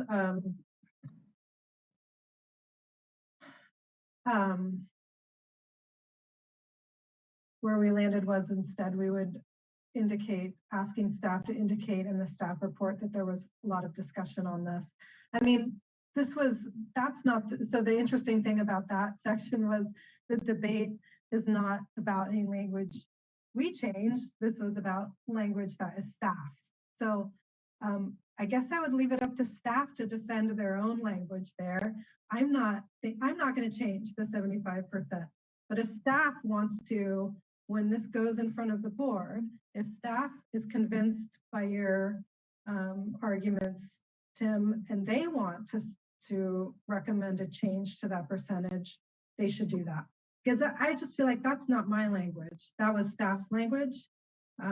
So Yeah, you're asking me to approve a bunch of language that you've added without having it. I haven't even had a chance to review it or read through it. So, I mean, we're all doing that, right? I mean, that's the whole purpose. And I do appreciate that we should, ask staff to double check and see if 80% makes sense. And it sounded like from Ms. Hanson, like that's totally doable. She understands the challenge. So, well, then I would ask why they put 75% if now staff is saying actually they think it should be 80. So good question. I mean, the floor area, or excuse me, the recommendation from the board when this went back in 2015 was to remove the limit, the maximum limit. That's what it says on page 68. Because I think at that time it was 40. I mean, now it's 50. It says remove the maximum limit of 50%.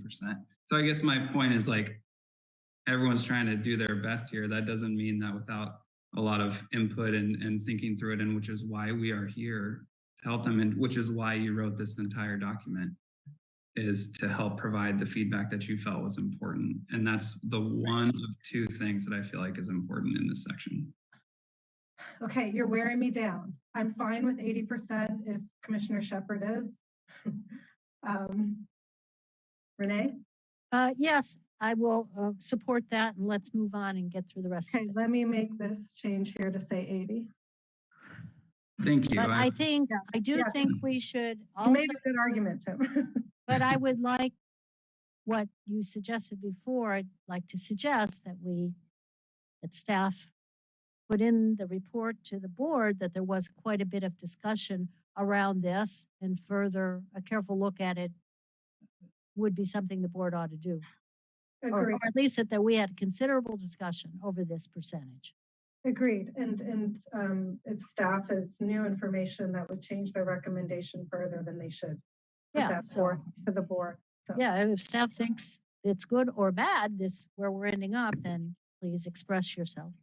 And then I also just want to say, like, doing this remotely is not ideal. Like, if we were in the board chambers where we used to have our meetings, I would pass out a hard copy to everybody so everybody could have it themselves.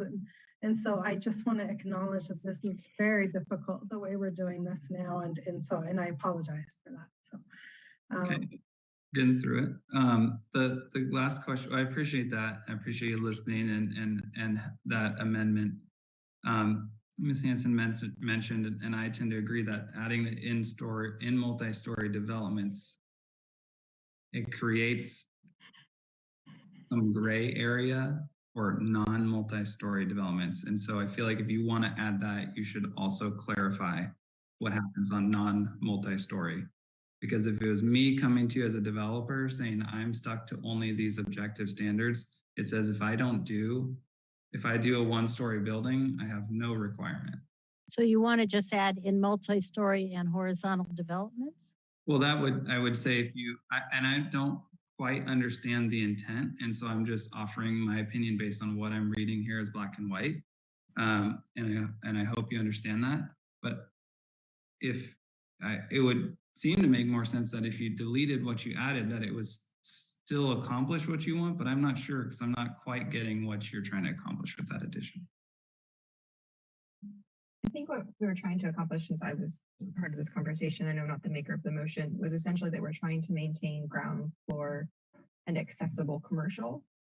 And so we only wanted to provide the option of doing this type of now 85% residential when they're doing, what did I say?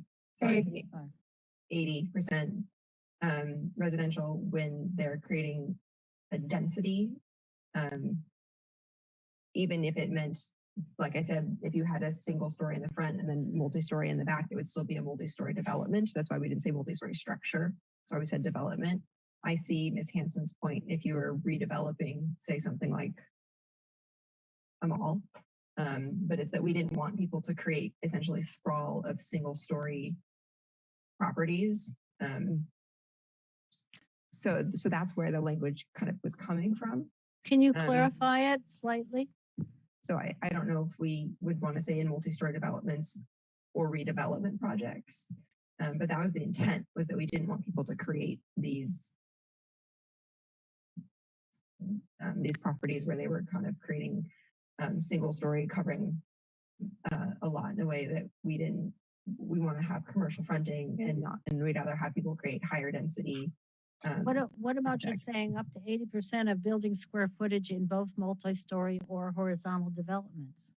Because that doesn't preclude what I was talking about, which is someone coming in and building a single story development. We're okay with redevelopment of a single story property, but we wouldn't want someone to develop a single story property when they could go higher density and build.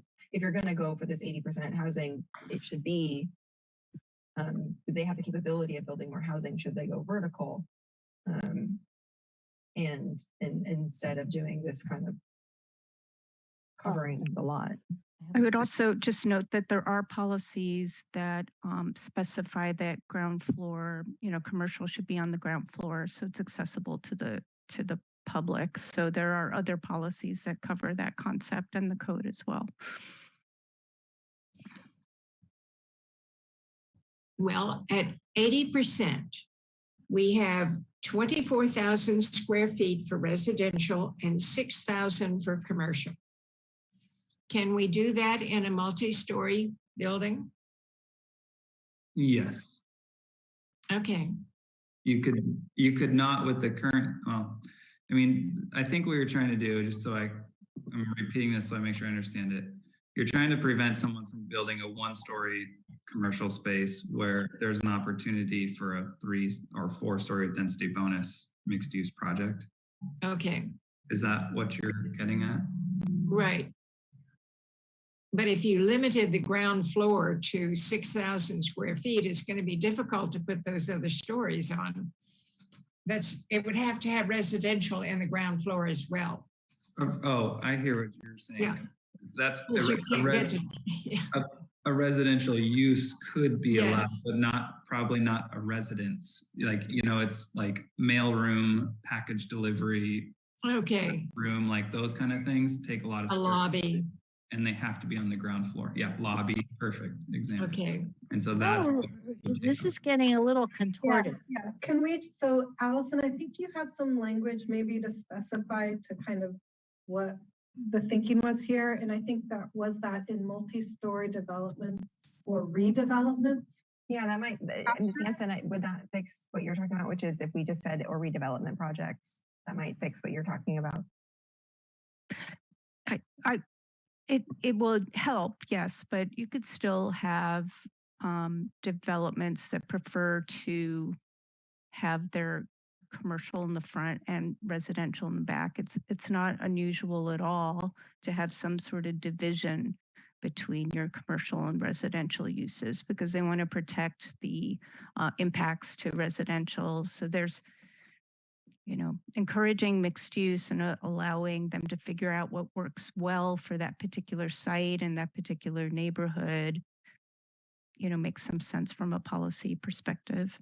So Stephanie, can you come up with a little language here? You're the expert. I think I did, which was to remove the underlined language. I mean, if that's the only solution Ms. Hansen can come up with, it seems unnecessarily. If that's fine, if that's the only way she can come up with, I think that's. I totally understand that people can do that with the commercial in the front and the housing in the back. I just believe that if they're going to do that, that we might as well encourage them to do multi-story development in the back. Is my point, which is what this language is designed to do. In order to, if we're going to give them this 80% residential, then we should. They have to be one heck of a large parcel where you give me 80% of your residential if they're putting the residential in the back without going up to multi-story development. The sentence, in my opinion, which is why the language seems fine to me, but if Ms. Hansen truly believes it's not possible, then we can strike the language. I'd like to ask a clarifying question that might answer the problem. If you go for a mixed use development, which is not required, but possible, are you not required to meet the densities of the general plan? You are, correct? You would develop at the residential flex range. Right. So just thinking through that, you have to add 30 to 45 units per acre. And it doesn't really, in my opinion, from what I've seen, and this is up for debate, obviously, it doesn't matter if you have a small parcel or a large parcel. It's going to be really hard to fit those number of units and 20% commercial without having a multi-story somewhere. Does that make sense? So Tim, you're saying that the practical reality favors what Allison is concerned about. That's what you're saying. Yeah, that's what I'm getting at. I think that adding this language is a little redundant. However, it doesn't preclude the fact that someone could, and correct me if I'm wrong here, Ms. Hansen, someone could buy a commercial property, build a new one-story strip mall. Is that possible? Yes. But that's within our code. So it doesn't really matter, Let's just strike the language and move on, you guys. I mean, I think that my language is fine. Like to Chair Gordon's point, I think you won't find many where this language isn't just true, which is why I think the language is fine. But if their solution is that they just don't want the language there, I think it's fine to just strike it. So I struck what was an addition and underlined what is the new addition based on the discussion here. And I agree as the second, as long as we want to once again mention that staff should let the board know that we had a lot of discussion over the building square footage. We will do that. All right. Okay. Any other questions? I have one question. That's the last sentence that says a higher percentage of residential square footage is allowed only via a waiver or concession associated with a density bonus. Now, if it was 75%, this applied to that, but we've changed it to 80%. So how do we square it with the last sentence? Well, they're going for a density bonus. They could ask for a concession. Correct. Yeah, but it was 75, right? But That's we've right. increased it. Commissioner Violante brought that up. But Well, so now they could, yeah, that's right. That's a fair point. The reality is with the density bonus, you could eliminate 99% of it, but we don't want that to happen, right? We want people to make commercial. So if we give them a percentage that works for them, we have a much higher chance of people actually building the commercial space and not just saying, you know what, this rule doesn't work. See ya, I'm not going to do it. Yeah. Good point. Okay. Is your point, Ms. Lazenby, that you don't want that sentence to exist, or are you just asking how it works? I think she's satisfied now. Perfect. Yeah, I'm I'm okay with it. Okay, any other questions on this or? Yeah, I had one on section. I'm not sure if you've highlighted or made adjustments to this section, but it's BE 2.1.8. Is that in? Can't we just continue on with this document? Well, it's in this. Well, that's what I'm asking. I'm asking. We went through so quick. So I don't.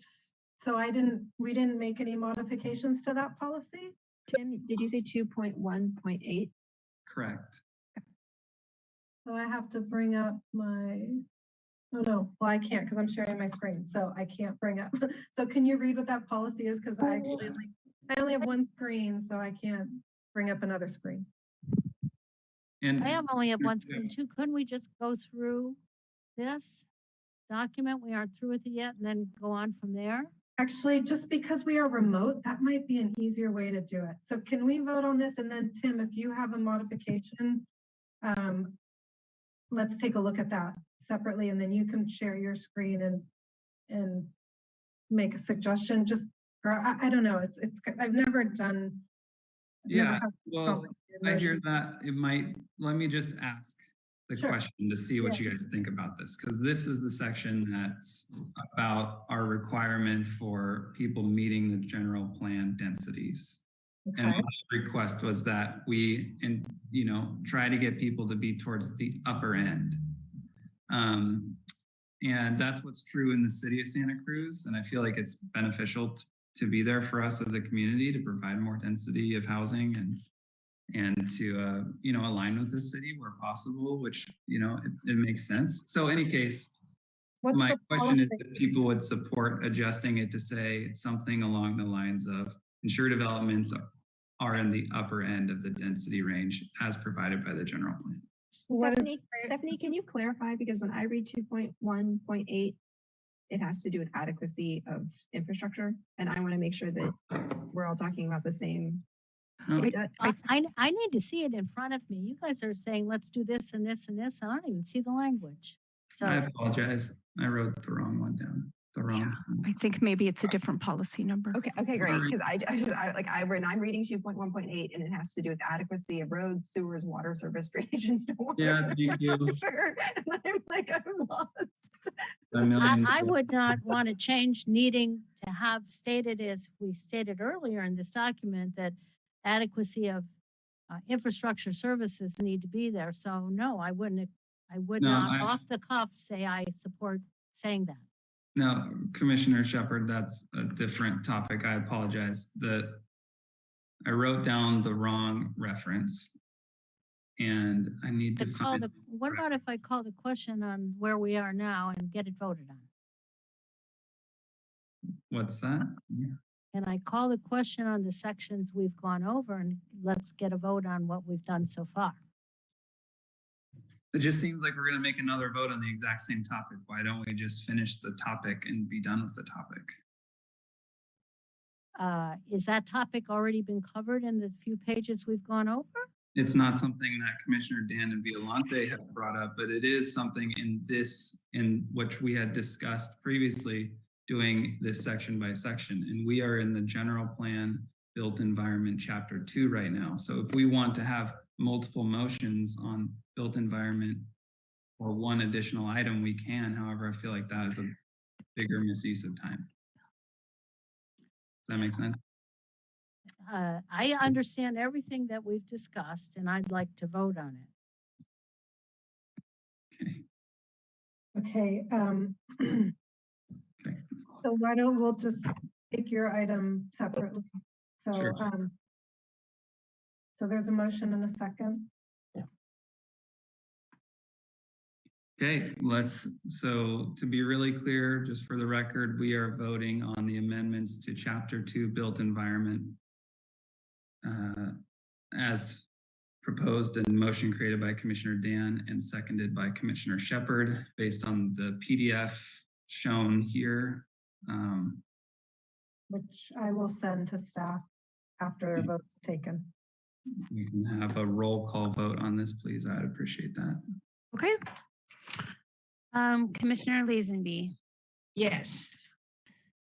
Commissioner Violante, Yes. Commissioner Dan, Yes. Commissioner Shepard, Yes. Chair Gordon. Apologetically, no. I really want to say yes, but honestly, I need the time to review. I have a hard time making general plan amendments without fully understanding exactly what it was. And without people having the time to go through this, challenging to accept off the cuff, much as Commissioner Lazenby just said. So I do appreciate the effort. However, I'm no.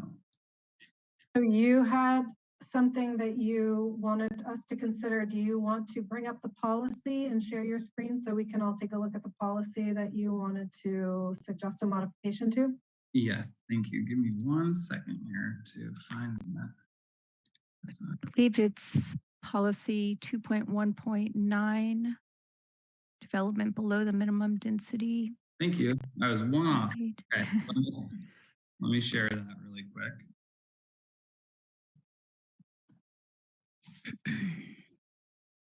Okay, can you see my screen here? Oops. I can't. Not yet. Oops, sorry. How's that? Now? Yes. Okay. Yes. This is the section right here that we're talking about, 2.1.9, development below the minimum density. A development cannot be approved on sites within the USL, RSL at density below the designated density range, except where written findings required by California Government Code Section 655.89 have been made, which we talked about earlier. The adjustment that I would like to see here, and I just want to get feedback to see if I would even get a second on this before I make a motion, is that this says that I would like this to say that we, encourage or require, if possible, densities to be in the upper range of the general plan density. What I don't understand is if you want to require them to be up in the range, then why would we have a lower range? Sometimes you can't, that's a good question. And let me caveat with, there's still the except where written findings and, at a dense, certain densities can't fit on certain sites. Say you have a site that's, I don't know, got a lot of trees or on a slope or something like that, you're not going to, there's a chance you might not fit all of those units. So there's still opportunities where it may not work, but encourage at least would be something that would help people know that we're serious about making sure they're going towards the upper end of the density, not creating bare minimum. Encourage is a much different concept than mandate. Yes, absolutely. That makes sense. So you want it to be mandated. I wouldn't support that. Encourage is that's a recommendation, but it's not the rule. So I could not support mandate. There's too many exceptions. This county is just not like flat. And, we're not in Ohio where you could mandate anything. But here, everything is so determined by a patchwork of septic system, water systems, terrain, any number of factors. I don't see mandating it.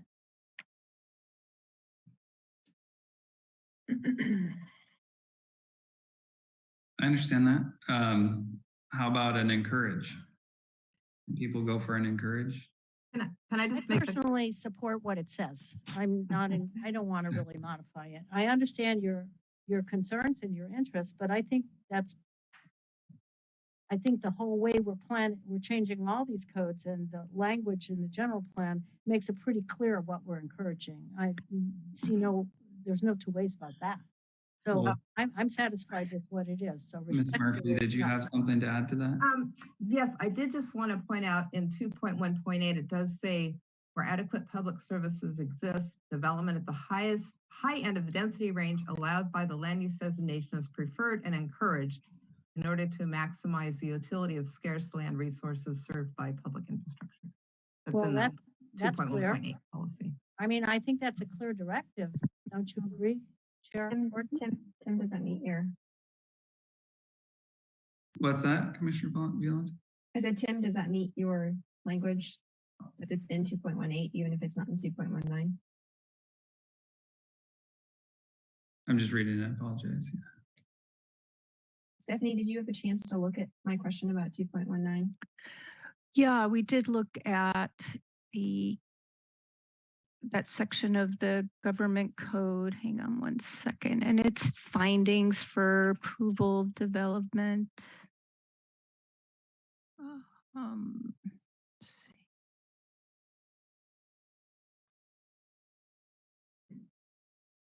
Under the Housing Accountability Act, and it basically has the findings that you make if development is consistent with the general plan, and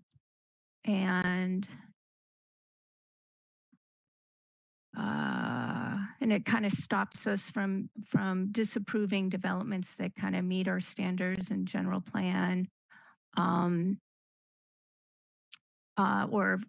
but you could do that if there was an adverse impact on the environment. It's that kind of language. It wouldn't have a bearing in rebuilding in the fire zone. Well, my question wasn't just about the fire zone. The fire zone is just, we've come face to face with the reality of disaster with the CZU fire. My question had to do with any sort of catastrophe. I mean, we unfortunately live right in an area ripe with disaster. So floods, slides, earthquakes. And I just wanted to ensure that if someone lived, I mean, we're obviously changing our densities to be much more intense, and I don't want to see someone whose home gets destroyed from a fallen tree, from a cracked foundation from an earthquake, who suddenly finds themselves living on perhaps in a single home on an RM zoned parcel, who's told that they have to build 4 units, and that's why, because our general plan says you shall not build below the density. It says, except where written findings of that code have been made. And so I want to ensure that do we need to be more explicit about the fact that, I mean, does that fit within that California government code, or do we need to be more explicit about the fact that we allow for rebuilding to be built below that density? If that's, I don't think the government code limits it one way or the other. But I think the intent, if you have a development in the urban area that has services, that the intent so far has been you're meeting those density requirements, even if you're rebuilding after, say, I don't know, a tree. Oh, okay, I don't want to interrupt Tim. I was just hoping to get an answer. I'll let Tim talk about whether or not the language in 2.18 met his desires for 2.19, but I would actually like to hear from the rest of the commission about their thoughts, given what you just said, because I would be surprised to hear if the commission agreed with staff's not being willing to let people rebuild after something unless it met the correct densities. But anyway, I wouldn't want to deter Tim. I was just letting he's reading, so I figured I might as well ask my question. So I don't mind at all. And that's good use of time there. So sitting here watching me read very slowly is not a great use of time. That did answer my question. I think I'm fine with that. And I appreciate that getting pointed out. I must have missed it. So it does say what I was hoping it would say, at least encourage higher density where upper end where possible. So I appreciate that. And I would just thank you, Tim. I'm glad, and thank you for Annie for finding that for Tim, so that it's already in there. I'm curious to hear from my fellow commissioners. I'd hoped we were done with built environment, but for me, this idea that the general plan says it cannot be approved on sites within the USL and RSL at densities below the designated density range is a bit of a concern for me. That there isn't an exception for people who experience unexpected disasters. We unfortunately know we live in an area that is prone to these. And the USL incorporates areas like La Selva Beach, the RSL incorporates areas like La Selva Beach and parts of areas that consider themselves towns. And I think people would be surprised. Obviously, a lot of people live within the USL, including places near, say, the harbor, which is prone to even tsunami damage. And I wouldn't want people to suddenly find themselves, when they're willingly and choosing to build at our higher density. Like I said earlier, I'm very in favor of more housing and us building to these higher densities. But when people are experiencing the trauma of disaster, it's hard enough to build often the single family dwelling that they lost. And I wouldn't want them to unexpectedly find themselves with the expectation that they're building 4 or more units, which is the low end, to Tim's point, of these densities. And I think I would be supportive of us putting some sort of language in there that said something along the lines, with the exception of rebuild after, either something like disaster or unexpected loss of property or something like that. I don't know exactly what the language would be, but perhaps we could even give a general direction without specific language to staff. I don't know how the rest of the commission feels. Yeah, I agree with that. How about I'll move that in this section, is it 1.1.9? 2.1.9, that when this item comes before the Board of Supervisors, that staff add language to this section to provide an exemption for people rebuilding after a natural disaster. So that's a motion. I would strongly agree on that. Do we have a second before we? I'll second that. Sounds like we have 2. We'll take Commissioner Violante's this time. Sorry, Commissioner Shepherd. You got the last one. Okay, we have a motion and a second. Can we please have a roll call vote on this, Ms. Drake? Yes. Commissioner Dan. Yes. Commissioner Violante. Yes. Commissioner Lazenby. Yes. Commissioner Shepherd. Yes. And Chair Gordon. Yes. Okay, motion passes. Okay, I'm gonna pause us for now. We're at a good stopping point. We have a break due about 30 minutes ago. So we're gonna take a quick, let's make it 12-minute break and be back at 3:15. Okay? Okay. Wonderful. Thank you, everyone. See you in a minute. Hey, Tim.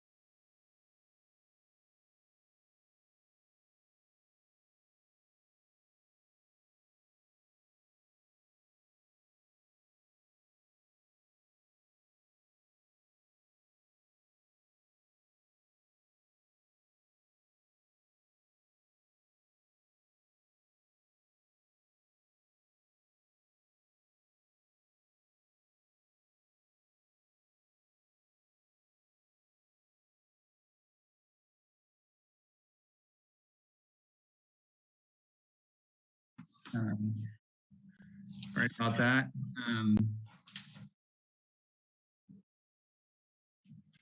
Let's trying to catch up with breaks.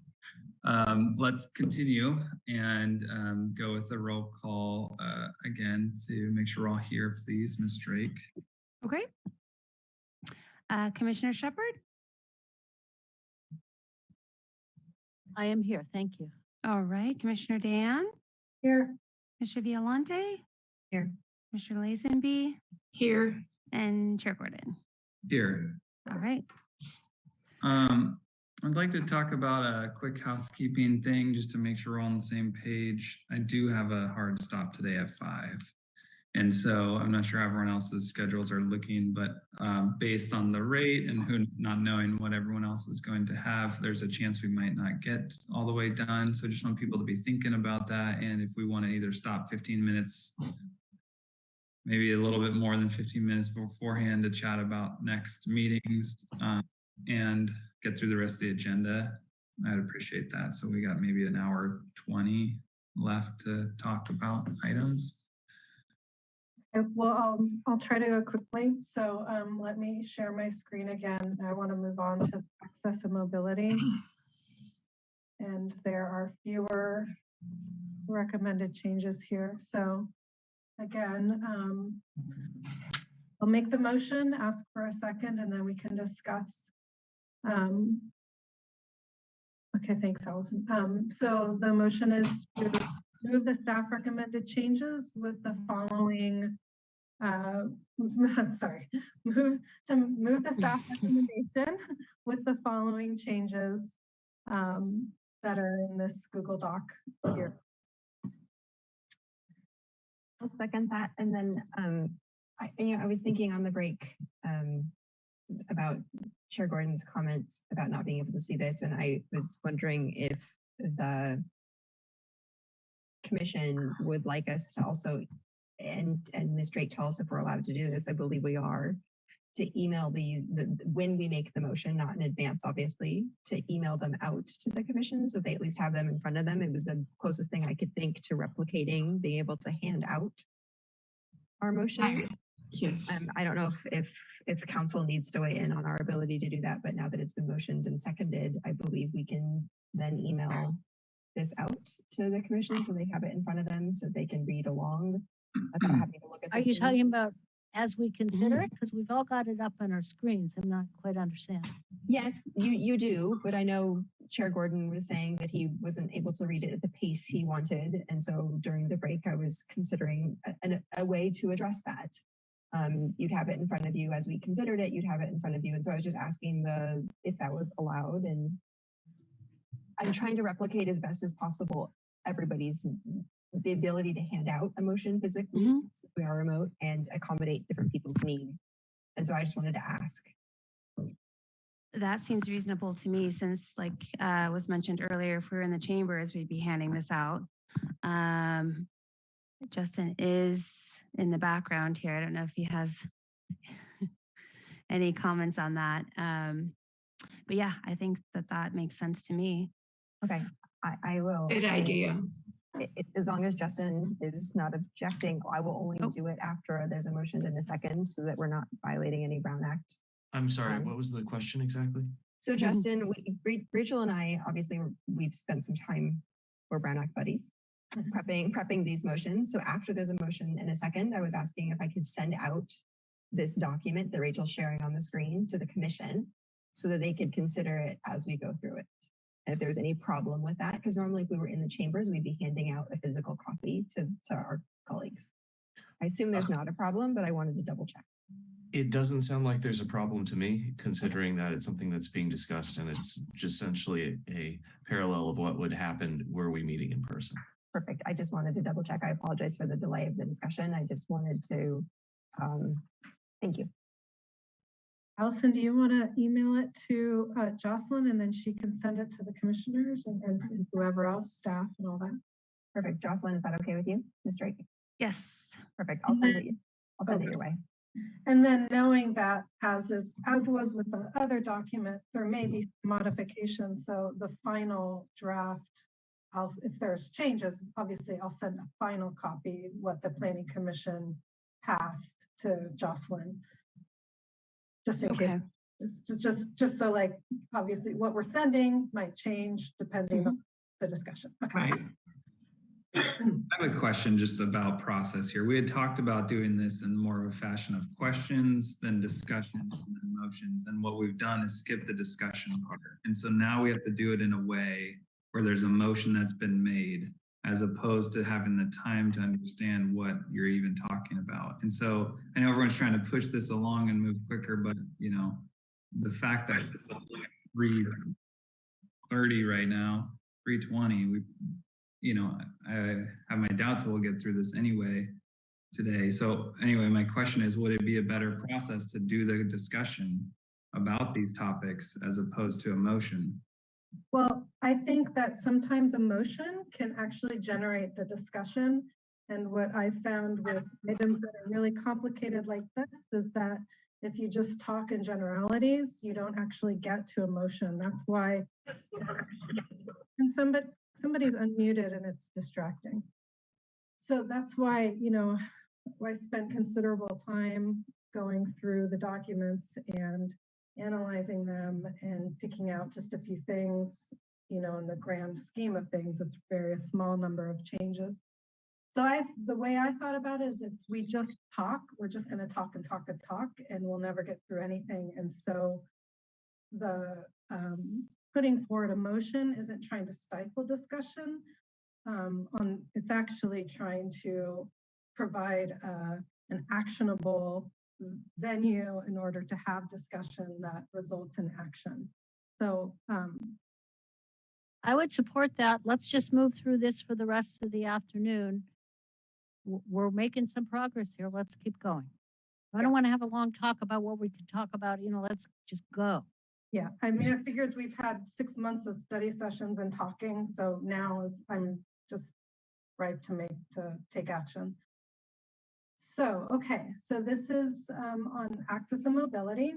So the first substantive item is about open streets, slow streets, and this is just language to indicate that this, like as has been done in the city of Santa Cruz, would be on a temporary basis.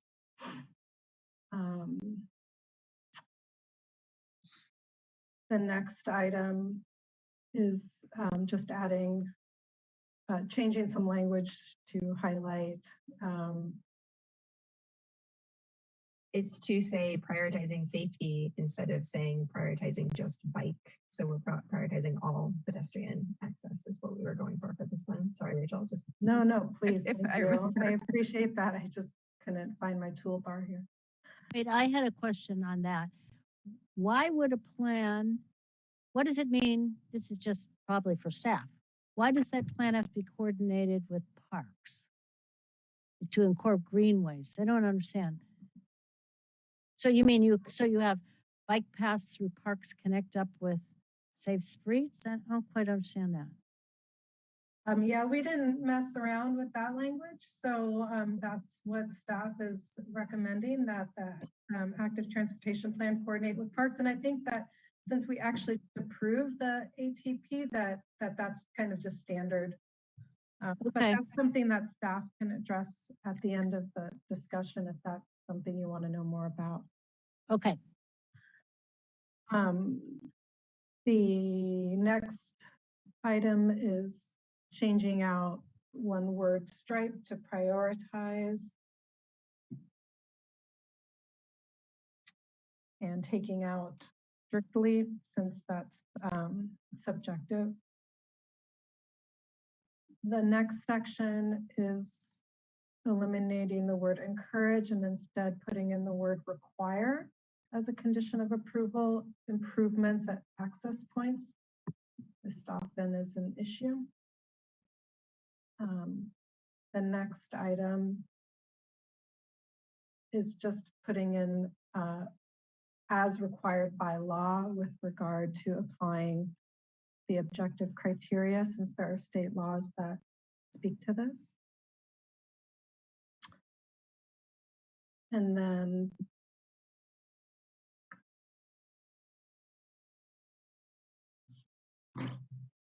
Yes, the next section is about protecting biological and visible environmental resources and just strengthening the language a little bit there.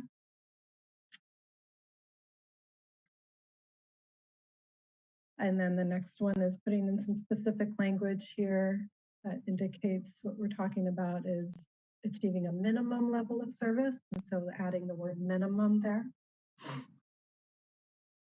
And then the last item is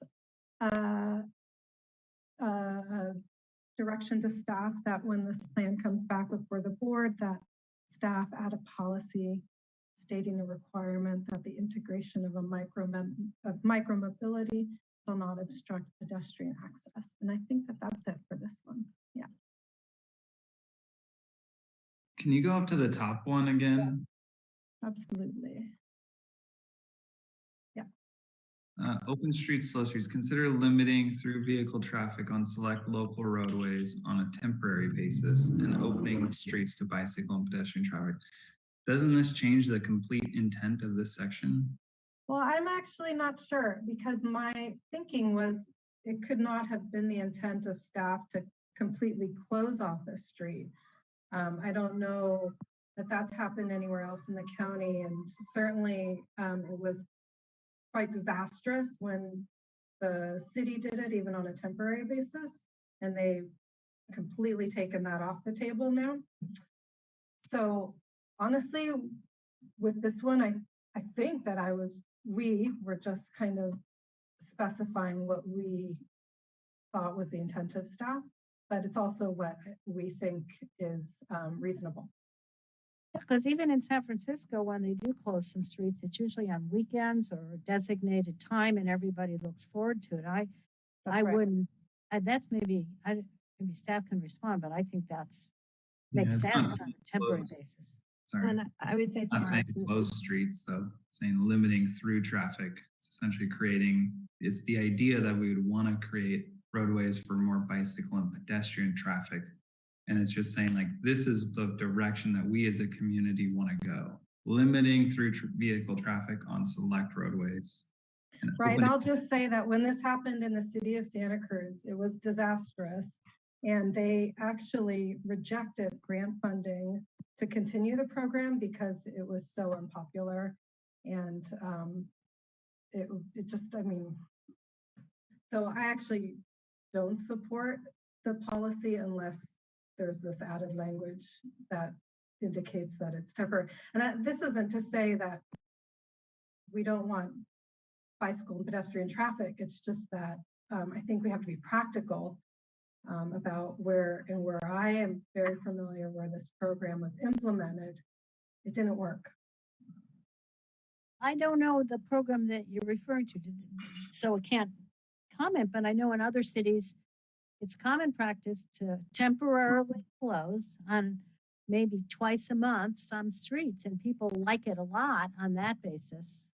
But I don't think you mean that. I mean, I think on a temporary basis is a good, agree, because if there's traffic, there's traffic. I thought the idea was to close some particularly scenic streets like, and let people have bicycling or walking on them, once or twice a month in the summer or something like that. Or could staff comment on what they had in mind? Thank you. There are certainly cases where I can think in kind of downtowns where you want to promote closed streets on a more permanent basis for kind of open space and greenways or farmers markets. So I think staff's intent was to be a little bit more open, but I don't think we're running into any kind of conflict or legal issue if you make this change. Yeah, I personally, just so I can weigh in if that's okay, I actually found this one without the inclusion of temporary basis to almost be in conflict with one of the other pieces of the general plan where it actually said in AM 1.1D, where it actually said it referenced discouraging cul-de-sacs. which essentially was suggesting that we want to encourage kind of through traffic in our street designs. So I thought I agreed with Commissioner Dan that this idea of allowing it on a temporary basis, because in other places of the plan, we actually do talk about making an effort to, striping for pedestrian access and bicycle access and encouraging this kind of more pedestrian and bike friendly. But the idea of not having through vehicular traffic is something that we explicitly call out in the general plan of wanting to prevent, but on a temporary basis, like Ms. Hansen said, for farmers markets, for events, obviously we do want to have that, but not on an ongoing basis. So I agreed with her, especially given I do remember when the city of Santa Cruz got that grant to do open streets. It was a very contentious thing. It happened in the community. People were fighting over where the signs were placed. And so I think that the language of a temporary basis makes sense based on not only some of the experiences in the city, but also, like I said, some of the other language in the general plan.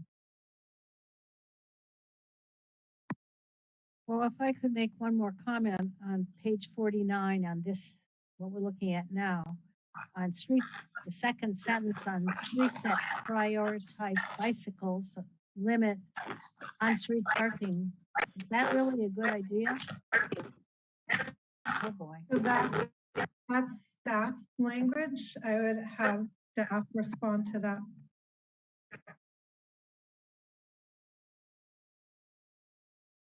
So the question that Commissioner Shepherd is asking is it wise to limit on-street parking? Well, we're already limiting parking quite a bit now. And I think people will continue to park on street whenever they can. And they're going to ignore the bike lanes. I don't really know if that's enforceable or practical. This goes back to the concept of the layered street network when you want to do this in a safe fashion. So you don't want to conflict, right, with your protected bike lanes and parking spaces. So I think that's what that language was trying to get at.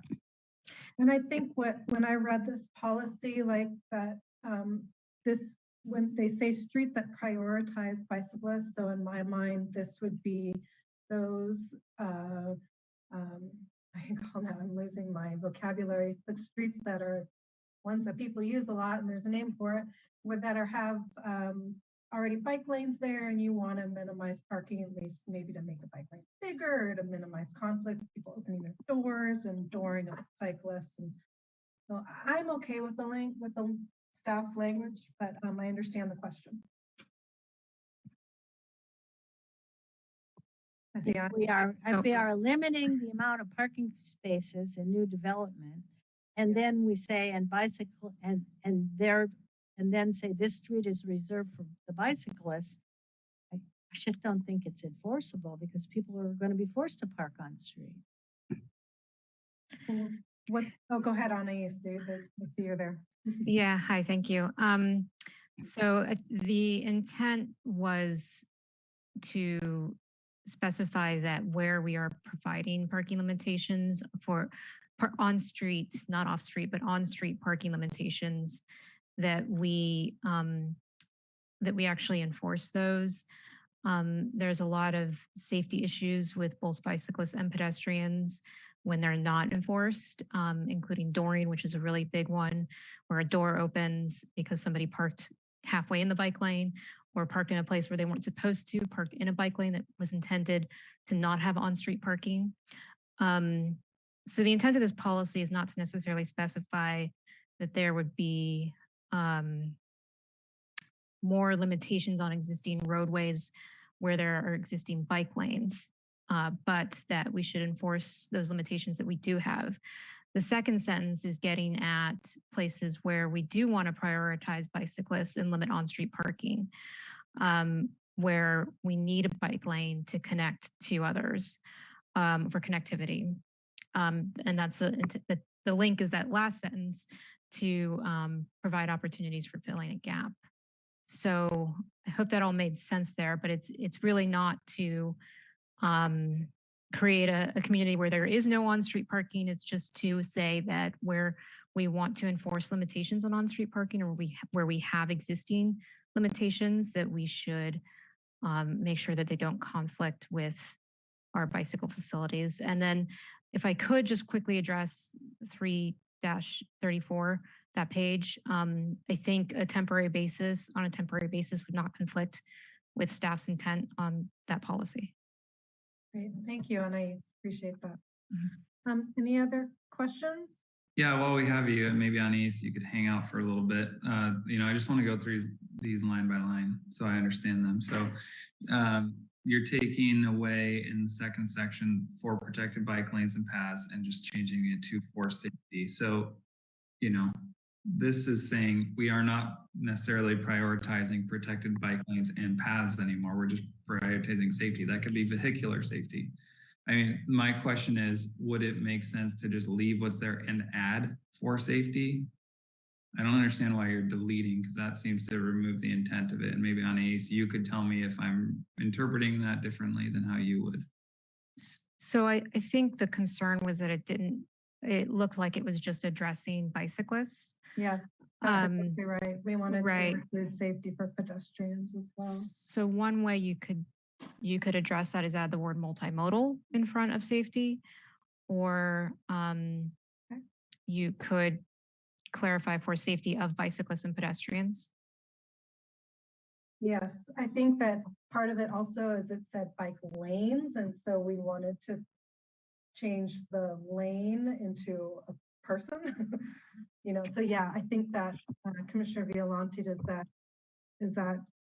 Yeah. You? Yeah, absolutely. Let me make that I change. appreciate Anais coming up with that language, because yes, the idea was that we wanted the multimodal or for bike for the second option of I agree with Commissioner Dan. My brain is stopping working. I think early in that sentence it identifies bicyclists and pedestrians, and that's good. And then I think the protected bike lane is too restrictive, because sometimes you can't get a protected lane, but you can get an improved bike lane or improved path or improved sidewalk. So I don't think you have to add for bicycle. I think just for safety, because earlier in the sentence you already said it was for bicyclists and pedestrians. And that's what we felt. Thank you, Matt. We just felt like safety was encompassing. So yes, thank you. We appreciate it. Looks that. like a good edit to me. Okay, thank you. Thank you. Anything else? Thank you. No, that's great to understand that. Can we just keep walking down the list a little bit? Sure. Next one, thanks. To 4.1 just the one at the bottom of the page, I think is. Oh, okay. Yeah. Thanks. Yes.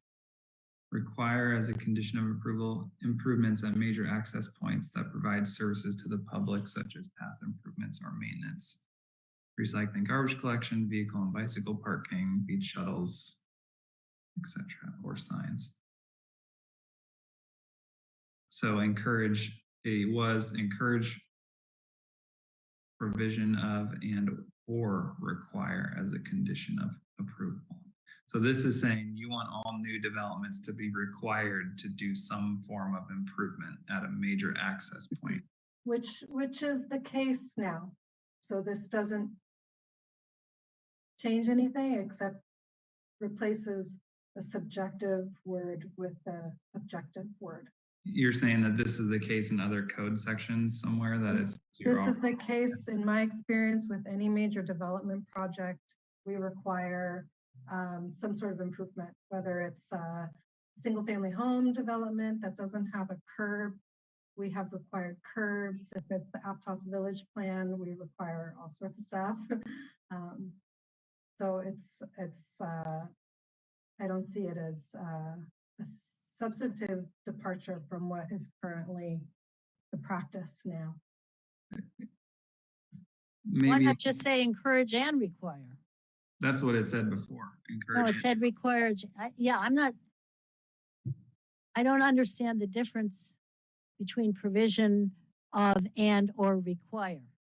Why? Well, that's why it seemed like it was a little, I wanted to provide a little bit more direct wording. I would say that, and Matt would know this better than anyone, but it's not always required.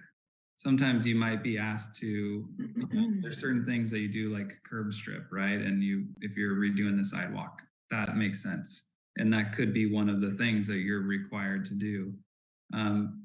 But then like, you know, upgrading a light or something, a crosswalk, or, you know, it might, for example, be in the county's plan to do something down the road and it wouldn't make sense or help to do it now. So I don't know. Matt, what do you think? Is this require going to cause us problems?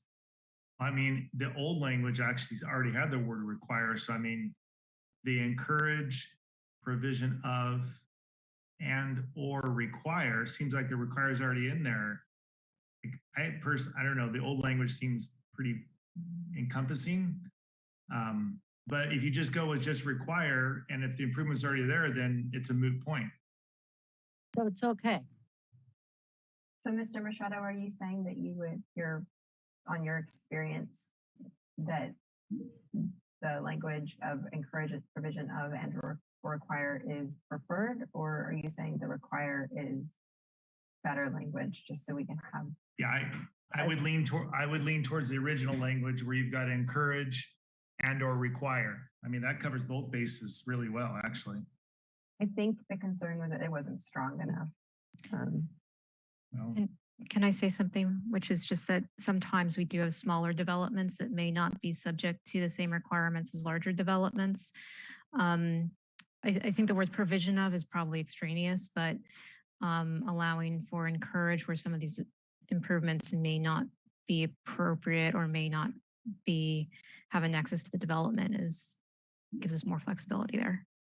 And Ace, could I ask a follow-up to that? And just as a real world example of where this could be a challenge, if someone was going to create a new single family home or replace one that was already there, where they didn't have to do any street work, it's just a single family home, we wouldn't really want to force them to pay for expensive things like traffic lights and crosswalks and things like that, which wouldn't be typical.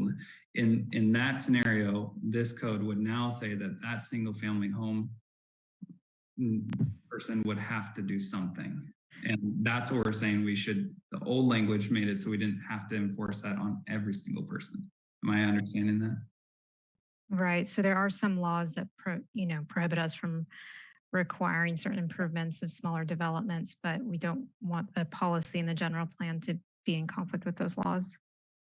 I don't understand exactly, because over and over and over again on the Planning Commission, when people have wanted to, say, develop a parcel that has a single home into 2 or 3 homes and use a lot to more advantageous residential development, we certainly have always said that they needed to build curb and sidewalk because we wanted to get curb and sidewalk. Does this change that? No, this is talking about major access points and larger improvements. So why would just plain require? It seems like this. I agree. I think the language is called for. I don't quite understand what you're suggesting. So how about I can change it to require and or encourage, which is almost exactly what was there. Does that satisfy everyone? Well, I was going to suggest require when appropriate, but then maybe that's still subjective as well. So how about require when appropriate? I like that. Mr. Machado, what is best for your department? I mean, your department is in charge of these major access points. I think the intent is that it's not optional when these access points need improvement. What language is best for your department? Is it require when appropriate? Is it require and or encourage? And or encourage? What language is best? Actually require when appropriate makes a lot of sense. Okay, let's do that. Thank you, Matt. That also allows staff to consider kind of proportionality and nexus and all those other good things that keep us consistent with state law. Yes, thank you. I appreciate that. Okay, do you want to go on to? Yeah. Tim, you wanted to go by these line by line. Yeah. All right, neighborhood apply consistent and objective criteria as required by law. in the review of discretionary development applications that is based on existing code plans, policies throughout interdepartmental working group with CDID. You have any questions about that? I don't think that that makes a substantive change because whether we write it or not, it's still whatever law requires. So I think that's fine. Thank you. Environmental alignment, account for the constraints that affect a project's corridor to minimize impacts to physical environmental conditions, locate and design public and private roads to avoid or minimize, if necessary, impacts to significant biological, visual, and other environmental resources. That's not, that's the first thing? Okay. Any questions on that one? So we're just saying instead of minimize impacts, and avoid or minimize if necessary. I think that's all pretty much the same thing, right? What's the reasoning for? Is there just to add? I mean, just not to like go into the weeds, but it's just to strengthen the policy. Okay. Sounds good. Thank you.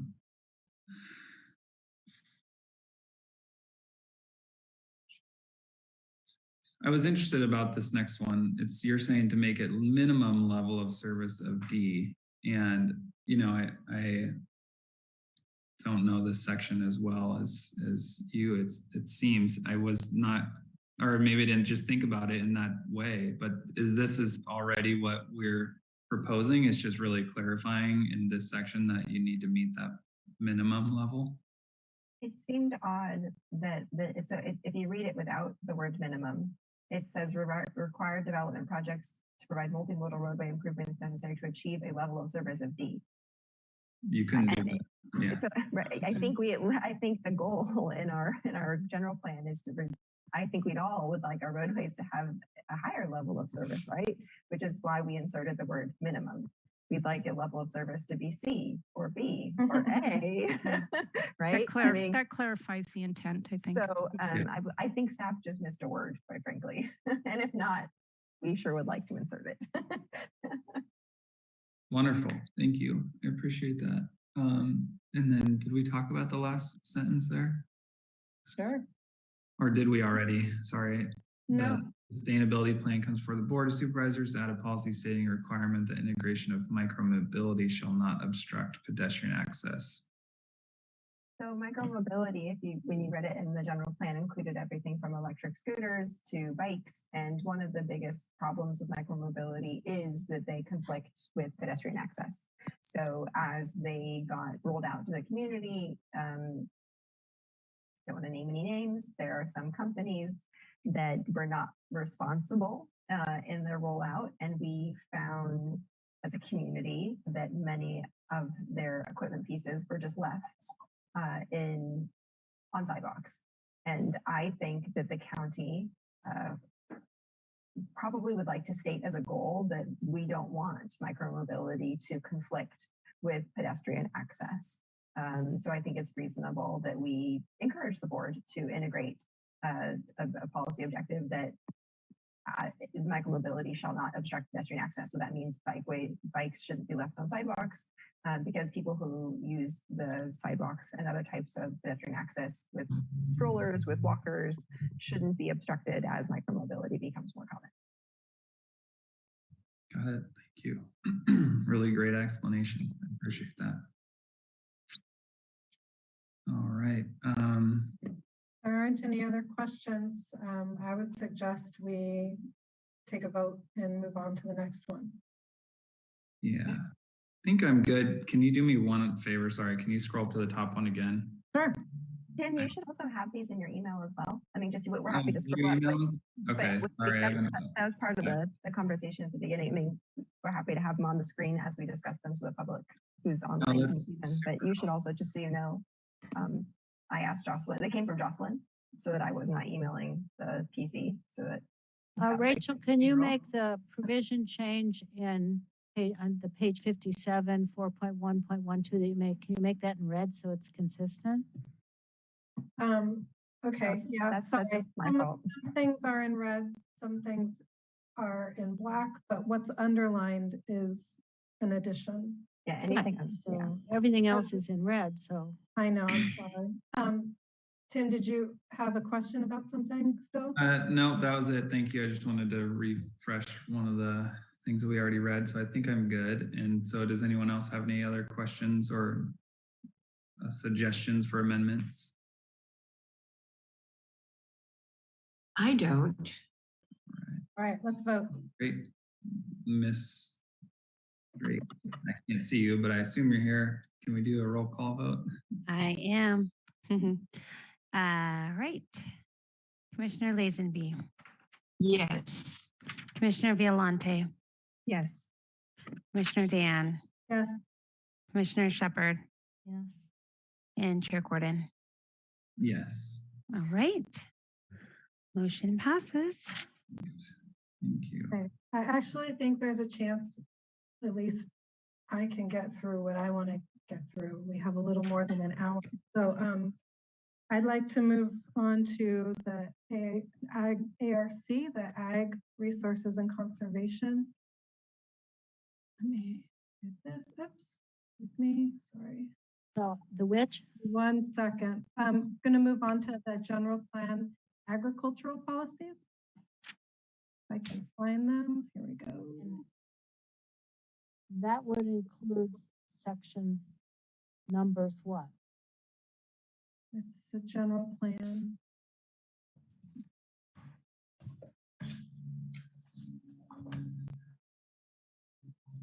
All right.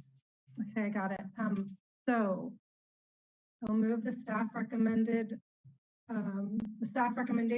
with the following changes in this Google Doc that's now shared up on my screen.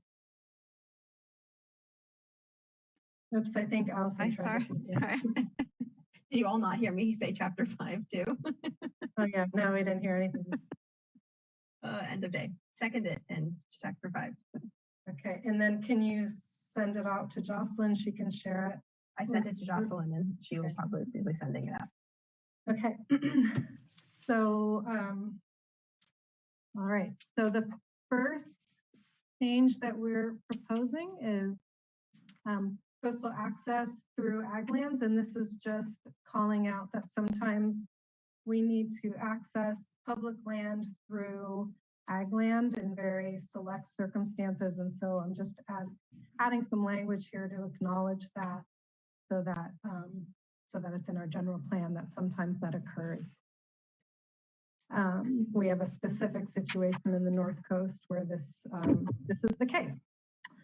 The next section is about utility district expansion, which in the study session we had long discussions about, and I really want to appreciate staff's attention to this particular issue. And so the language that's added in 1 and in 2, really just to emphasize and to make more specific what I believe the intention is of these policies, which is to provide service, but only to existing development. And so the language is designed to reflect that. And then we'll go back and discuss these in more detail as you guys have questions. But so going on, sewer and water lines in the coastal zone. Again, it's the same language that were in the first 2 policies about this issue. So it's just the same language here. Then this section is about agricultural buffers. And the added section here is highlighting a section that refers back to any changes in the buffer going through APAC. So this was a confusing one to me because I had to go and figure out what 1.4.2 said and all that. So, so it's just adding language there to highlight that. So the next one, the next one, I'm asking that actually we keep the current language, the old language, the current language in the general plan, except for a change in the second to last sentence noted below and underline.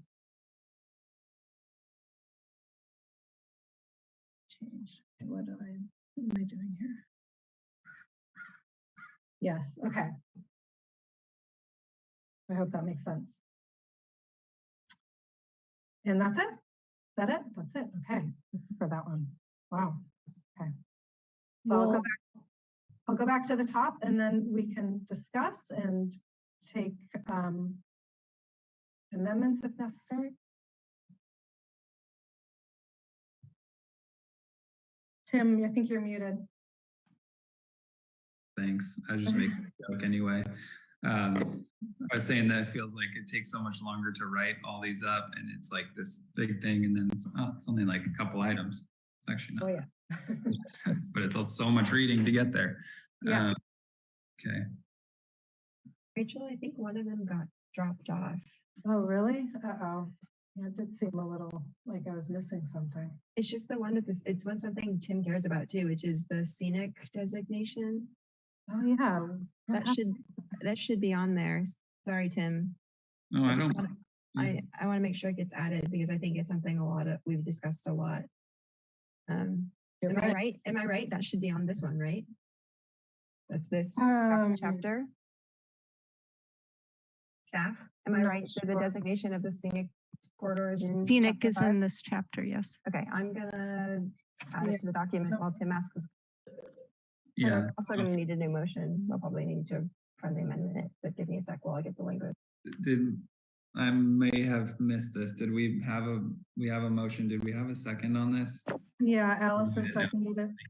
So I personally am not in favor of forcing the scenic highway if it's not appropriate. So, we've heard that staff says that that's not what we have anymore. And it makes sense to me to eliminate that until at which point we do have one again. But, but for the rest of these, let's see, I didn't have any questions on the first one. Sorry, let me scroll up. Can you scroll back to the top, please? Yes, I'm so sorry. Yep. Here we are. This is the top. Renee, did you have any questions on the first one? I didn't want to jump past it without giving everyone an opportunity. So this is pretty much all about the coastal zone, right? Yeah. Okay. Then I think that I would support these things in your district because I think you've thought about them carefully and I think these are appropriate changes, yes. Tim, did you have any questions on what's up in this Google Doc?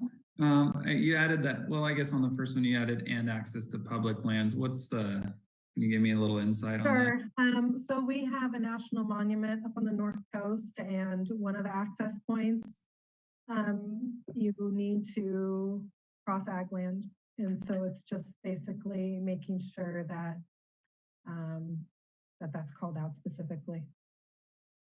Okay. It's a rare circumstance, but we have so many state parks and now BLM land that, and that's buffered by ag land that I didn't want a policy to prohibit accessing public land just because they need to access it through an ag parcel. Got it. Okay. Thank you. That makes sense. Second one.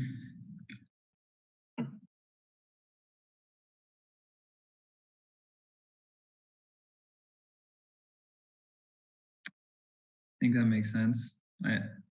This policy for the second one about county sewer district boundaries, utility district expansion.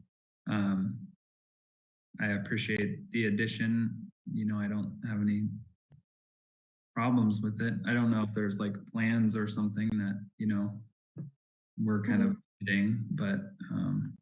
No, it's just an added layer of protection. And these were policies that coastal staff also was concerned about as well. I think the addition of more explicit language is well merited. And so I would firmly support it because you never know what's gonna be proposed. And we really need to protect that farming land for the next 20 years. That was the intent. So I'll move. I'm sorry, Rachel, can I clarify? So 1.1.13, there's additional language in that policy now. Are you proposing that that language be removed? When was it last updated? So let's see, in the staff report that was the 8/24 staff report,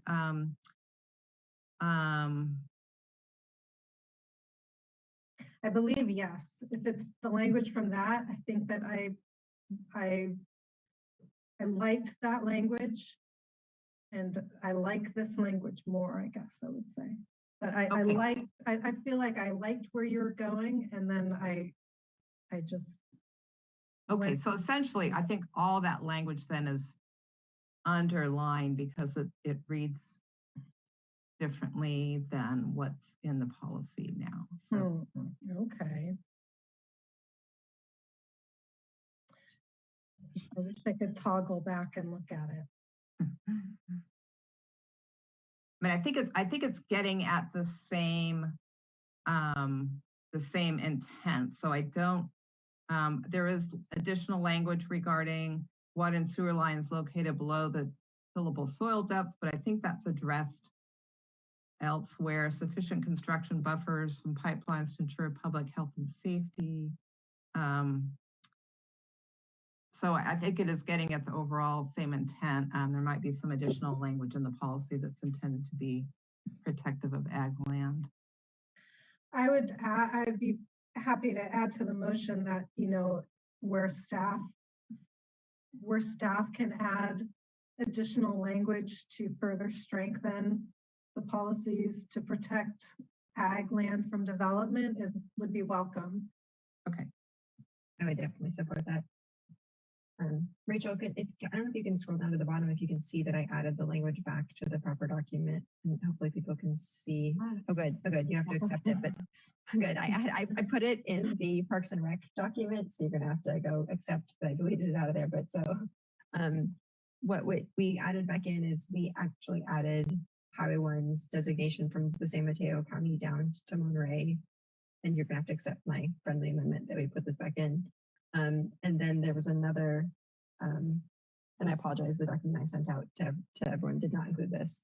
And then on page 122, we just added a direction that the sentence needs to be reworked because it's the standards for considering timber harvest plans. It says where applicable, do not support and or recommend denial of a timber harvest plan based upon its potential for cumulative adverse impacts to water quality, traffic, wildfire, and other affected sources. And I think that sentence could be interpreted that the way you are assessing these plans, cumulative impacts are not considered. And I think I do believe staff wants them taken into consideration. And if they don't, I think they should, we believe they should be. And so we just added direction that the sentence should be reworked to be clear. In fact, I had some people read the sentence, not telling them my own personal views. And they're like, no, they agreed that the sentence was recommending not taking cumulative impacts into account. And I don't think that that's what the county would like to have happen. So those are the two things that are also in this section that we have intended to include. So if the maker of the motion is amenable, I believe even as the seconder, I can add a friendly amendment. Yes, I am. Thank you.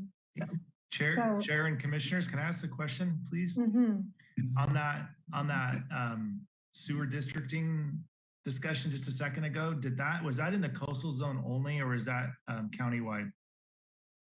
My intention is it was in the coastal zone. I think the general plan only deals with it in the coastal zone, but okay. staff can probably speak better to it. It's been a long time since I've had much information. Yeah. Knowing that the coastal zone goes up to the summit and a lot of our northern part of the county, I just don't know if it overlaps with our CSA 7 SLV expansion discussions, trying to fix some of those septic problems. I don't know if there's a conflict there. I just don't have it in front of me, but maybe one of you know, unless we could scroll up to look. I apologize for taking us back. No, that's fine. This policy, and I'm sorry, I just about your earlier point too, Rachel, I see you're now only addressing 1 and 2, and I was looking at the language at the beginning of the policy. So I think your intent is to keep the language as written plus, but change provisions 1 and 2, correct? Okay, got it. Thank you. Yeah. Yeah, A while okay. ago. Yeah, okay. And so this policy applies county-wide, and it talks about type 1 and 3 agricultural CA land. So I'd have to look and see whether there was any CA land in the areas that you were referencing, Matt. In terms of whether I don't think it is, but well, I don't know. It could be. There's there's like 7 neighborhoods up in SLV from all the way up through that Boulder Creek area, including the downtown, that desperately needs sanitation services because their septics are failing, and we're working hard to develop that plan, but I wouldn't want new language here to limit us. So maybe we should do a little. Either, but this is just dealing with CA. Yeah, we can check that and verify that there's no CA land. That's in district. Can you say again which? District 5. District It's up 5. Yeah, Boulder Creek, they have some issues up there. Okay. So I will add to my motion, if the seconder is amenable to it, that county staff take a look at those areas outlined by the CDI director to ensure that this would not prohibit the county from providing a utility district expansion to residences that currently are in need of that. Thank you. I doubted CA as well, but I just want to, out of caution. Thank you. Right? Definitely don't want that on my conscience. I'm amenable to that, but I also don't, just to Matt's question, I don't think this would preclude that because it does, it allows us to serve existing development. It also allows us to address failing systems. So I don't think that that's a problem anyway, but I'm absolutely amenable to the language.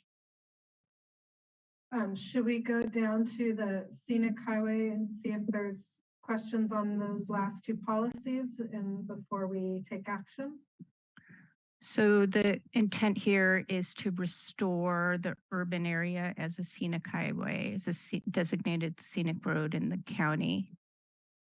That's right, that the unincorporated portions of Highway 1 be retained as a scenic road. We just reiterate kind of the impacts on our ability to approve urban developments that might be visible from the highway. That would be the one consequence I would just bring up. I do understand that. I think that there's been a couple examples that we've had recently of developments that are violating this policy currently that should not have been allowed to violate it. And that we should, it's a beautiful stretch of roadway and we should strive to keep it that way. And I think that there are a lot of mitigations we can do that are reasonable to development that could satisfy the policy.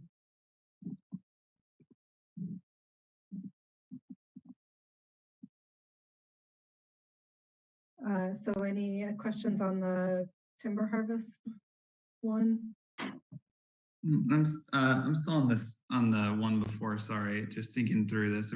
These are big decisions that we're making with the county, and I just don't understand necessarily, is the value of the scenic highway to preclude development? Absolutely not. The value is to retain its scenic nature. And that didn't happen on accident. It happened because we've had policies to protect the scenic vistas. So it's not a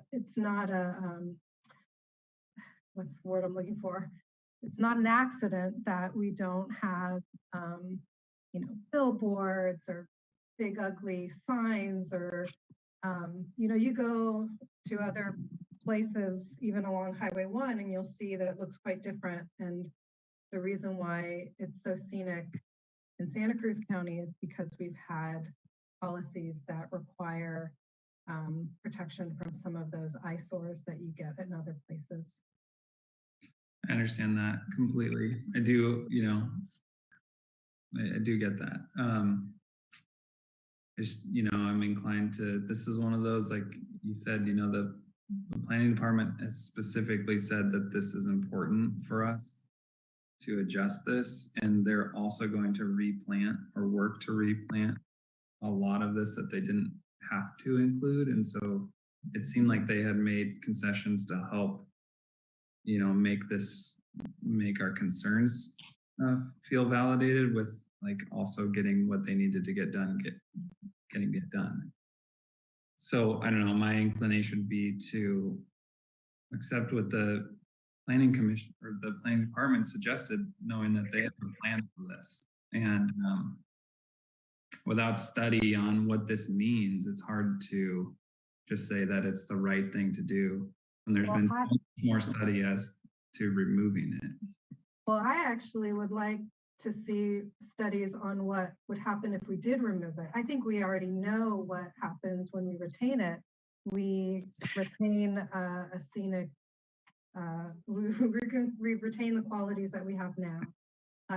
So I actually think removing it, I am not comfortable removing it because I actually don't know what that means, except for the couple of mistakes that have been made where a violation of this policy has occurred.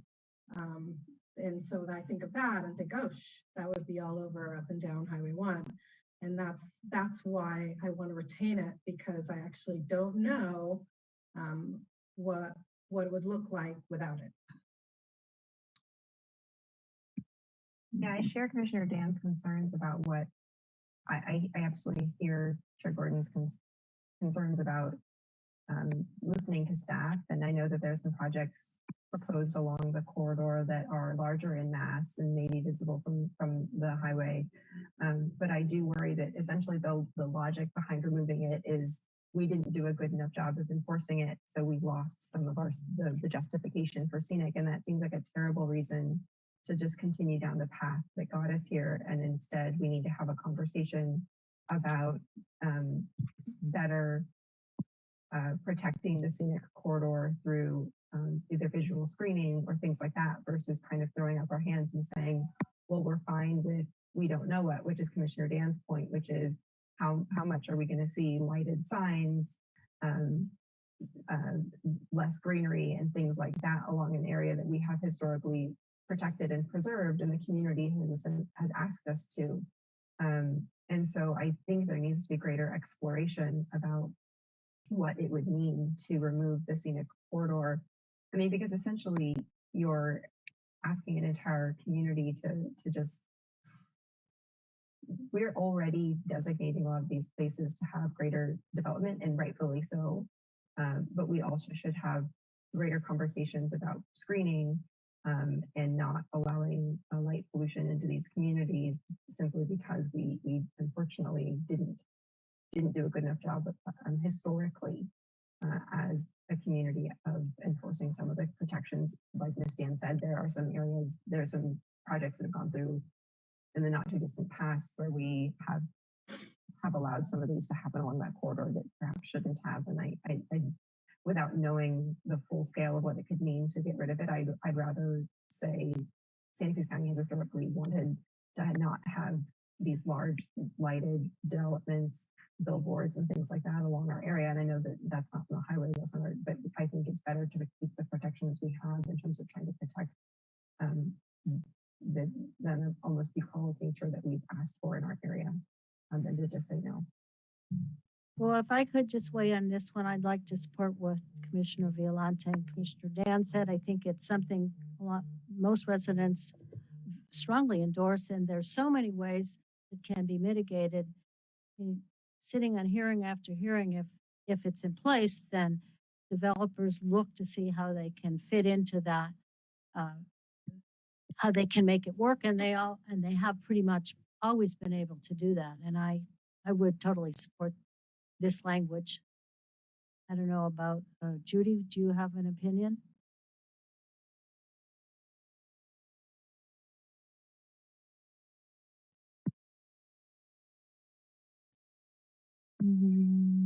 So since we're at the bottom, are we ready to vote? I want to ask one more question on this really quick. So I appreciate everyone's responses, and I thank you for digging in a little bit. I just wanted to understand from Ms. Hanson, you know, is this going to preclude us some developments? Is there a way to say that, you know, we could mitigate developments in the view shed as opposed, you know, if we leave this in, you know, what does it do? And is there a way to either dig in a little more and provide at the Board of Supervisors some alternative we could keep this in and then also still get the development potential that we're trying to get?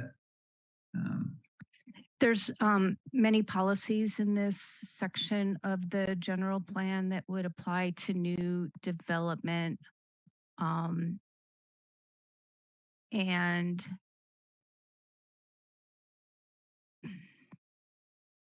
just trying to think, it'd take more work for those properties that are in the designated area and are visible from this portion, and it would take some mitigation, could add to some costs. It doesn't necessarily preclude development, but it does take some, discretionary review to make sure that policies are consistent. So. Chair and commissioners would, and Stephanie, you might know the answer to this, I just don't know. Would wireless facilities be impacted by this one way or the other? Because I know up in the North Coast, we do have some real need for additional connectivity up there. The wireless ordinance goes a long way toward its own type of mitigation, so I wouldn't be too concerned about that. Great. The new ordinance really requires them to do quite a bit of work to mask and camouflage the facilities. Great, thank you.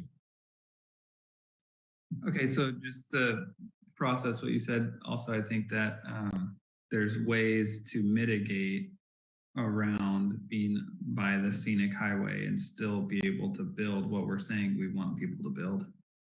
Absolutely. Right. I mean, we've had loads of development since this policy has been in place.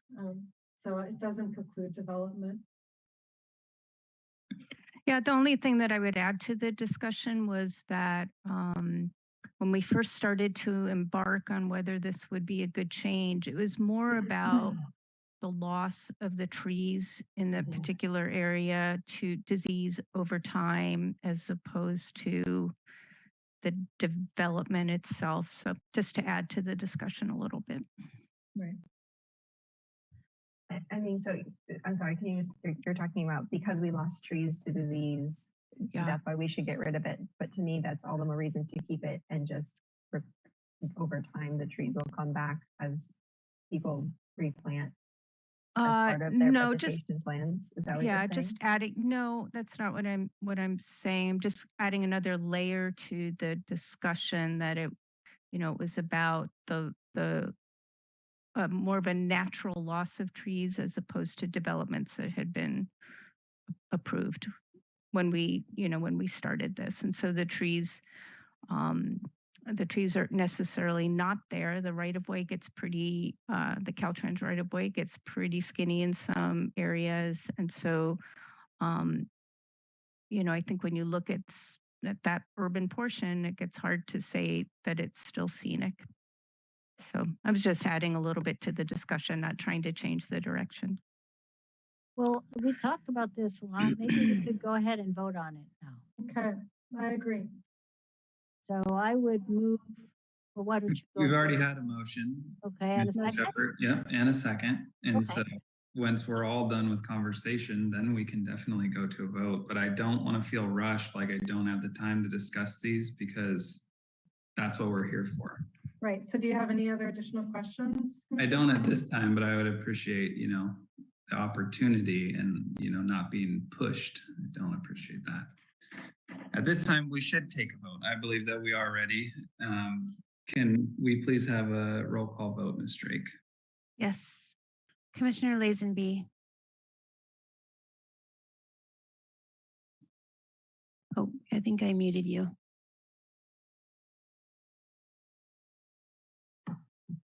I keep getting kicked off the island. Sorry, when there's background noise at any at all, it's I've been muting folks. I'm sorry about that. Okay. Sorry. That's okay. Well, I vote yes. Okay, thank you. Commissioner Violante, Yes. Commissioner Dan, Yes. Commissioner Shepard, Yes. and Chair Gordon. No. Okay, that is completed. And do you have another item you'd like to go over, Commissioner Dan? So I can bring up the parks. This is the last general plan section. Let's see, here we go. Okay. So this is a Parks, Recreation, and Public Facilities General Plan chapter. So I move the staff recommendation with the following changes included in the Google Doc that is now up on the screen. Can you email us out as, oh, excuse me, do we have a second? You're muted, Allison. Oh, yeah, I was just saying, yes, we were going to email it out. And yes, I'm happy to second it as well. I just sent it to Jocelyn. I think she probably just hasn't sent it because nobody seconded it yet. Yes, I will send it now.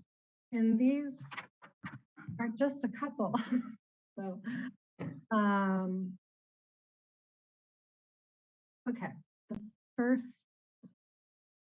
the first one is retaining a sentence in this policy 4.1.2 that actually is basically restating in a different way what is in the policy. But the final sentences you'll see down there in cross out, we are suggesting to retain that the county decision-making body shall not approve any development project unless it determined that such project has adequate water supply. So it's re-emphasizing some language that's also in the policy. Let's see. There's a misspelled word in the second line. Oh, geez. Thank you, Judy. Determines. Oh, thank you. Gosh, you're right. You're welcome. Oops. Okay. Is that it? Yeah, that's it. Okay. Is that it, Allison? Yes. Okay. So that's it.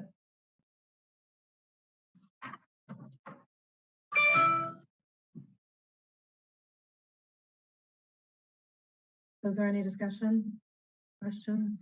I'm sorry, I'm reading it still. If anyone else. Go ahead. Go ahead. Yeah.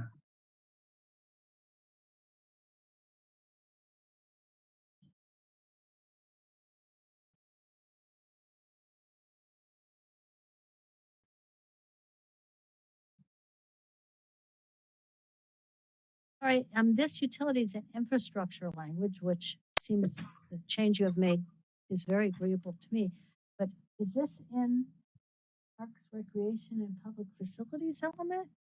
It is. It's about public facilities as opposed to parks.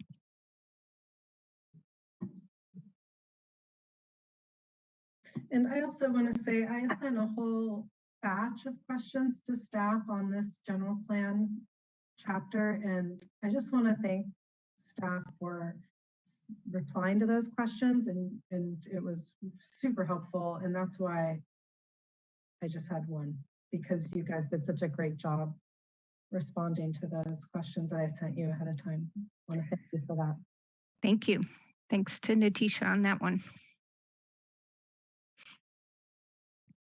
I don't have any questions on this. It seems to make sense. I don't know what, the substantial change between purveyor and agency, but it seems like the terms are probably fine. I mean, the same thing. Sounds fine to me. Anybody else? I don't have any questions. Okay. And we can take a roll call vote on this section. Mrs. Drake? Okay. Let's see. Commissioner Lazenby, Yes. Commissioner Violante, Yes. Commissioner Dan, Yes. Commissioner Shepard, Yes. and Chair Gordon. Yes. Okay. Motion passes. So we're at 4:30. I understand the chair has a hard stop at 5. We have, from what I have prepared, we have the zoning code and then some other random cleanup items. The zoning code is pretty substantial. I don't think we can do it in a half hour, probably. I would be for moving, maybe shutting down our tent a little early. I think we're all tired, and I certainly don't feel like I'm thinking on all 4 cylinders or 2. So what about, we do have another full day. Maybe we can all plan for as long as it takes on the 24th. 21st. First. Sorry. 21st. See what I mean? Could I ask a question, Chair? Yes, please. Thank you. Will the other commissioners also be offering amendments on the general plan, or would this be the end of the general plan discussion? I can't. I didn't have anything further on the general plan. So I think if maybe the intent's to maybe close that item out, and we could probably do that. If I that's, honestly can't say that I don't have a few more comments. We can also wait. You know, I think that I know we got to get through this, but we're here to give each other the time to think through this and do this right. It's a lot of work to go in to be rushed at the end. And so if you feel like you have more comments, let's wait. I just like to leave the possibility open for the meeting on the 21st. Agreed. thank you. Well, Commissioner Dan? Yes. Would it be helpful if you, well, I don't know whether this is, Justin might not like this, but to send us out the pages on this upcoming section on zones? Boy, would I love to. But oh, you haven't finished them. Justin will not let us. So, like, obviously, Commissioner Violante and I are Brown acted up, and so we've been working together, and so I'm not allowed to talk substantively about the issues with another commissioner. So. Okay. Is there an opportunity to present them now without a motion I would be happy to present them now, but I would want it there to, I would do it as a motion. Don't understand. So Commissioner Gordon was asking if I would present Commissioner Violante in my recommended changes to the zoning code outside of a motion, and I replied that no, that I am only going to do it as a motion. But we need to wait till next time then, is the long and short of it. Yeah, I mean, yes. We wouldn't have to. Commissioner Dan does not want to, sounds like he doesn't want to share those opinions early. I mean, not unless we're What willing. about on September 21st? Is that when we're going to talk about changes to the code? I don't quite understand what we're doing here. Absolutely. On that day, I'll be prepared to share a number of changes that Commissioner Violante and I have crafted.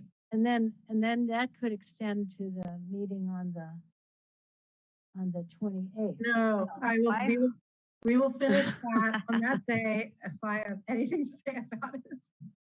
Second that motion. Third.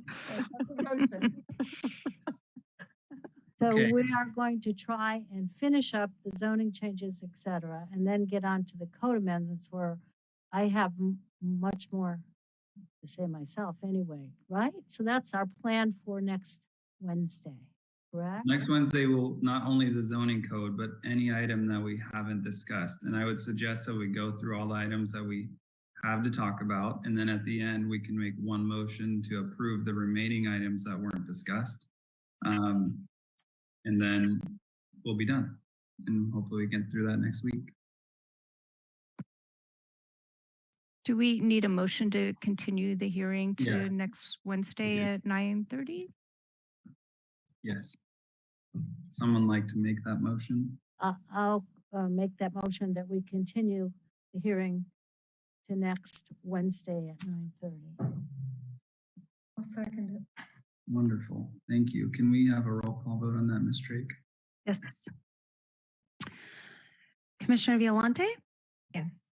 Commissioner Lazenby, Yes. Commissioner Dan, Yes. Commissioner Shepard, Yes. and Chair Gordon. Yes. Okay. Thank you. With that, we can close that item for today, move on to the next scheduled agenda item, which is my schedule. Planning Director's Report. Well, we just. Real quick, I do want to say thank you to everyone. Sorry. Thank you. Really stressful. I appreciate it. And I apologize if I feel a little grouchy.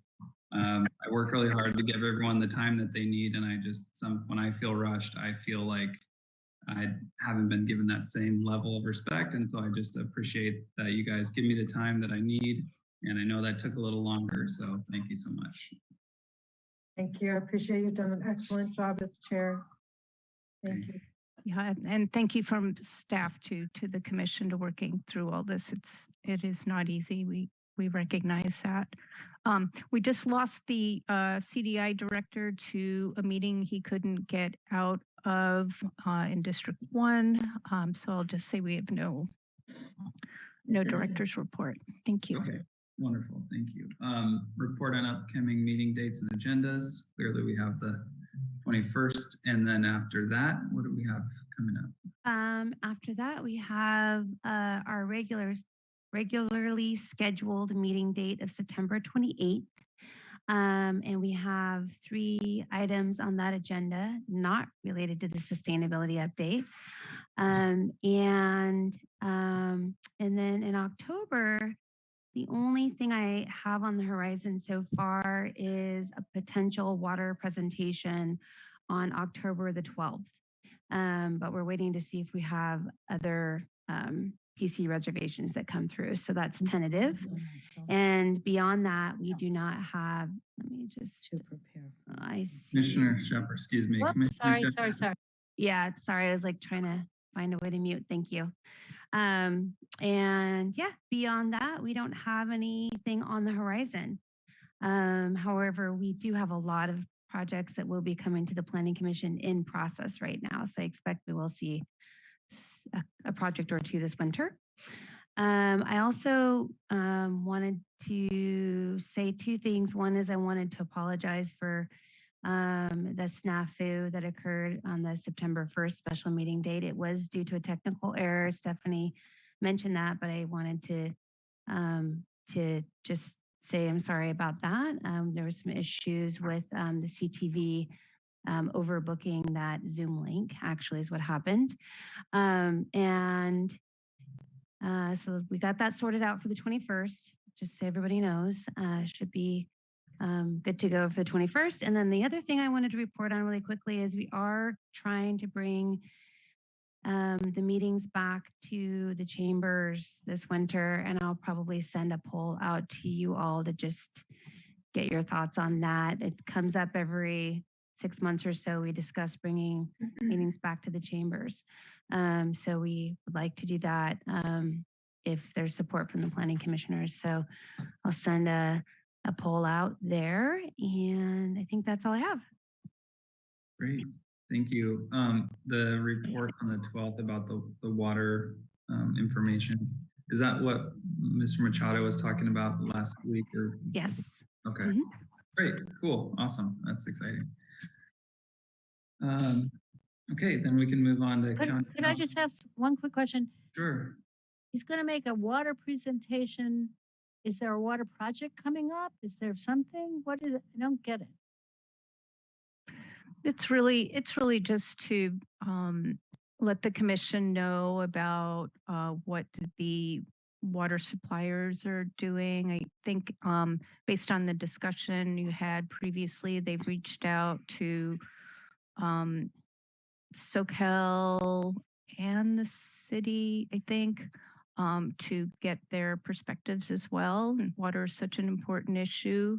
I think the director thought it was, worth a rounded discussion for the Planning Commission's benefit and the public. Thanks.